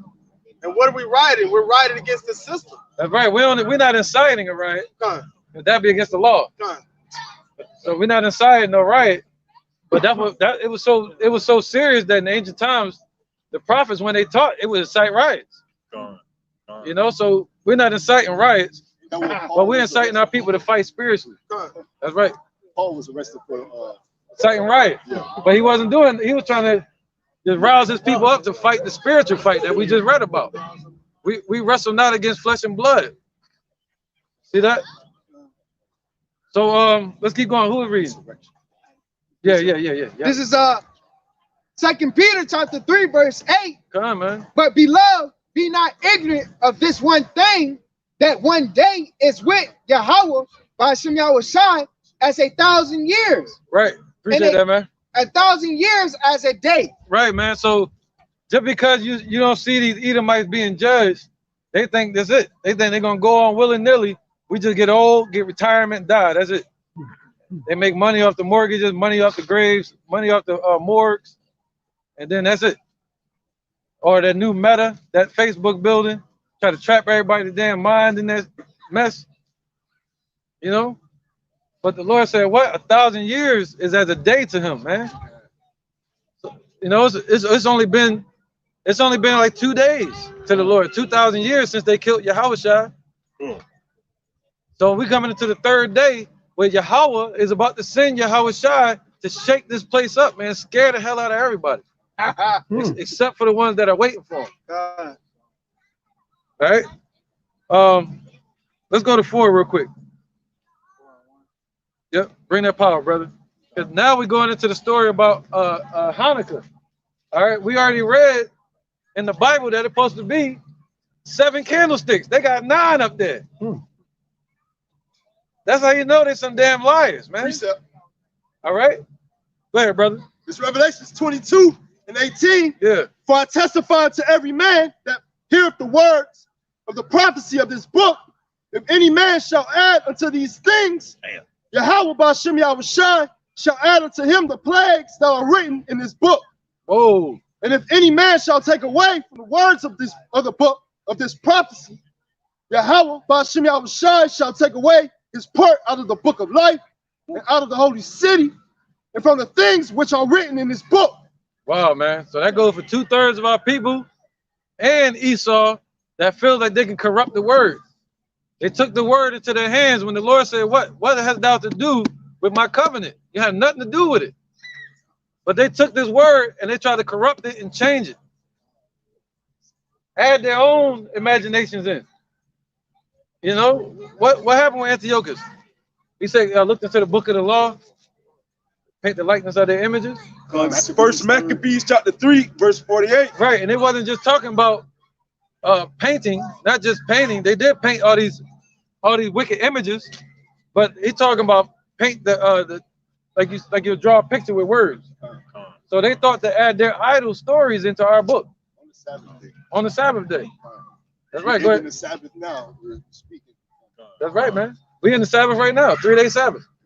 New moon. Matter of fact, I'm gonna start with 47. First Maccabees chapter 3, verse 47.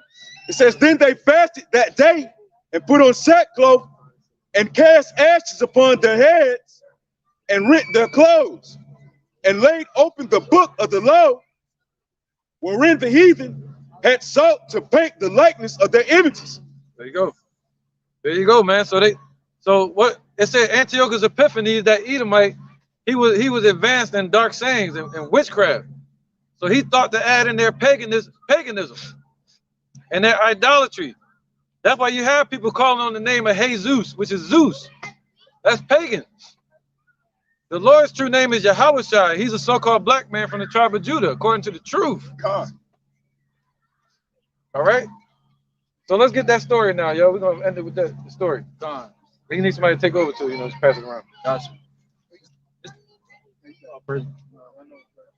the book of First Maccabees, chapter 4, starting at verse 1. Yep. And what's his name? Georgius. Yep, Georgius. Then took Georgius 5,000 footmen and 1,000 of the best horsemen and removed out of the camp by night. To the end he might rush in upon the camp of the Jews and smite them suddenly. Right. So this was a general that was with Antiochus. All right, go ahead.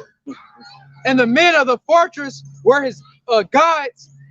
Now when Judas heard thereof, he himself removed, and the valiant men with them, that he might smite the king's army, which was at Emos. Well, as yet the forces were dispersed from the camp, and the mean season came Gorgias by night unto the camp of Judas, and when he found no man there, he sought them in the mountains. Woo, so he was looking for him. They're looking all over for Judas. What Mystical says, somebody said, you're looking for me? Here I go. That's how Judas stepped out, like a lone ranger. For said he, man, right here, these fellows flee from us.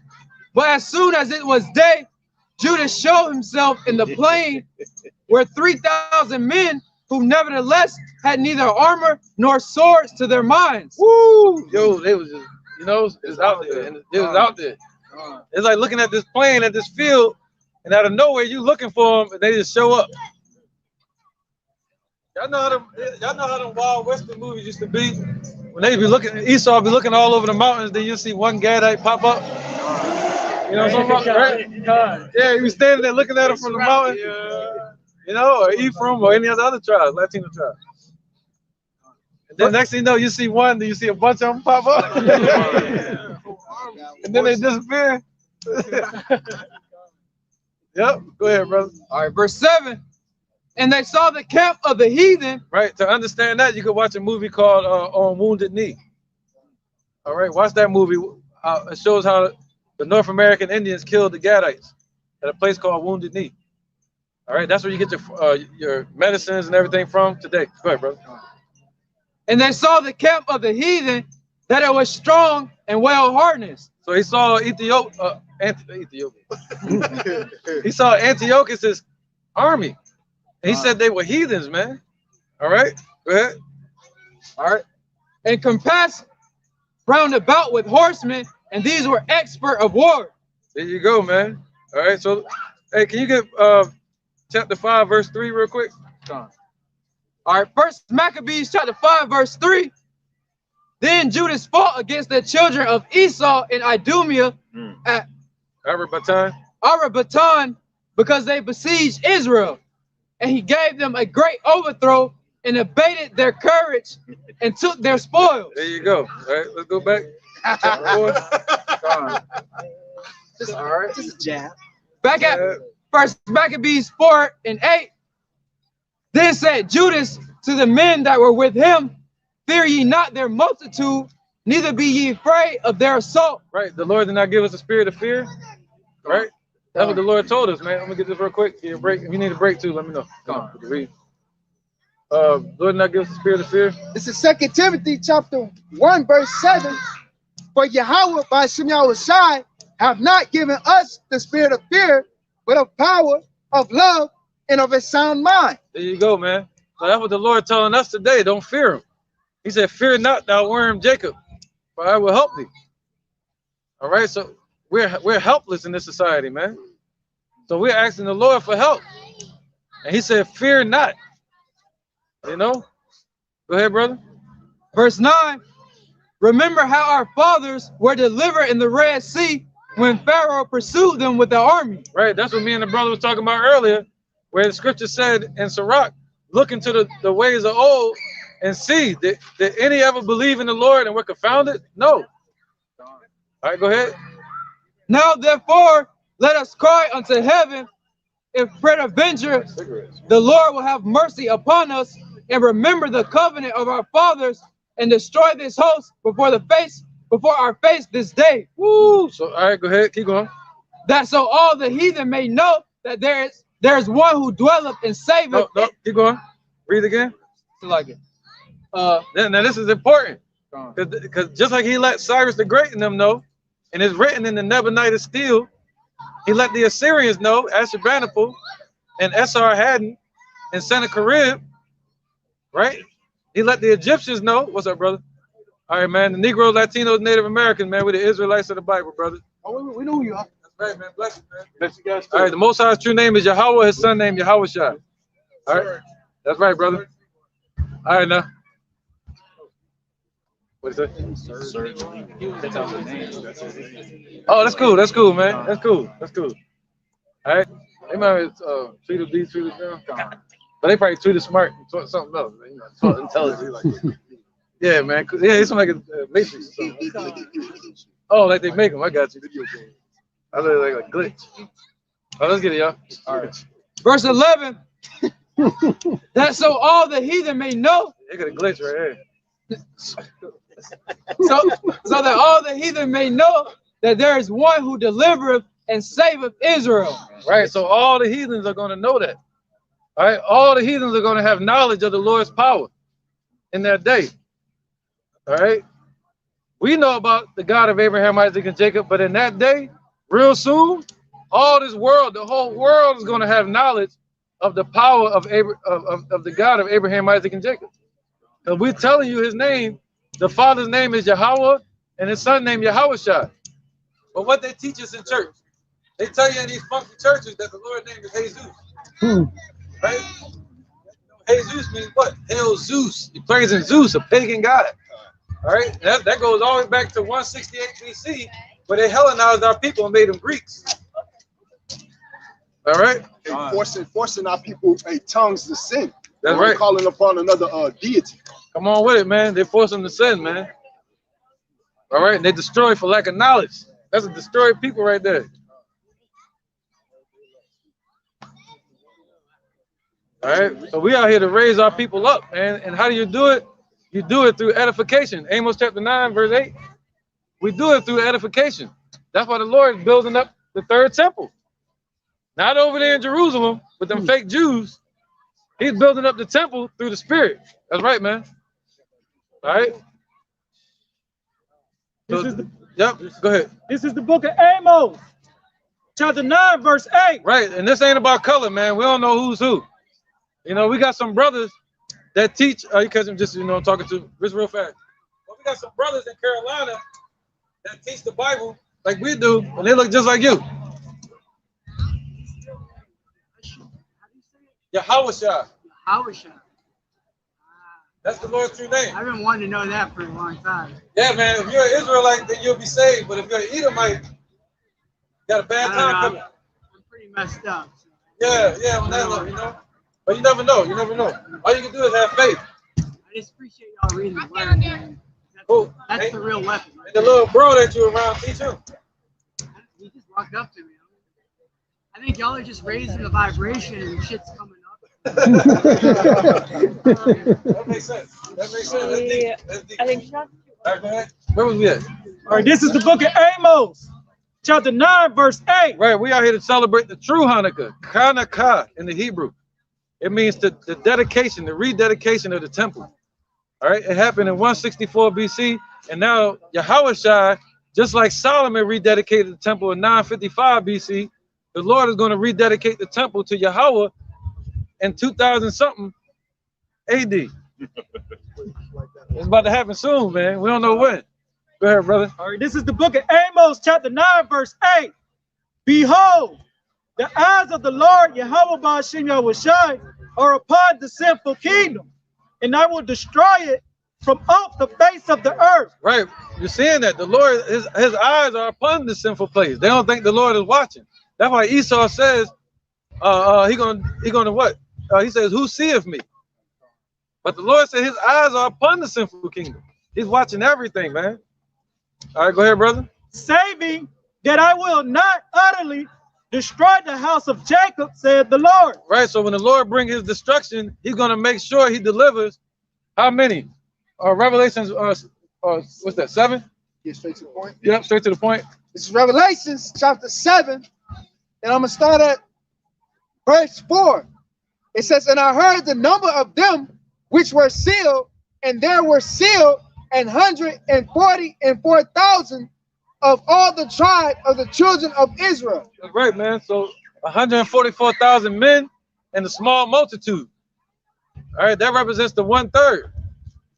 You see that? That's what the Lord going to save. He said he's not going to utterly destroy the house of Jacob, but he is going to destroy 2/3. That's a lot. 2/3 of our people that's walking around here, they're going to be destroyed with the so-called white man Esau and with these Chinese, Japanese, Africans, Ishmaelites, Arabs, whatever you want to call them. The Lord gonna destroy the whole planet. What's that? Second Ezra. We all come of Adam. That's right, man. Of Adam. Yeah, we all come of Adam. But check this out. So the Lord gonna wipe off a bulk of the earth. You want to depopulate? Well, the Lord gonna beat you to it.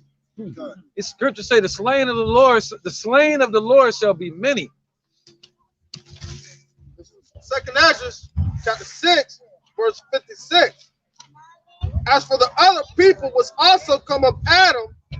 Oh no, go on. Higher. Yeah. All right. This is Second Ezra, chapter 6, verse 54. And after these, Adam, whom thou madest Lord of thy creatures, of him come we all. Right, we all come of Adam really through Noah. All right, Ham, Shem, and Japheth. That's what the Lord restarted everything over. So we come through Adam through that process. All right. Other than that, there were many people on the earth that came from the ground. But we come through Adam, specifically the line that the Lord chose to restart everything through Noah. All right, after the flood. Go ahead. It says, and the people whom thou hast chosen. So, and the people whom the Lord chose. Who is that? The children of Israel. Deuteronomy 7:6. Go ahead, keep going, brother. All right, it says, all these have I spoken before thee, O Lord, because thou madest the world for our sakes. Right, man. See that? So the Lord made the world for our sakes, but he said the rest are like spittle, right? It says, as for the other people which also come of Adam, thou hast said that they are nothing, but be like unto spittle, and hast likened the abundance of them unto a drop that falleth from a vessel. There you go, man. So he likened the abundance of all the people on the earth like a drop that falleth from a vessel, man. All right. So that's why 2/3 are going to perish, and these heathens are going to perish, man. See that? All right. The bulk of the people. Scripture says, the slain of the Lord shall be many. Anybody know what that's at? Slain of the Lord shall be many. Go ahead, brother. It's the book of Second Ezra, chapter 9 and verse 20. Right. So I considered the world, and behold, there was peril because of the devices that were coming to it. And I saw and spared it greatly, and have kept me a great of the cluster. And the Lord sparing it greatly is him instructing those angels to hold back the four winds, man, of destruction, ultimately until that elect is sealed. That's right, brother. All right.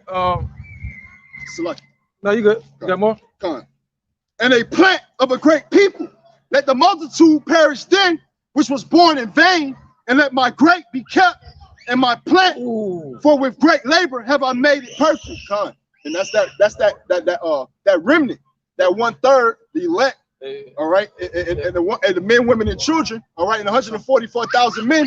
That's gonna be the new government, man. The government to come. All right.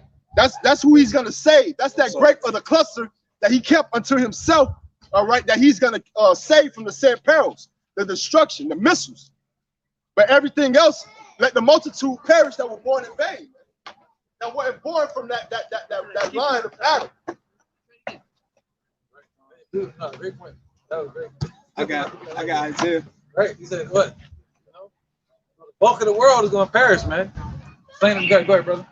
This is Isaiah. He like the dude from Back to the Future. Yeah, with Ric Flair. Like Ric Flair. That's why I was like, like Ric Flair, man. Woo! This is Isaiah, chapter 66. I'm gonna start at verse 15. Want me to get straight to the point? Yep. Start at verse 16. For by fire and by his word, by fire and by his sword will Yahweh, by Hashem Yahushai, plead with all flesh. And the slain of the Lord shall be many. That's so clear, man. The slain of the Lord, Yahweh by Hashem Yahushai, gonna be many. All right. So let's get this. Where was we at? Let's get the first Maccabees. Get to the point, right? Let's go to chapter 4, verse 36, and y'all gonna see it's gonna really get to the point now. This first Maccabees chapter 4 and verse 36. Yep. Then said Judas and his brethren, behold, our enemies are discomfited. Let us go up to cleanse and dedicate the sanctuary. That's the word dedicate. See that? That means Chaanakah. It was the rededication of the temple. All right, go ahead, brother.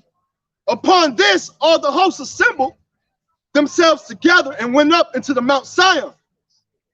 And when they saw the sanctuary desolate and the altar profane and the gates burnt up and shrubs growing in the courts and as in a forest. Right, that's just like Yahushua showing up and seeing us, you know, in our situation, man. Seeing us with broken down walls, you know. The roads coming out of the concrete. Right, that's us, man. Seeing us in shambles down here. That's Revelation 11 and 8. We were spiritually dead, but the Lord woke us up. Go ahead, brother. Spirit of life entered into us. It's back in verse 38. Or in one of the mountains, yeah, and the priests' chambers pulled down. They rent their clothes and made great lamentation and cast ashes upon their heads. Right, so seeing this is the spirit we're supposed to be in today, man.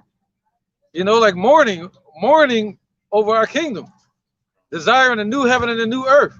But 2/3 of our people, they regard no time, you know, and they're missing the opportunity that's being presented to them. Go ahead, brother. They sleep. There you go. Perfect word. Sleep. Verse 40.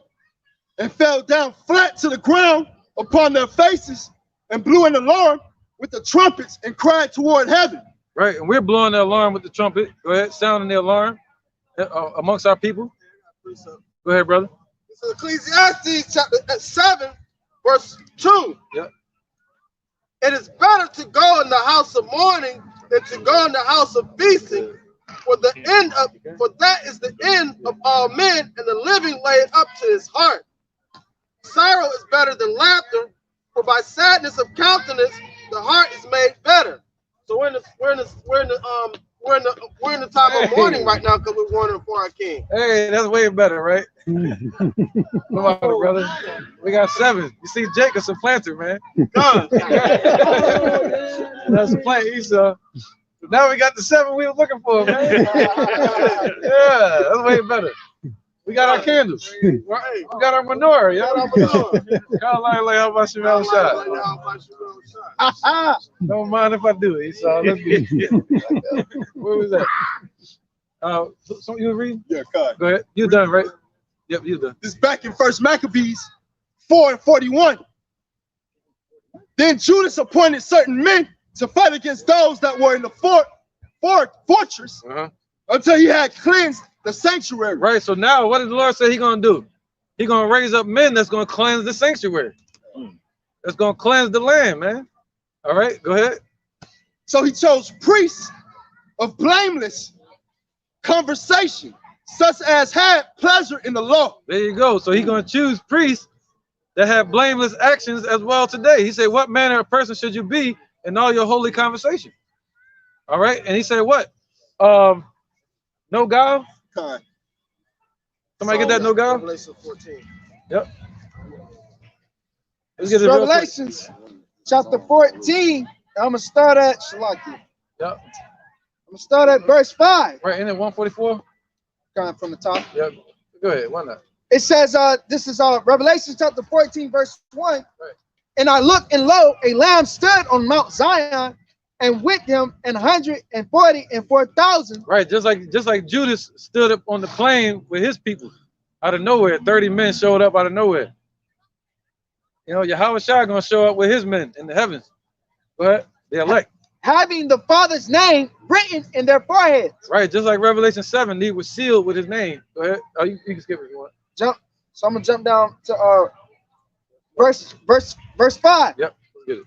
And in their mouth was found no guile, for they are without fault before the throne of Yahweh Bashem Yahushua. Right, man. So these brothers, they're gonna have no guile in their mouth, man. No lies, no deceit. All right, no false doctrine. All right. Go ahead, good brother. This 1 Maccabees 4:43. That's right, man. Who cleansed the sanctuary and bare out the defiled stones into an unclean place. And when as they consulted what to do with the altar of burnt offerings, which was profane, they thought it best to pull it down, lest it should be a reproach to them. Because the heathen had defiled it, wherefore they pulled it down.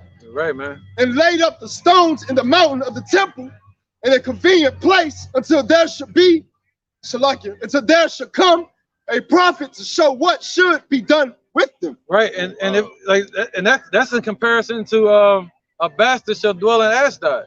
If we go over to that land got to be cleansed now. You know, we go over there now, and people fleeing from America to go move over there to Jerusalem. It's been contaminated. So the Ben Yehudi? Ben Yehudi, yeah. So he basically hasted above the Lord. Oh no, not Ben Yehudi. That's the book. But his name was Ben Amin. Ben Amin, Yep. Shalakia. Now But basically he hasted above the Lord. Yep. And he's over there without no type of instruction. Yeah, he dead. He actually gone. But the people that followed him, yeah. Half of them deported back, and some of them still over there. Now they left in confusion. They stuck over there to fight in Esau's army. That's part of the deal to be over there. All right, let's get it. So that place is destroyed, man. We need the Lord to cleanse it with the best cleansing agent, which is fire. That's of destruction. Verse 47. Then they took whole stones according to the law and built a new altar according to the former. Right. So the Lord built, just like today, the Lord is rebuilding this altar. All right, with new stones, refreshed stones. All right. He said, what? Ye have lively stones. Somebody get that, Babakusha? Yep. So all this is spiritual, man. It's a reflection of one another, like a mirror. This is 1 Peter chapter 2. I'm gonna start at verse 5. Right, and that's how it's supposed to be, man. You see how we were doing all that reading and studying, but I feel like we just got out here. You know, you're not confused or nothing. Yeah, get to the points, man. All right, let's get it, brother. It says, ye also as lively stones are built up a spiritual house and a holy priesthood to offer up spiritual sacrifice acceptable to the Most High by Yahweh Shai HaMashiach. That's right, man. It's a spiritual altar, man. Offering up spiritual sacrifice now. So the Lord is building a spiritual house, spiritual temple. All right, go ahead, brother. It's back in 1 Maccabees 4 and 47.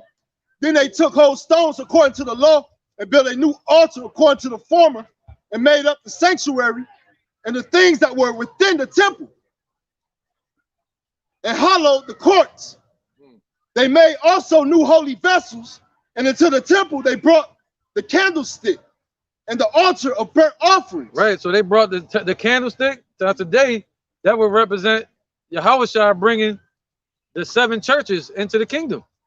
All right, into the temple. All right, go ahead. And the altar of burnt offerings and of incense and the table. Right. And upon the altar they burned incense and the lamps. Right. And they did this around 164 BC. It really happened, man. All right, they celebrated Chaanakah, and then during the time of Nehemiah, they did it again. They started keeping it from that point. It became a holy day. They added it in, all right, in commemoration to King Solomon when he dedicated the temple. Look at that. 2 Chronicles 7:1.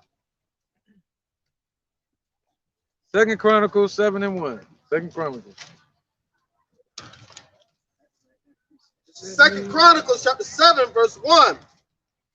Now when Solomon had made an end of praying, the fire came down from heaven and consumed the burnt offering, and the sacrifice of the glory of the Lord Yahweh by Shem Yahushua filled the house. And the priests could not enter into the house of the Lord because the glory of the Lord had filled the Lord's house. And when all the children of Israel saw how the fire came down and the glory of the Lord upon the house, they bowed themselves with their face to the ground upon the pavement and worshiped and praised the Lord, saying, for he is good, for his mercy endureth forever. It's like for his mercy endureth forever. Keep going. Can you get 1 Kings 6:1?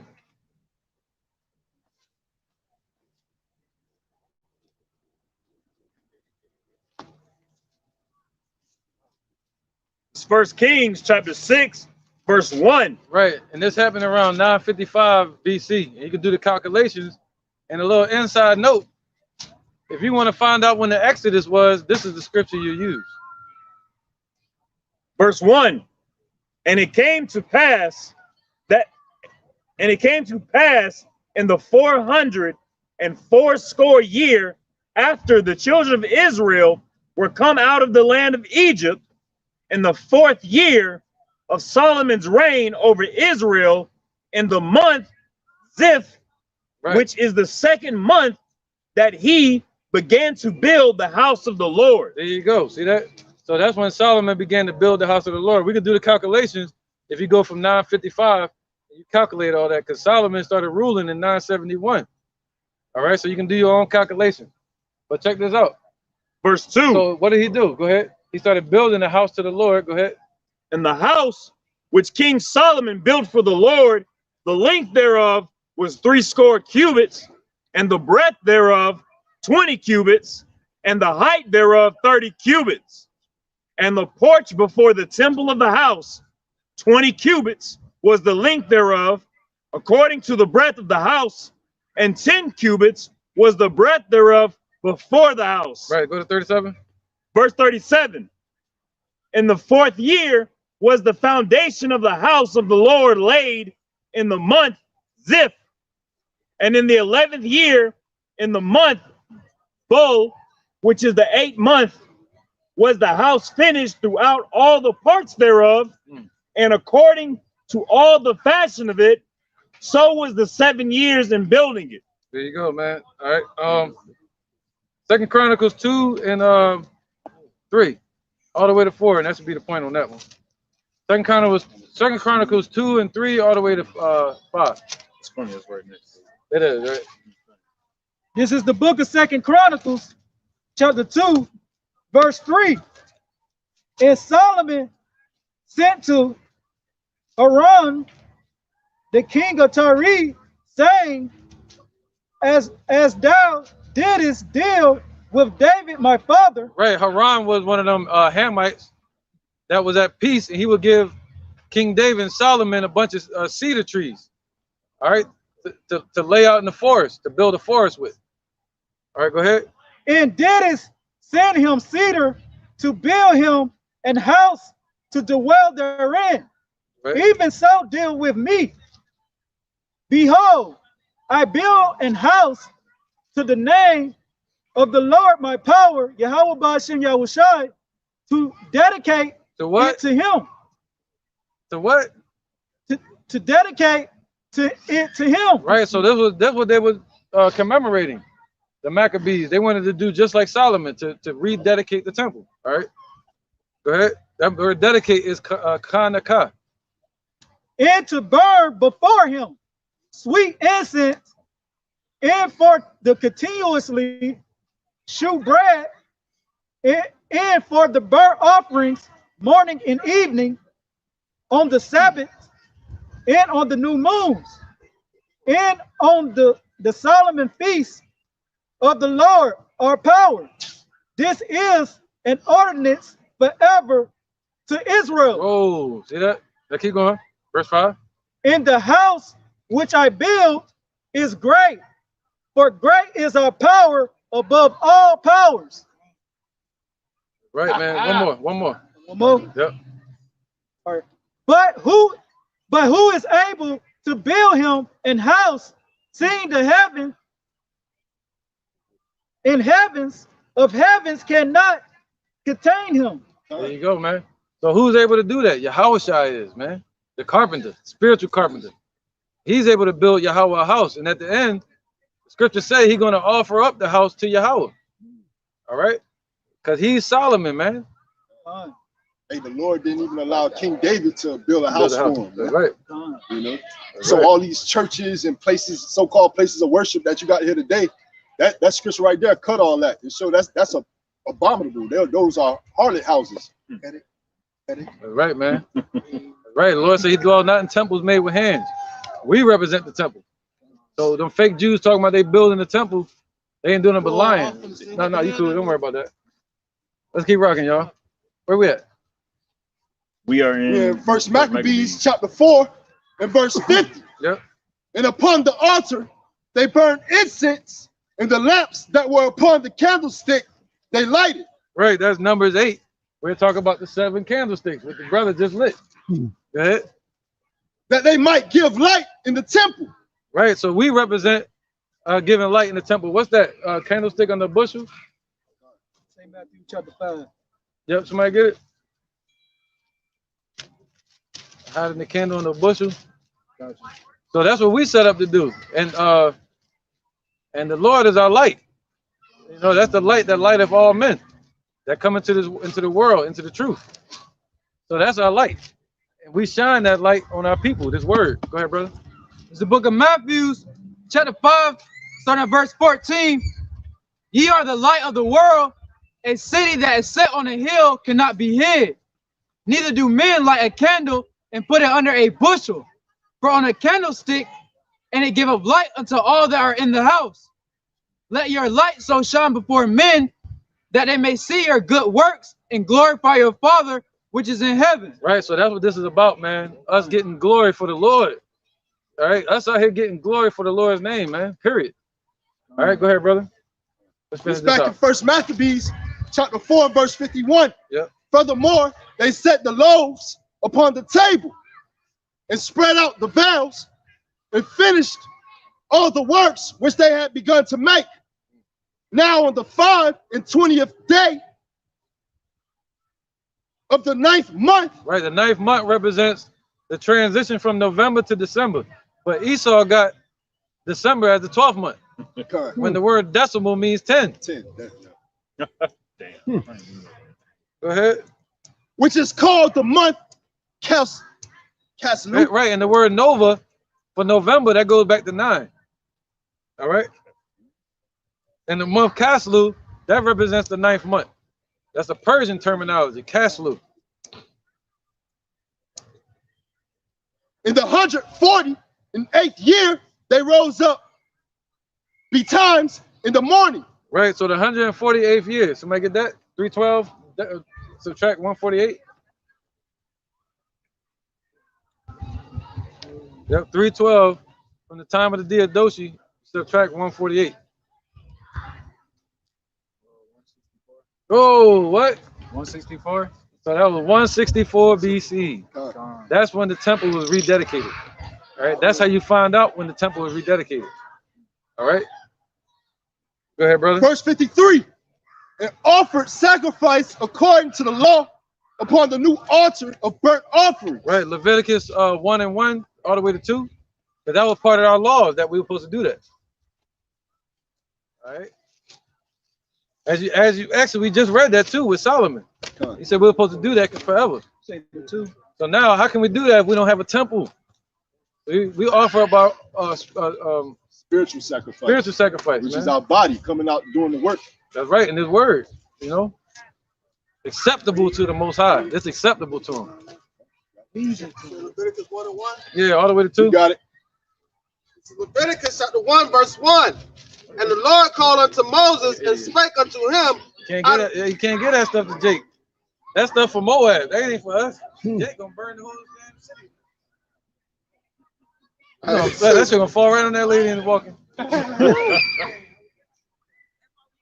the Lord said unto Moses and spake unto him out of the tabernacle of the congregation, saying, Speak unto the children of Israel and say unto them, if any man of you bring an offering unto the Lord, ye shall bring your offering of the cattle, even the herd, and of the flock.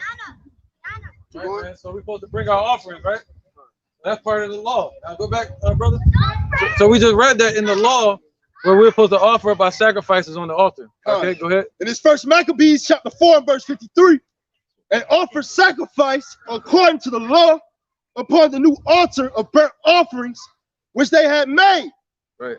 Look at what time and what day the heathen had profaned it. Right. Even in that was it dedicated with songs and citherns and harps and cymbals. And cymbals. That's right. So a couple years, like 4 years prior. Right, I think like 3 or 4 years prior, that's when Antiochus came in and desecrated the temple on the same day, like we read on the month in the month Caslu. All right. On the month Caslu, they desecrated the temple, but then a few years later, on that same day and same month, the Lord gave us the temple back. That's a miracle. All right. He gave it back to us on the same day and same month, man. Just years later. Most High made that happen. All right, in November, December. He gave us a holy day to separate us from this damn Thanksgiving and wicked Christmas holiday. Okay, go ahead, brother. Verse 55.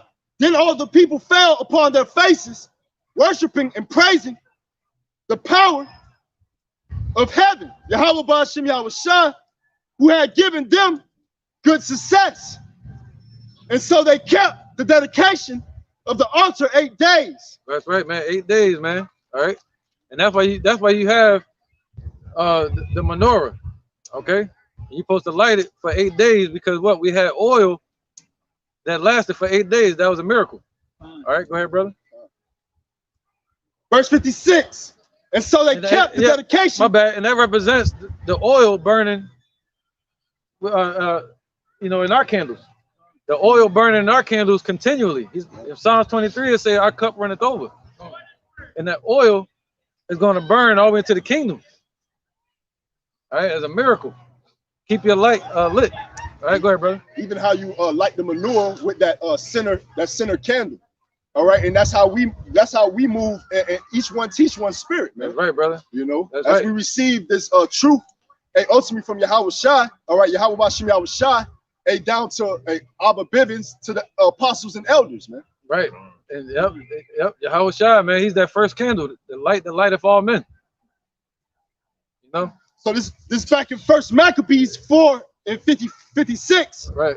And so they kept the dedication of the altar 8 days and offered burnt offerings with gladness and sacrificed the sacrifice of deliverance and praise.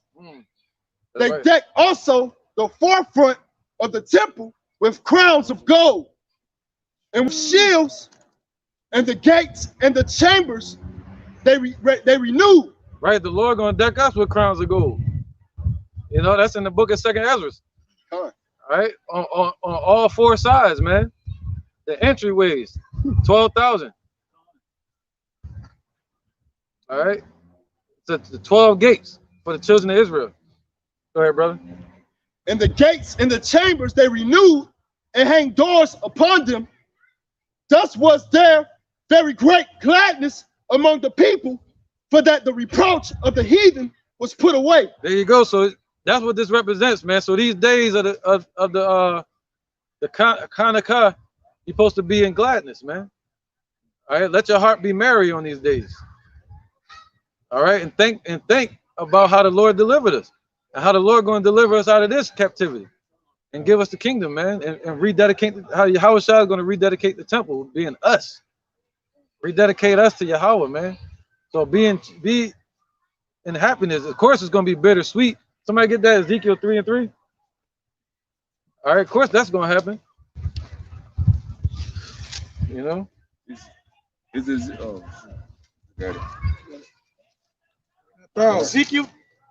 3 and 3. And he said unto me, Son of man, cause thy belly to eat, and fill the bowls with the roes that I give thee. Then did I eat, and it was in my mouth as honey for sweetness. Right, so that's like when you come into this truth, like hearing about Chaanakah, man, you'll be like, yo, you know what? That's what's up, man. I'm hyped. You know, if you heard that first, but then what? Keep going, brother. And I said unto him, so this word becomes sweet at first. You find out you're an Israelite.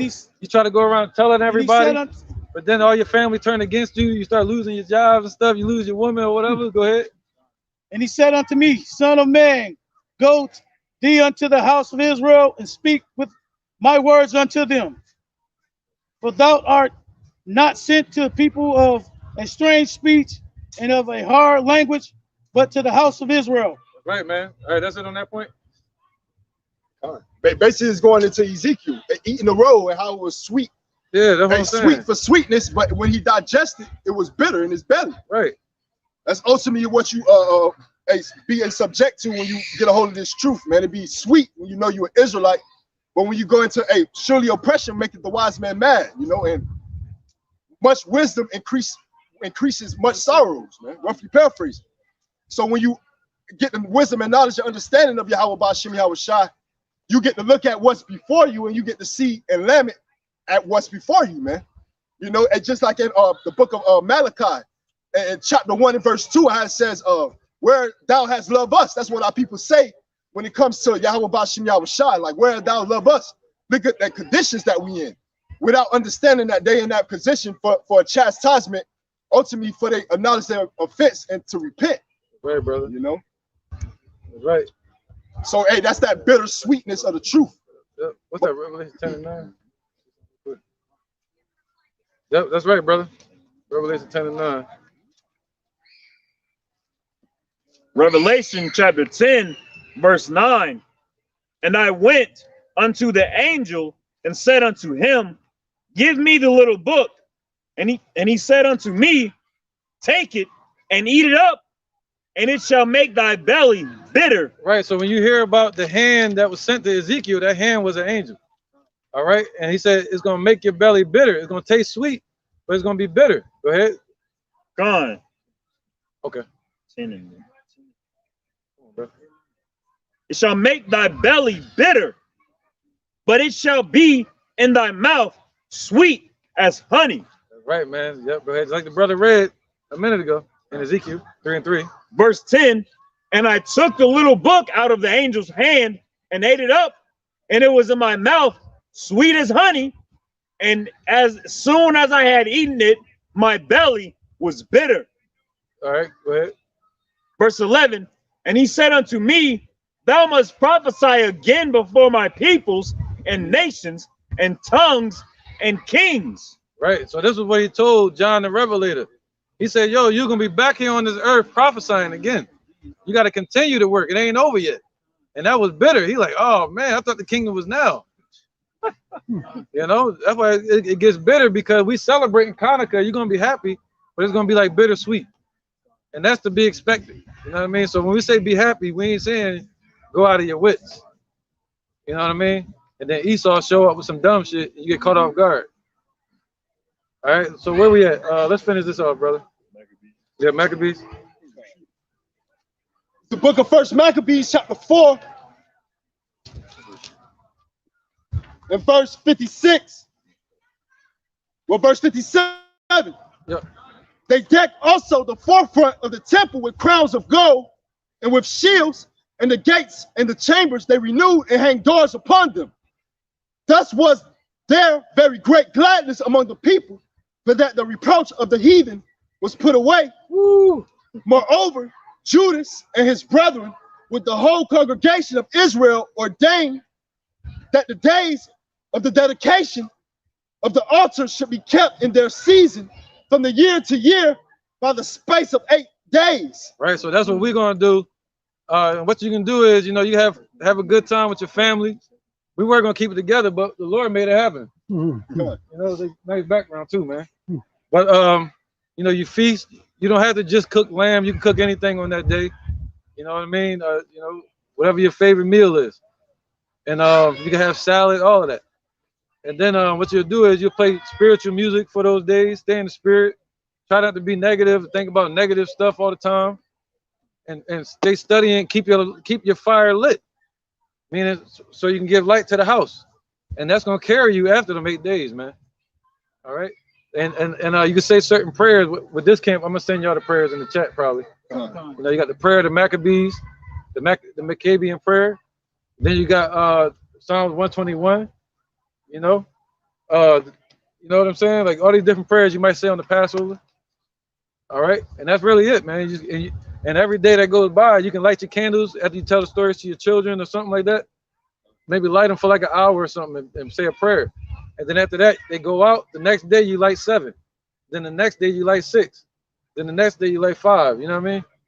And you continue to do that for 8 days. All right, and that's the best you can do, man, in this society. You know what I mean? And you can give gifts to each other and stuff like that if you want, but they really do that in the month of celebration of Purim. But that was it on that. All right, let's get 2 Corinthians. Let's get 1 Corinthians 15 to 24, and that's it.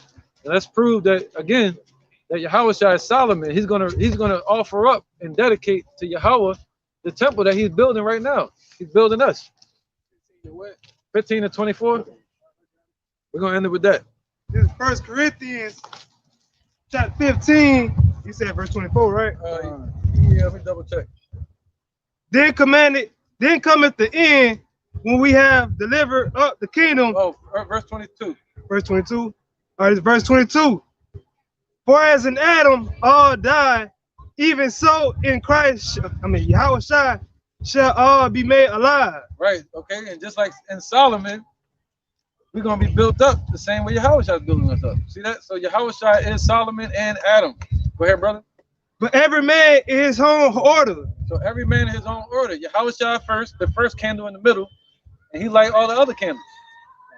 All right, go ahead. Mashiach, the first fruit. Afterwards, they are Yahweh at his coming. Go ahead, come on. Then cometh the end when he shall have delivered up the kingdom to God, even the Father, when he shall have put down all rule and all authority and power. So Yahweh is going to deliver up the kingdom to Yahweh, man. All right, and that's why you had the scriptures say he saw the holy kingdom, New Jerusalem, coming down from Yahweh out of heaven, because Yahweh is going to take us up to the heavens, man. All right, and deliver the kingdom up into Yahweh, man, just like Solomon was planning on doing. The rededication of the temple. All right, any more precepts? Precept. That's good. This is Judges 5 and 11. They that are delivered from the noise of archers in the place of drawing water, there shall they rehearse the righteous acts of the Lord, even the righteous acts towards the inhabitants of his villages in Israel. Then shall the people of the Lord go down to the gates. All right, man. So that's the time we in, man. We in the time of rehearsing the righteous acts, the best we can do. You know what I mean? So stay in the spirit and be in a joyful spirit, man, because we about to get the kingdom. That's something to joy about. You know what I mean? Let that fuel you as you go through this affliction that's coming. You know what I mean? So with that, you know, we hope you're edified also. You know what I mean? And we're going to say, call, Alayim, La, Yahweh, Hashem, Yahweh Shai, Hashem, Ha, Rakah, Wadash, Ma'amah. All right, double honor to the elder apostles of GMS and the elders, and Shalom to you, Akwatim, and children, and Akim, that believe in sincerity and truth around the four corners of the earth, man. And stay in the spirit. With that, we'll say, Shalom. Shalom.